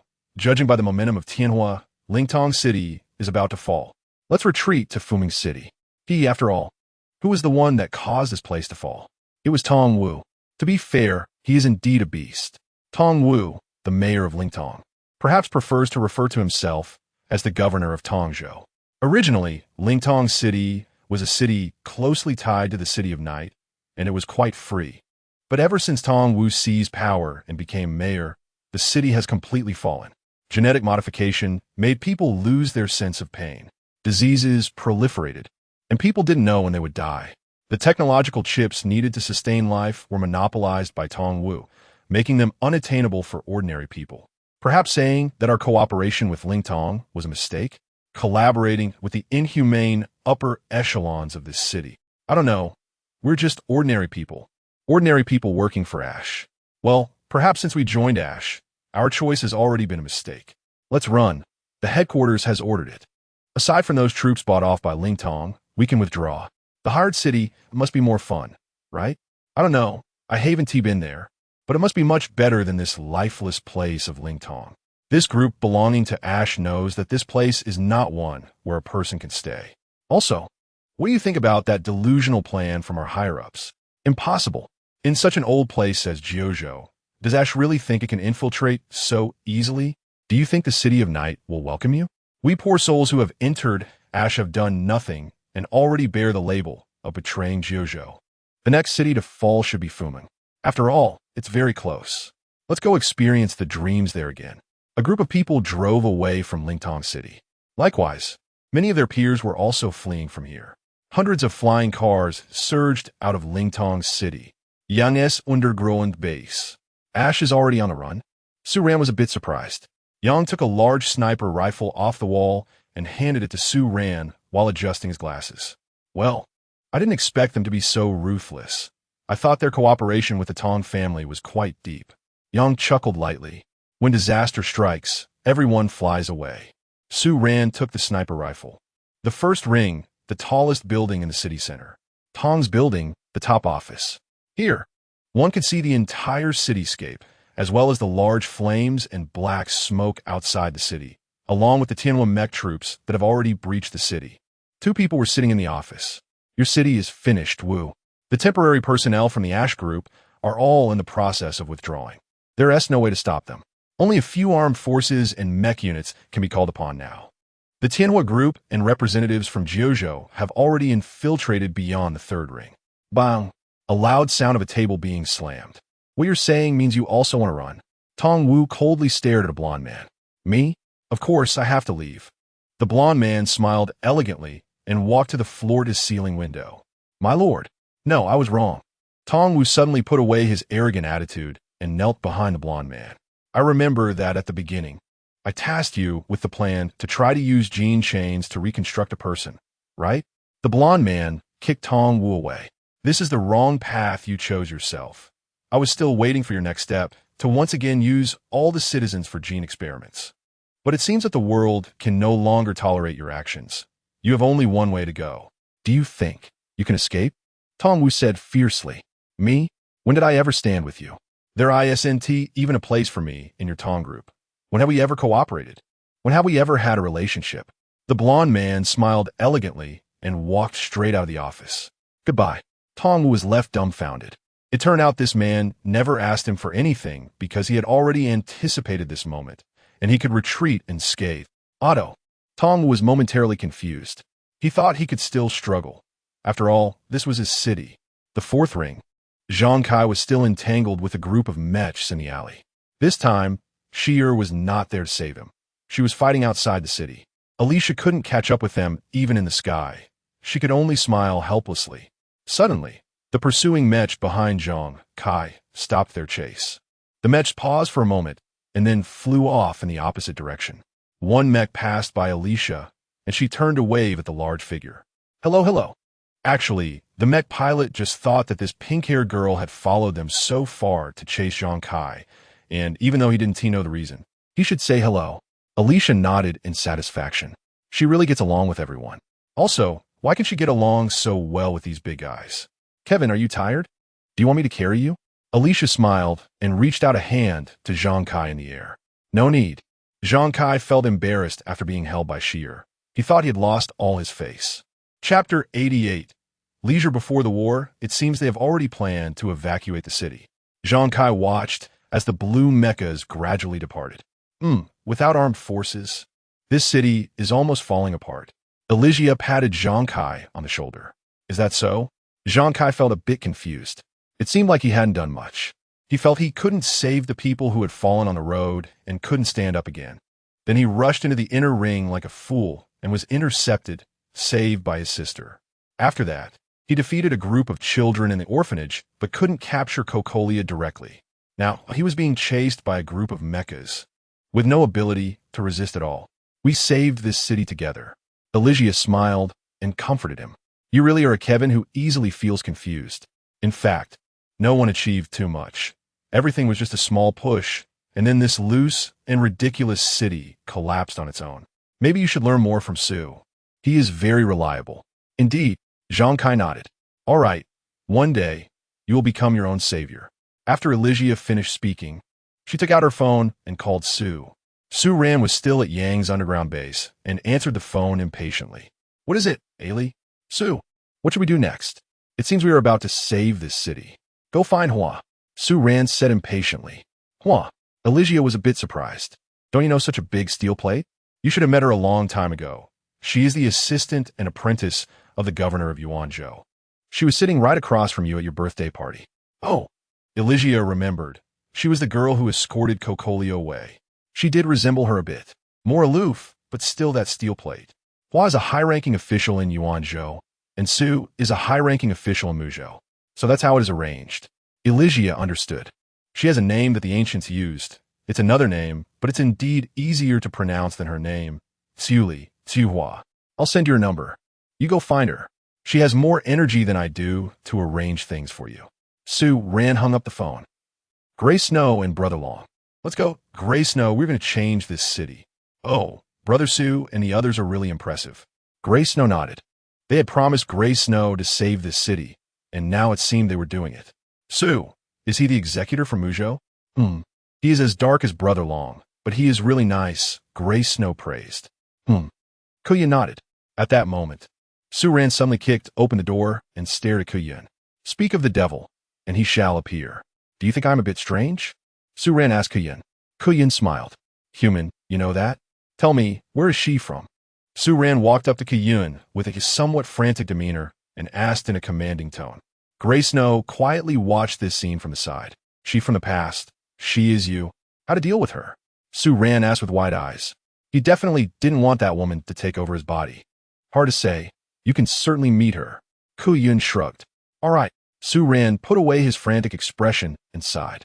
Su-ran was sweating even more, because he realized that the false memories that woman had given him about his experience of being ambushed and killed by the dragon race seemed to be meant to instill hatred towards the dragon race in him, to keep him away from the dragon race. But only the dragon race could see that the woman was corroding him. Fortunately, that silly guy had some connection with the dragons and had informed Su-ran about this matter early on. That woman is really terrifying. Su-ran shook his head and then said to Kuyun, "Also, sorry about earlier, I was impulsive." It turned out that the gravity field that this dragon race inexplicably applied to him was to check for abnormalities on him. "No problem." Kuyun smiled faintly. "Brothers, can we go save the city now?" Gray Snow asked softly. "Let's go, Miss Gray Snow." Su-ran walked out of the room. Bronya displayed the machinery on her shoulder, looking completely dazed. The heavy-duty little bunny was broken by Siegfried, and Siegfried was shot through by Bronya's heavy-duty little bunny. This was somewhat awkward for both of them, but Bronya seemed completely unconcerned. "Sister is really impressive," Siegfried casually praised. Are we going to save the city?" Bronya took Siegfried's somewhat cold hand. "Let's go, sister. This time, fight for yourself." Siegfried nodded. This phrase was taught to her by her brother, Su, a long time ago, but she had still been forced to fight for her family. Thus, her understanding of this phrase deepened. Fight for us." Bronya smiled at Siegfried. Bronya was no longer the person controlled by her mother. "That works too." Siegfried nodded. Chapter 89. War begins. Kiana and Mei were still racing around the outer ring when the phone rang. Kiana fumbled to answer it. "Senior Hua, I've sent you the location. Notify your troops to assemble if you're going to lead them." "All right, I got it." "You start off by mocking me," Kiana replied irritably. Chu Li chuckled and hung up the phone. On Chu Li's side, over 100 people dressed in various outfits gathered atop a tall building, coldly watching the towering Tong Corporation building across from them. These were the people hidden in the city, fighting against reality. They had finally waited for this day, ready to overturn this damned city. Floating smoke wanderers. "Old Yang, your group doesn't seem simple at all," Chu Li remarked. "Reality has honed them into this," Yang replied calmly. "So after this is resolved, where do you plan to go?" "Good, yes, kid. Just traveling, probably to Floating Dream," Yang pondered. "As an unnamed guest." "Huh? That can be understood that way," Yang nodded. Behind the two, Alicia was once again pinching Gracie's little face. "Come on, Gracie, repeat after me. These colors, be sure to accept them well. Be sure to accept them well." Little Gracie blankly followed Alicia's words. Perhaps she would use this line in the future. Moebius smiled with satisfaction. Maybe in this relatively stable world, they could live more happily. She recognized many people, even though they had all changed somewhat in this world. First was the still somewhat annoying Alicia, but Moebius didn't dislike her much. Su and Kevin felt like they had swapped roles. Su had moved up to the high ranks while Kevin had gone in medicine. However, Su seemed to have become more decisive about killing, yet still showed signs of indecision in his actions. Kevin, on the other hand, still seemed the same, but he probably needed to grow more. Then there was Cosmo. Moebius had already studied his bloodline. If gathered together, it seemed they had reunited half of their group, but many were still missing, such as Eden's Song, Shinji's Foul Mouth, and Ludo's Cat. But the person Moebius wanted to see most was Klein.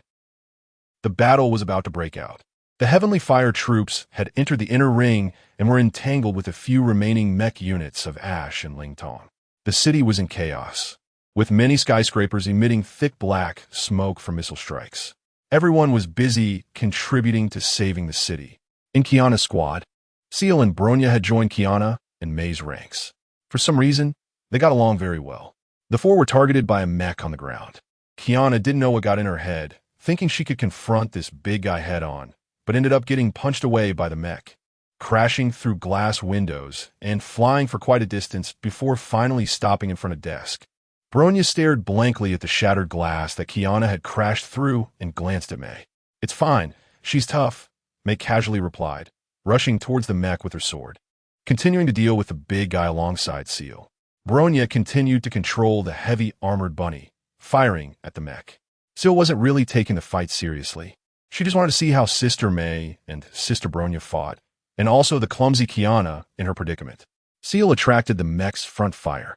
Her body was so illusory that her movements were barely discernible, while old Mei was behind her, scraping the mech. Suddenly, Kiana grinned foolishly, stopping her gunfire and dropping her rifle. I should have brought more bullets, huh? I'll use Bronya's. Bronya handed her the gun she had on her back. Thanks. Kiana was ready to attack again. Her new comrades were by her side. Alicia, Moebius, Zhang Kai, and Gracie with her dragon brother. Also Suran, who was sniping from some rooftop, an old friend to Chuli. Though she didn't know why, it felt reassuring to fight alongside these people. Go. Chuli charged towards the incoming mechs with his knife. Here they come. Zhang Kai followed her with his great sword. Alicia and Moebius floated behind as mages, continuously harassing the mechs. One mech seemed to think little Gracie was easier to bully and charged at her, launching several missiles. But Cosmo protected Gracie, releasing a gravity field that caused the missiles to explode harmlessly on the ground. Gracie held her brush and painted something out of thin air. Be sure to accept this color well. Gracie recited the line Alicia had taught her. The mech was covered in red, seemingly overheating from the colors, its actions becoming somewhat uncontrollable as it paused for a moment. At that moment, a sniper from a distant tall building pulled the trigger, and a bullet hit the mech in front of Gracie, striking its engine and causing it to explode. Suran shrugged, commenting that this high-tech stuff was effective. Then he resumed, aiming at the next target. A bullet flew past Zhang Kai's face, the whistling sound startling him, making him retreat quickly. But it seemed that the bullet was from an ally, as the mech Zhang Kai was facing exploded. Suran smiled. He enjoyed teasing this white-haired kid. In the war of others, the floating smoke wanderers were gathered together, working together to eliminate the remaining armed forces of Ash.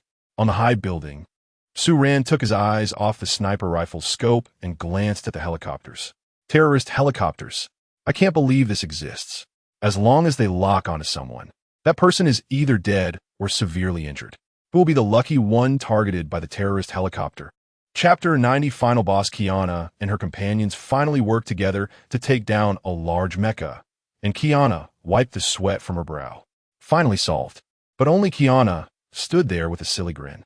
May, Seal, and Bronya all heard the roaring sound of a helicopter above and looked up. A terrifying helicopter hovered 100 meters above Kiana's head, the intense wind lifting Kiana's white hair and clothes. Kiana was stunned for a moment before realizing the anomaly above her. Idiot Kiana, Bronya shouted. The helicopter above fired a red beam at Kiana, the red light shining on her body, sending chills down her spine. Just as Kiana wanted to run away, she found that her feet couldn't move at all, because along with the red light came a gravity field 10 times stronger than normal. It must be said that Kiana's body was indeed tough. An ordinary person would have been crushed into a pancake by this gravity field. Was she destined to wait for death in this gravity field? A trace of fear rarely appeared in Kiana's eyes. She wanted to ask May for help, but her body was pinned down by the gravity, unable to move or make a sound. The helicopter above had activated its electromagnetic Gatling gun, and swarms of bullets, amplified by the gravity field, almost instantly reached Kiana's head. So, death was just a moment away? Kiana wanted to smile, to say goodbye to May and her new friends, but she simply couldn't manage to smile. May moved in an instant. She lifted the mecha they had just defeated and charged into the gravity field, flying above Kiana, using the mecha to shield herself from the hail of bullets. May! Kiana used all her strength to glance up at the person above her. Idiot, your feet can't move? May also had a grim expression as she managed to say a single sentence. She was using all her strength to hold up the mecha while enduring the pressure of the gravity field. The bullet struck the mecha on May's shoulder, forcing her down several inches under the pressure. Bronya rushed over, grabbed Kiana's hand, and tried to pull her out, but the heavy-duty bunny on her shoulder was already at full power and still couldn't move Kiana, who was trapped in the gravity field. Seal disappeared, and at the same time, she released 2 shadows to help May hold up the mecha and withstand the bullets. The pressure on May was suddenly reduced significantly, and when she turned her head, she was surprised to see 2 purple phantoms helping her. Seal had locked onto the terrifying helicopter hovering 100 meters in the air, and her main body appeared above the helicopter. In the next moment, Seal's 2 phantoms also appeared on the helicopter. The main body and the phantoms simultaneously pierced through the helicopter with 3 scythes. Three flowers converging at the top. Even the gods couldn't save it. Seal withdrew with her phantoms a few dozen meters, and then the helicopter erupted into a ball of flames. The gravity field disappeared, and Bronya finally managed to pull Kiana out, and the two of them flew back several dozen meters before Bronya turned off the power. The two rolled together on the road for a long time before finally stopping. Kiana lay on the ground, grinning foolishly, while Bronya shook her head as she lay on top of Kiana, shaking off the dust from her hair. "Idiot Kiana," Bronya said with a hint of annoyance. Bronya got off Kiana, stood up, and helped Kiana to her feet. "Thank you." Kiana was at a loss for how to express her gratitude. May discarded the mecha and sighed. The remaining helicopters were blown up by Su Ran with a sniper rifle, and a few more were tracked and exploded by Alicia's spells. Su Ran didn't pay attention to the terrifying helicopter above Kiana because he knew that Seal would take action. Su Ran actually wanted to call Seal brother because this sister was just too strong. "Come on, young man, I'll take you to save the city." Fuigo ran with Zhang Kai on the 90-degree vertical glass walls of the building. Zhang Kai was stunned. How could this violate the laws of physics? It felt like the world had been twisted 90 degrees. "Don't be surprised, young man, this is my kingdom." Fuigo laughed maniacally. Ahead was still about 1,000 meters of glass wall, and they were going to run all the way to the rooftop. "I'm telling you, that false king is up there." Fuigo pointed to the top of the tall building ahead. "You're the real king, right?" Zhang Kai asked. His white hair was already a mess in the wind. "That's right, this was originally an island that belonged to me," Zhang Kai said passionately. The two continued running on the glass wall.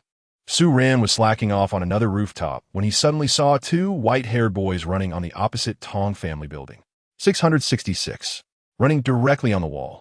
It seemed their goal was to run straight to the top floor. Su Ran set up his sniper rifle again, aiming at the opposite rooftop.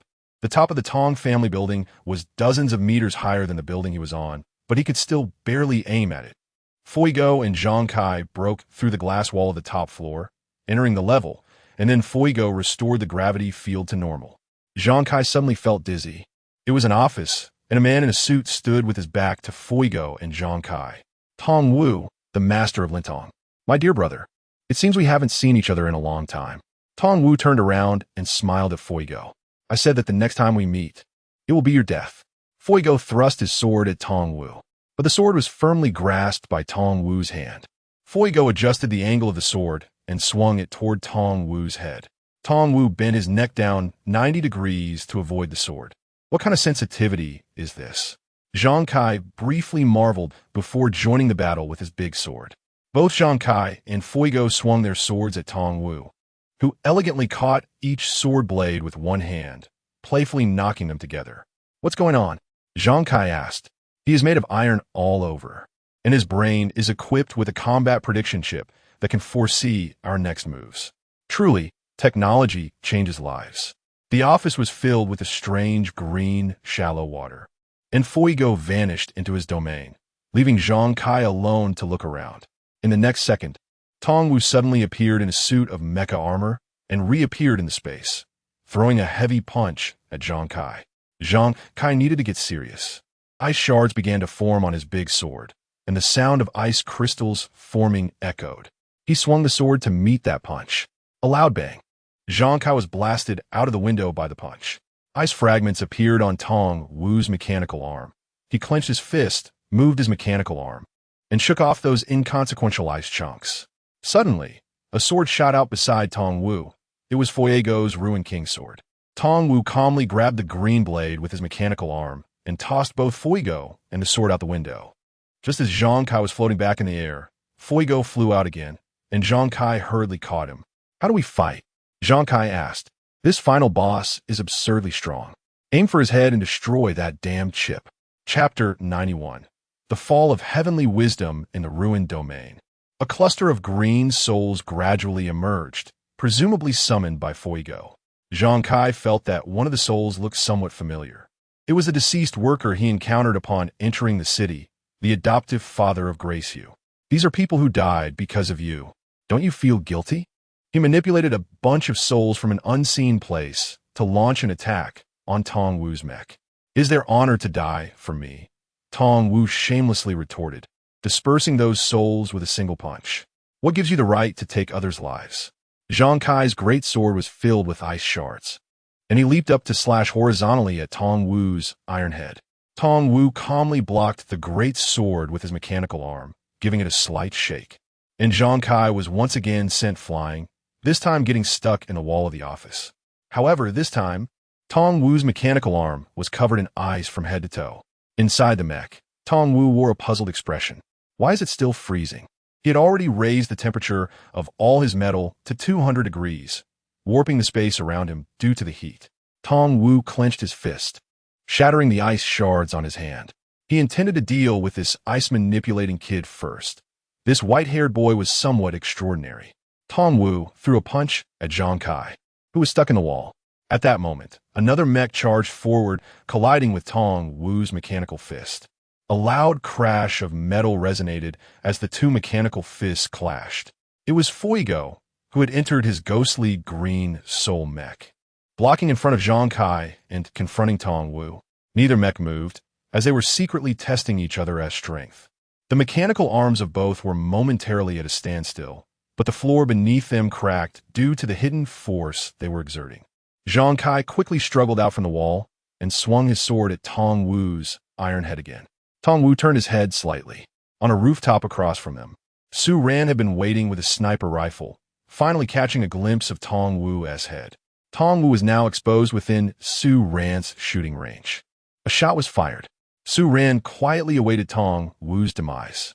But there was no reaction. The bullet seemed to have bounced off. Tong Wu was unaffected, stepping back to evade Zhang Kai's sword, and surprisingly, continued to wrestle with the other two in the office.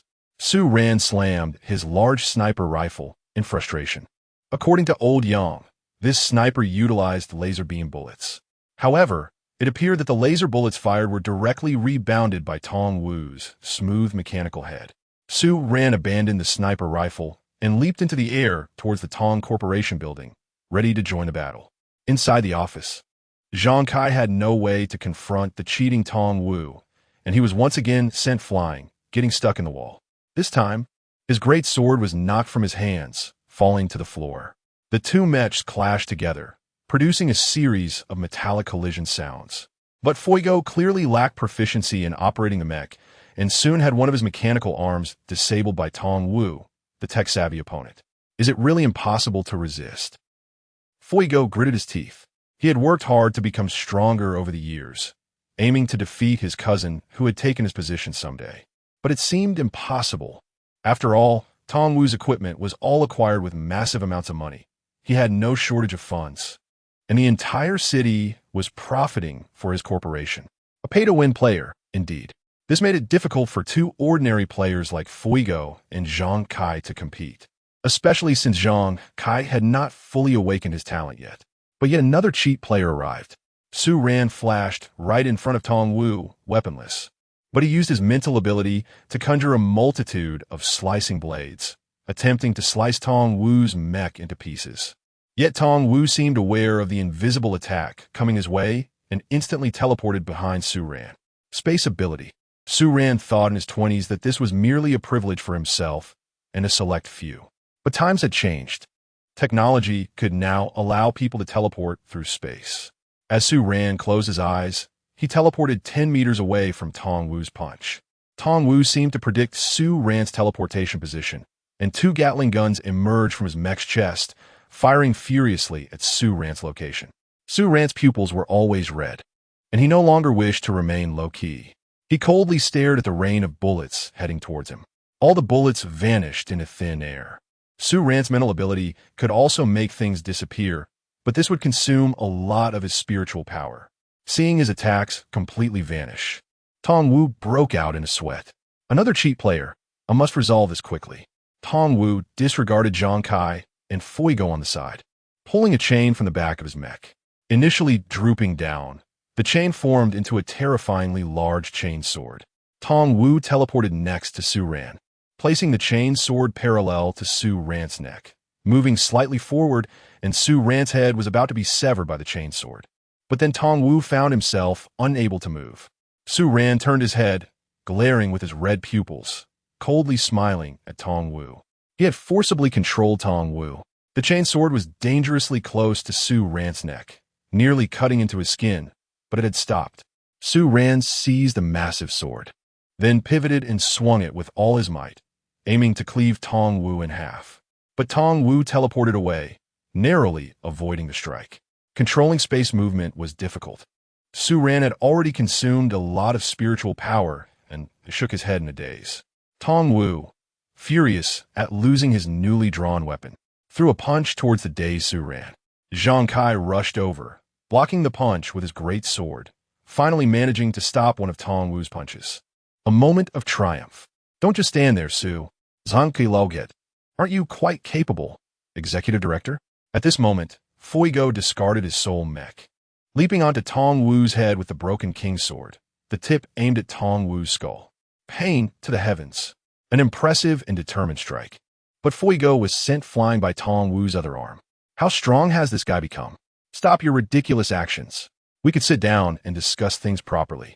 I can make concessions to make this city as you wish, Tong Wu said coldly. He could no longer afford to ignore the fact that this man had brought disaster to an entire city, yet was absurdly trying to negotiate with him, the executive director. Su Ran can no longer hold back. Heavenly wisdom. Activate. This was the true, complete form of Su Ran's red pupils. In his vision, all movements slowed significantly, allowing him to predict the next actions of both enemies and allies, while his mental control ability also temporarily strengthened. Su Ran appeared behind Tong Wu, slashing down with the chainsword, causing Tong Wu's heart to sink. He was once again forcibly controlled by Su Ran's mental ability and could only teleport away. Caught in the middle, Tong Wu vanished, leaving only Zhang Kai standing in place. Su Ran's sword nearly struck Zhang Kai, but as Zhang Kai thought he was about to die at his friend's hands, Su Ran also teleported away with Tong Wu. Su Ran's red pupils left a red trail in space, forcibly controlling Tong Wu to only teleport. Zhang Kai felt cool and warm winds brushing by him intermittently, and he sensed many of Su Ran's slicing blades whizzing past his face, one blade even cutting off a tuft of his white hair. It was impossible to see where these two were. If even Su can't handle Tong Wu with all his abilities unleashed, then I don't know how to defeat him. Tong Wu's mecha energy core is about to overload. Such frequent use of spatial abilities is too much for even the most advanced mecha to bear. Su Ran is also on the verge of burning out. It's his first time fighting for so long with the Eye of Tianhui. Finally, with the support of technology, Tong Wu found an opportunity and punched Su Ran, sending him flying. Su Ran is just too fragile. Zhang Kai can withstand many of Tong Wu's attacks, but Su Ran is almost done for after just a few hits. Su Ran closed his red eyes, and like the previously knocked back Fuigo, he broke a hole in the ceiling and flew up into the sky. Zhang Kai was stunned. This grand executor has never experienced defeat before. This is the first time Su Ran has lost. Su Ran once said, "One must not underestimate this place." Chapter 92. True Mechanical Ascension. The crowd gathered at the foot of the Tong family building was originally waiting for the three people on the rooftop to finish their battle. Chu Li felt a chill in her heart. She knew very well that Su Ran was not someone who could take a beating. Being thrown out like that could mean disaster. Alicia Ya and Maibius stared blankly at the small dot in the distant sky. Could Su have died? He had been beaten to such a state. Maibius complained. She thought this Su was incredibly strong, but unexpectedly, he looked beaten up. Su, Alicia Ya whispered worriedly, and quickly flew toward the small black dot in the distance. Sienna's eyes turned red. She had believed that her brother Su, with all his abilities unleashed, could easily defeat the enemy, but she never expected this. Anyone who dares to hurt my brother. Sierra activated her ultimate move and disappeared from the spot, leaving behind a phantom of black and red beside Bronya. Bronya was taken aback.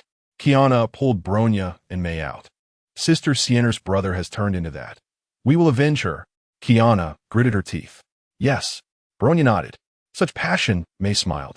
The three of them charged into the Tong family building, and at the same time, the remaining mecha units under Kiana's command took off and flew toward the rooftop of the Tong family building. The situation did not look optimistic.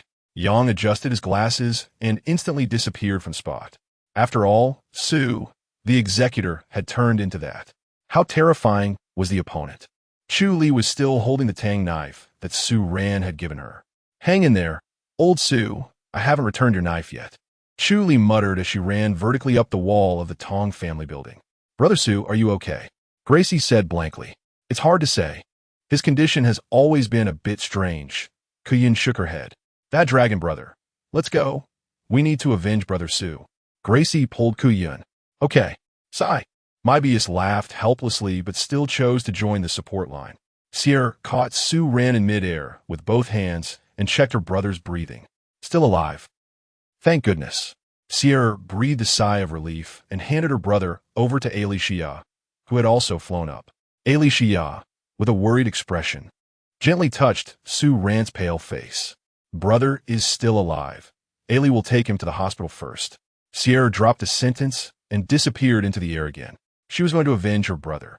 Zhang Kai was also furious.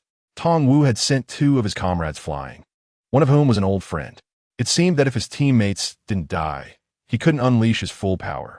The great sword in Zhang Kai's hand was completely covered in ice, along with his entire arm. Some scorching mist emerged from the gaps in Tong Wu's mecha. But to Tong Wu, this was merely a warm-up. What are you still struggling for? Which of the 2 is not stronger than you? Do you think you can resist me? Tong Wu sneered. Ha! Zhang Kai's blue eyes emitted a cold aura, and in an instant he slashed out with his sword, so fast that it left a trail of icy mist behind him. However, this sword was still caught by Tong Wu with one hand. Can you put in a bit of effort? Tong Wu mocked. As you wish. Zhang Kai shouted. Tong Wu's mecha suddenly became encased in ice. Another sword strike shattered the ice sculpture. But Tong Wu had already dashed out from the pile of ice and appeared behind Zhang Kai. An opening on Tong Wu's mechanical arm fired a laser beam towards Zhang Kai. But this time, Zhang Kai turned the laser beam into ice as well. Is this scientific? Zhang Kai coldly stared at Tong Wu, causing Tong Wu to break out in a cold sweat. Zhang Kai slashed again. Sierra's here. For my brother. Sierra said coldly. For Su. Zhang Kai echoed. Tong Wu shrugged and had no choice but to teleport away. A group of people shouting about bonds charged forward. Sierra instantly changed direction, leaving a shadow in place while her main body charged at Tong Wu. Tong Wu had no choice but to release a tenfold gravitational field indoors. He had not wanted to destroy his office. The ceiling collapsed directly under the gravitational field, burying the office. Tong Wu still stood among the rubble, but he suddenly felt alarmed. It seemed the gravitational field had no effect on this girl. Sierra summoned 2 shadows to join her main body, transforming into black mist and drilling into Tong Wu's mecha. Tong Wu sensed the breath of death. In the next moment, 3 scythes appeared beside him, and in an instant, the scythes pierced through his mecha together. 3 flowers gather at the top. Tong Wu punched towards Sienna's main body. At this moment, Zhang Kai was crawling out from a pile of bricks. The tenfold gravitational field made it hard for him to move, so he could only watch. Sienna's scythes elegantly reversed and were held behind her, quietly waiting for Tong Wu's mecha to explode. But surprisingly, it didn't explode. This was the first time Sierra had encountered someone with such a hard soul. Tong Wu merely sneered. Little girl, I have no soul. My brain and all my flesh have become mechanical. It turned out to be like this. Someone had truly abandoned their flesh and soul entirely, choosing mechanical ascension. Besides attacking the soul, little girl, what else can you do? Tong Wu flew into the air and punched down at Sierra. Sierra's body flickered and evaded the iron fist, then delivered a curved scythe that directly severed Tong Wu's right mechanical arm. Tong Wu was momentarily stunned. You really have some strength, huh? You used his hand to throw my brother away, right? Sierra picked up the mechanical arm from the ground and smiled terrifyingly. This is the price you must pay first. But Sierra easily broke the thick mechanical arm with her petite fingers. Are you human? Tong Wu frowned and asked. I am Sierra, my brother's sister. Sierra smiled terrifyingly, and 2 more shadows appeared behind her, following her main body as they charged toward Tong Wu with scythes. Tong Wu sighed. This little girl was likely a level 6 spirit master, and she could really kill him. He needed a call for help. Tong Wu snapped his fingers. There were still 9 other mechas as strong as him. Each mecha was worth billions. They were monstrous mechas. Chapter 93. The finale to say how strong Tong Wu's evasion ability in his mech is, it's almost comparable to Seer unconditional evasion. Two black shadows flicker and chase each other through space, fists and sighs cutting through the air. Zhang Kai was left dazzled. Previously, Tang Wu had fought with Su Ran, who was fully powered in the same manner, and now he could still do this. After wrestling for more than 10 seconds, it seemed like neither had touched the other. But at that moment, another person appeared. Lao Yang. Seer also stopped beside Tang Wu's fallen mech, placing her scythe on the mech's head. "Where is Otto?" Yang asked coldly. "He is just a coward," Tang Wu replied, then vanished. Seer instantly charged at Tang Wu again, leaving a trail of illusions in the space behind her. But Yang was even more terrifying, synchronously flashing to Tang Wu's back and pinning his mech to the ground with force. The leader of the floating smoke. The controller of reason. Interesting, Tang Wu said coldly, planning to flash away again. But this time, he found that the space around him seemed to have solidified, making escape impossible. This was probably Yang's power. "I've already given you a chance to talk." A black sphere coalesced on Yang's staff, because his final doomsday mechanized legion had already arrived. 9 mechs, each exuding a sense of oppression, flew onto the rooftop, 2 of them instantly swooping in to flank Yang. Yang disappeared from his spot, but the black sphere had already been launched, directly penetrating and destroying Tang Wu's mech's energy core. The tenfold gravity field vanished, and Zhang Kai could finally move freely. He quickly jumped off the rooftop, seeking another opportunity. Tang Wu slammed the floor in anger, but Seer took the chance to stab him again, cutting off Tang Wu's left mechanical arm with a curved scythe and casually taking the arm away. Tang Wu was now without arms. What's the point? Yang floated in the air, gazing down calmly at Tang Wu and the wreckage of mechs. Seer floated beside Yang, a terrifying smile on her face, clutching Tang Wu's mechanical arm and using her petite fingers to snap the thick arm in half. "We can talk." Tang Wu started to concede. This old man had come over and wrecked his mech, and that little girl was a cutting maniac, having already severed 2 of his arms. Yang nodded slightly, intending to discuss matters. But at that moment, another figure appeared, dragging a red shadow behind him, plunging down with a knife into Tang Wu's already damaged mech. Kiani mortal. Everyone was stunned for a moment, but Chu Li had already stabbed Tang Wu down below the floor, creating a large hole in the rooftop. Looking down from the edge of the hole, Chu Li had plunged Tang Wu several hundred floors down. Looks like we can't talk anymore." The remaining 9 mechs sprang into action, one rushing downstairs while the other 8 charged at Yang and Seer. Yang had already sealed the space, rendering half of these mechs useless and unable to teleport. Yang elegantly flashed to the other side, sending another black sphere flying, which obliterated another mech's core. Seer couldn't teleport either, but that didn't affect her unconditional evasion.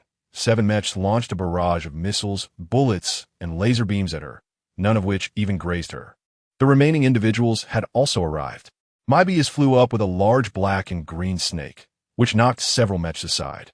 Zhang Kai finally reappeared, swinging his great sword to unleash a massive frost blade that froze a cluster of mechs in the air. "Not bad, little Kaiwan." Moebius floated past Zhang Kai, casually ruffling his white hair. However, Moebius's hand suddenly began to twitch uncontrollably. "Ouch, so cold." Moebius smiled wryly, realizing she shouldn't have touched Kaiwan carelessly. Her hand began to form some ice shards.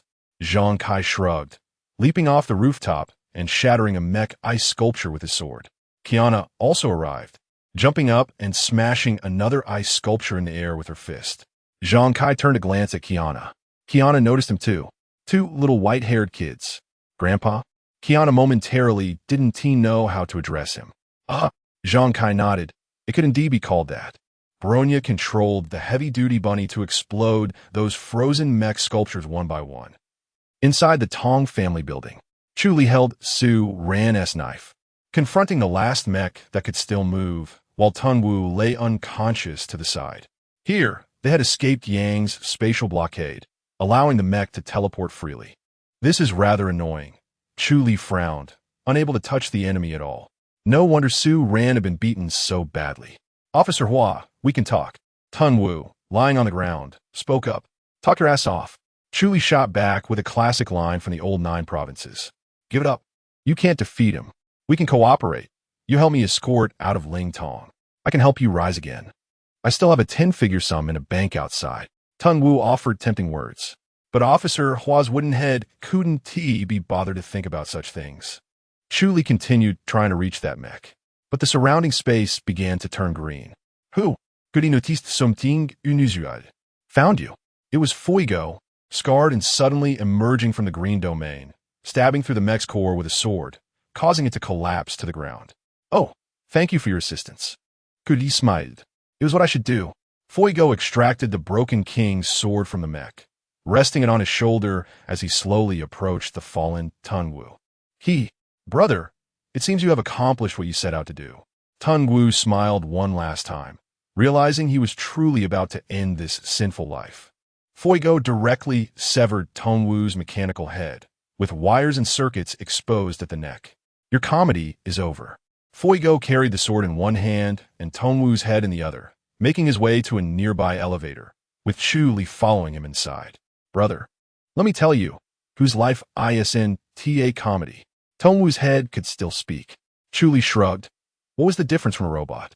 Zhang Kai approached Fuigo, smiling as he patted his shoulder.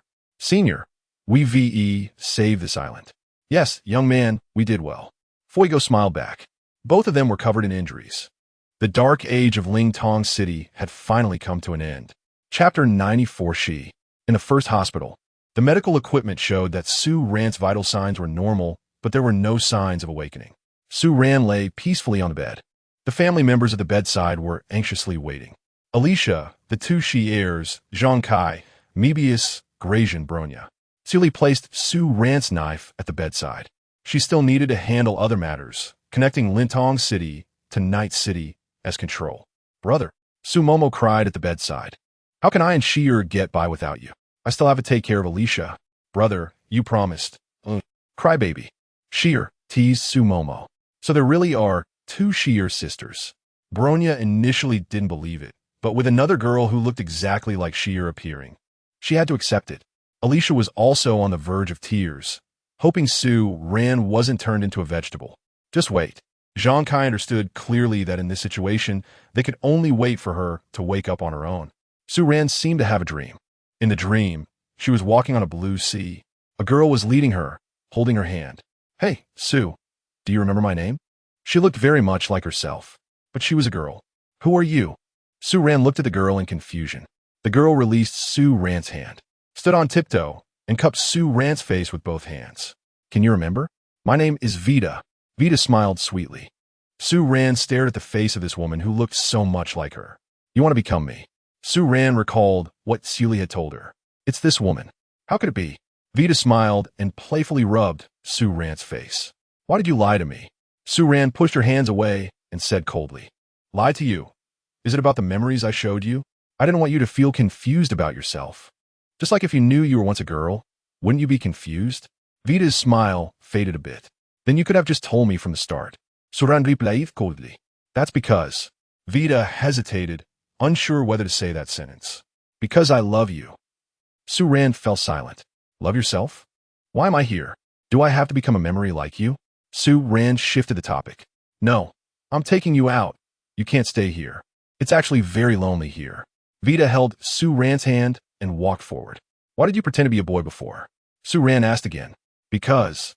I was afraid you would fall in love with me, and then you wouldn't want to leave here. Su Ran asked.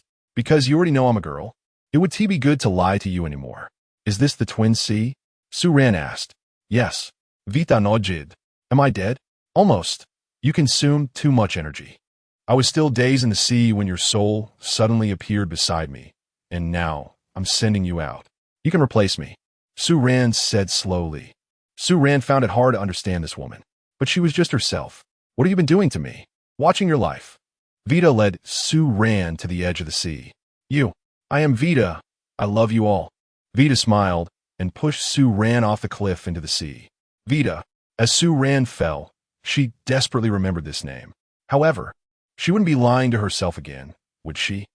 In reality, Alicia sensed some movement from Su Ran and leaned on the bedside, worriedly staring at Su Ran's face. Su Ran suddenly sat up and bumped her face against Alicia's. Oh! Alicia covered her forehead and groaned softly. That was quite a force.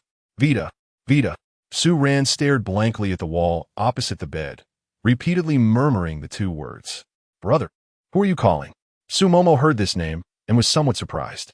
Chapter 95 heroes Alicia leaned closer to Su Ran and noticed a different scent on him compared to usual. Su, did some other girl do something to you? Alicia stared at Su Ran with her blue-pink eyes, examining him. Su Ran was in a daze for a while. He suddenly grabbed Alicia's shoulders. Are you pretending to be her? Su Ran's red eyes seemed unyielding as they fixed on Alicia. Who is she? Alicia was puzzled. Su Ran did not read panic in Alicia's eyes, so he let go of her. He was genuinely afraid that the Alicia he had conjured up was actually Vita in disguise. Su Ran rolled off the bed again. The two Sierras were somewhat stunned.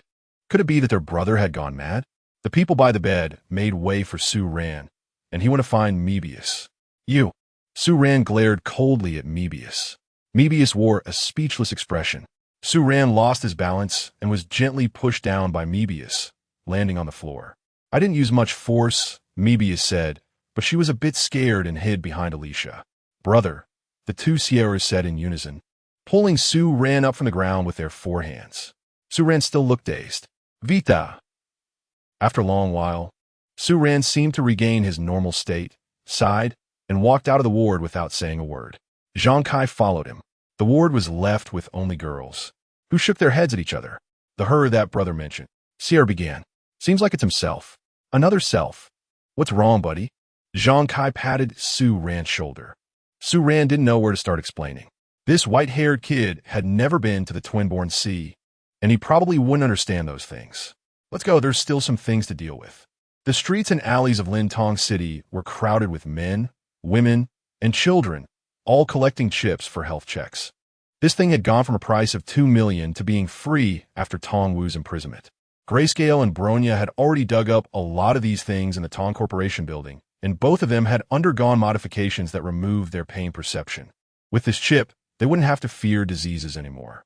In a few days, Lintong City would likely regain its former vitality. The security forces of Night City had already arrived in Lintong City and were drafting a general law for it. After all, many people in Lintong were ordinary citizens, and the area needed legal constraints, unlike Night City, where it was impossible to manage. From then on, the Tong Corporation would no longer exist. News spread.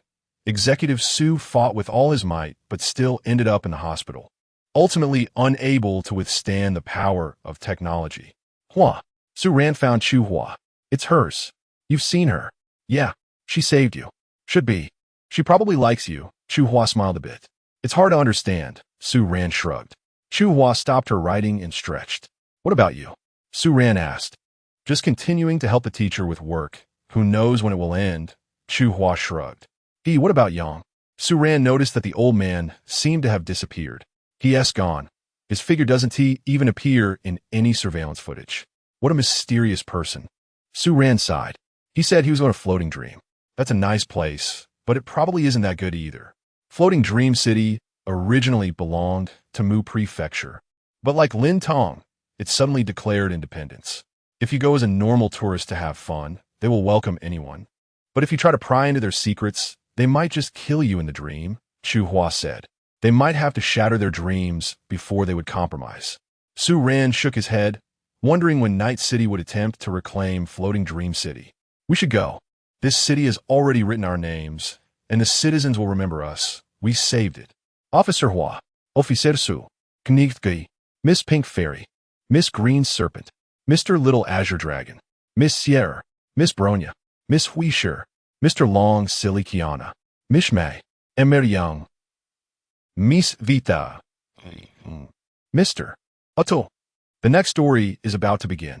Chapter 96. Daily life back in the still bustling Night City. The family moved into their new villa. Alicia planned to transform it into a golden courtyard, especially since the yard in front of the villa was quite large. However, Su Ran was unwilling to spend any more money. This villa had completely drained him. So, Alicia dragged Mebius out to work. Why is it me? Mebius exclaimed angrily. Because Mebius is very cute. Alicia patted Mebius's green hair. At that moment, they were both wearing maid outfits with aprons, standing in a milk tea shop. Mebius could hardly bear it. Not only was she forced to wear such clothes, but she also had to serve others. Moebius wished she could put poison in the milk tea she made for customers. Plus, they had to stand in the shop for 8 hours every day. Don't worry, little Moebius, let's work hard. We can do this. Moebius felt like she was living a life devoid of light. Chi-Chi, go cook 2 dishes for Chi-Chi and Bronya. Iki order Sumomo. Don't use that tone like you're the master. Sumomo couldn't hold it in anymore. Go ahead, Chi-Chi. Chi-Chi smiled at Sumomo. Chi-Chi understands. Although Sumomo was dissatisfied, she could only agree and walk towards the kitchen. On the sofa, only Chi-Chi and Bronya were left. Sister Chi-Chi, which one of you is the older sister? Bronya asked curiously. Go ask Chi-Chi. Chi-Chi doesn't know. Chi-Chi shook her head. Actually, Sumomo didn't know either. Well, won't your conversation get confusing if you both refer to yourselves as Chi-Chi? Bronya asked. Chi-Chi is a bit silly. Chi-Chi might get confused. But Chi-Chi is very smart. Chi-Chi will definitely figure it out. Chi-Chi replied with a smile. Now it was Bronya who was confused. Which Chi-Chi was saying which Chi-Chi? Do all you little sisters have a last name, Su? Bronya tried to find out the names of the 2 Kikis. Su Kiki. Chi-Chi nodded. Bronya felt desperate. She felt like many Kikis were swirling around in her head. Chi-Chi, Chi-Chi, Chi-Chi. Bronya's mind crashed. Graysher and Su ran. Don't move, Su Gidge. Graysher was drawing a picture of Su Ran. Su Ran had been sitting still for over an hour. Was it that slow? Was it intentional? The situation reversed. Now it was Su Ran drawing a picture of Graysher. Don't move, Su Ran said with a mischievous smile. Whoa, whoa. Graysher began to cry. Graysher had been ordered by Su Ran to stay still for over 2 hours. Woo. Su Ran quickly turned over the already finished drawing, and when Graysher saw herself on the screen, she stopped crying. Su Gidge's drawing is really good. Graysher hugged the tablet and smiled. You're not bad either. Su Ran smiled back. This child was much stranger than the 2 little sisters when they were young. After a day's work, they left the milk tea shop. Moebius was exhausted, sitting on her toolbox, her waist, neck, and arms drooping. Alicia, however, was full of energy. Come on, Moebius, we made a lot of money today. Can you give me my share? The manager said the money is all given to Su, and we have to ask him for it. Ha, Su, here I come. Alicia grinned wickedly and pulled out her phone to make a call. Su, transfer all today's wages to me. Okay. Moebius froze when she heard the conversation from behind. Did Su just give all the money to Alicia? Alicia, can we discuss this? Little Moebius's money will be managed by Alicia. Moebius then started to cry. All right. Here you go. You're such a child. Alicia laughed helplessly. Alicia is the best. Moebius looked at the transfer on her phone, smiling like a 10-year-old child.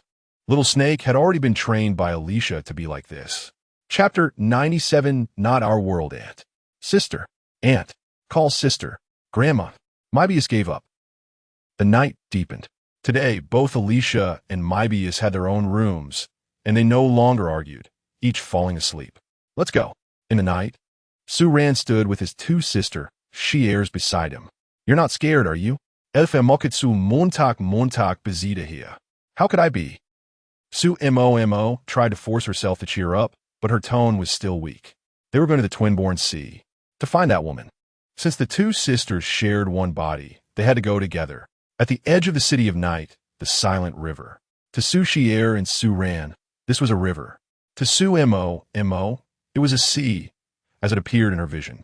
Su Ran advised Su Mo, then walked into the river, disappearing from sight. Xier held Su Mo's hand, trying to pull her into the water. Su Mo hesitated for a moment.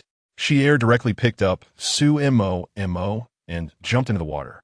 We are one person. I'm not scared. What do you need to be scared of? Xier said with a smile, while carrying Su Mo in a princess hold. Su Mo could only look up at her in a bit of panic, looking at her face that was exactly like her own. We are one person. The 2 kept sinking in the water. Xier was also a bug in the world. She was a spirit that should have perished. They didn't lose any memories in the sea. Instead, they retained their consciousness, watching themselves fall into the deep sea. Their skirts and hair were tangled by the water flow. Endless descent. Su Ran had already arrived at the false memory space created for him by Vita. Su Ran was too lazy to look at these images anymore and directly used his ability to tear a hole in memory space. Stepping through the opening, the view opened up before him. This was the plane of the internal space of the Twin-born Sea. The sky was as blue as the sea, reflecting each other. But he didn't see that woman. Vita? Su Ran called out. No one answered. It's over. She must have gone to find the sisters. Bad woman. Su Ran took a step forward, only to accidentally walk into another space bubble. His vision went dark. It seems that Alicia had been to this space. Therefore, the Twin-born Sea had connected to another world. That crumbled world. This was probably the result Vita wanted. In a piece of darkness. Turning around to look. Where's the other her? She air. A familiar voice echoed in Su Mo's mind, and she finally felt relieved. She was most afraid of being alone. Let us go, hurry, and reunite with brother. Okay. Su Mo reluctantly took a step forward. She was very afraid of the dark, as the surrounding space was pitch black. With this step out, she couldn't even see her own fingers plunging into darkness. Waking up again. A somewhat dim hall. Many children around. Su Mo squatted alone in a corner, as if no one was willing to pay attention to her. An orphanage? Su Mo was stunned. Was this her memory? Run fast. This is not our world. Xier shouted her mind, instantly seizing control of the body, running towards the door of the orphanage with a giant scythe. The people around noticed her abnormality and rushed toward Xier, trying to stop her.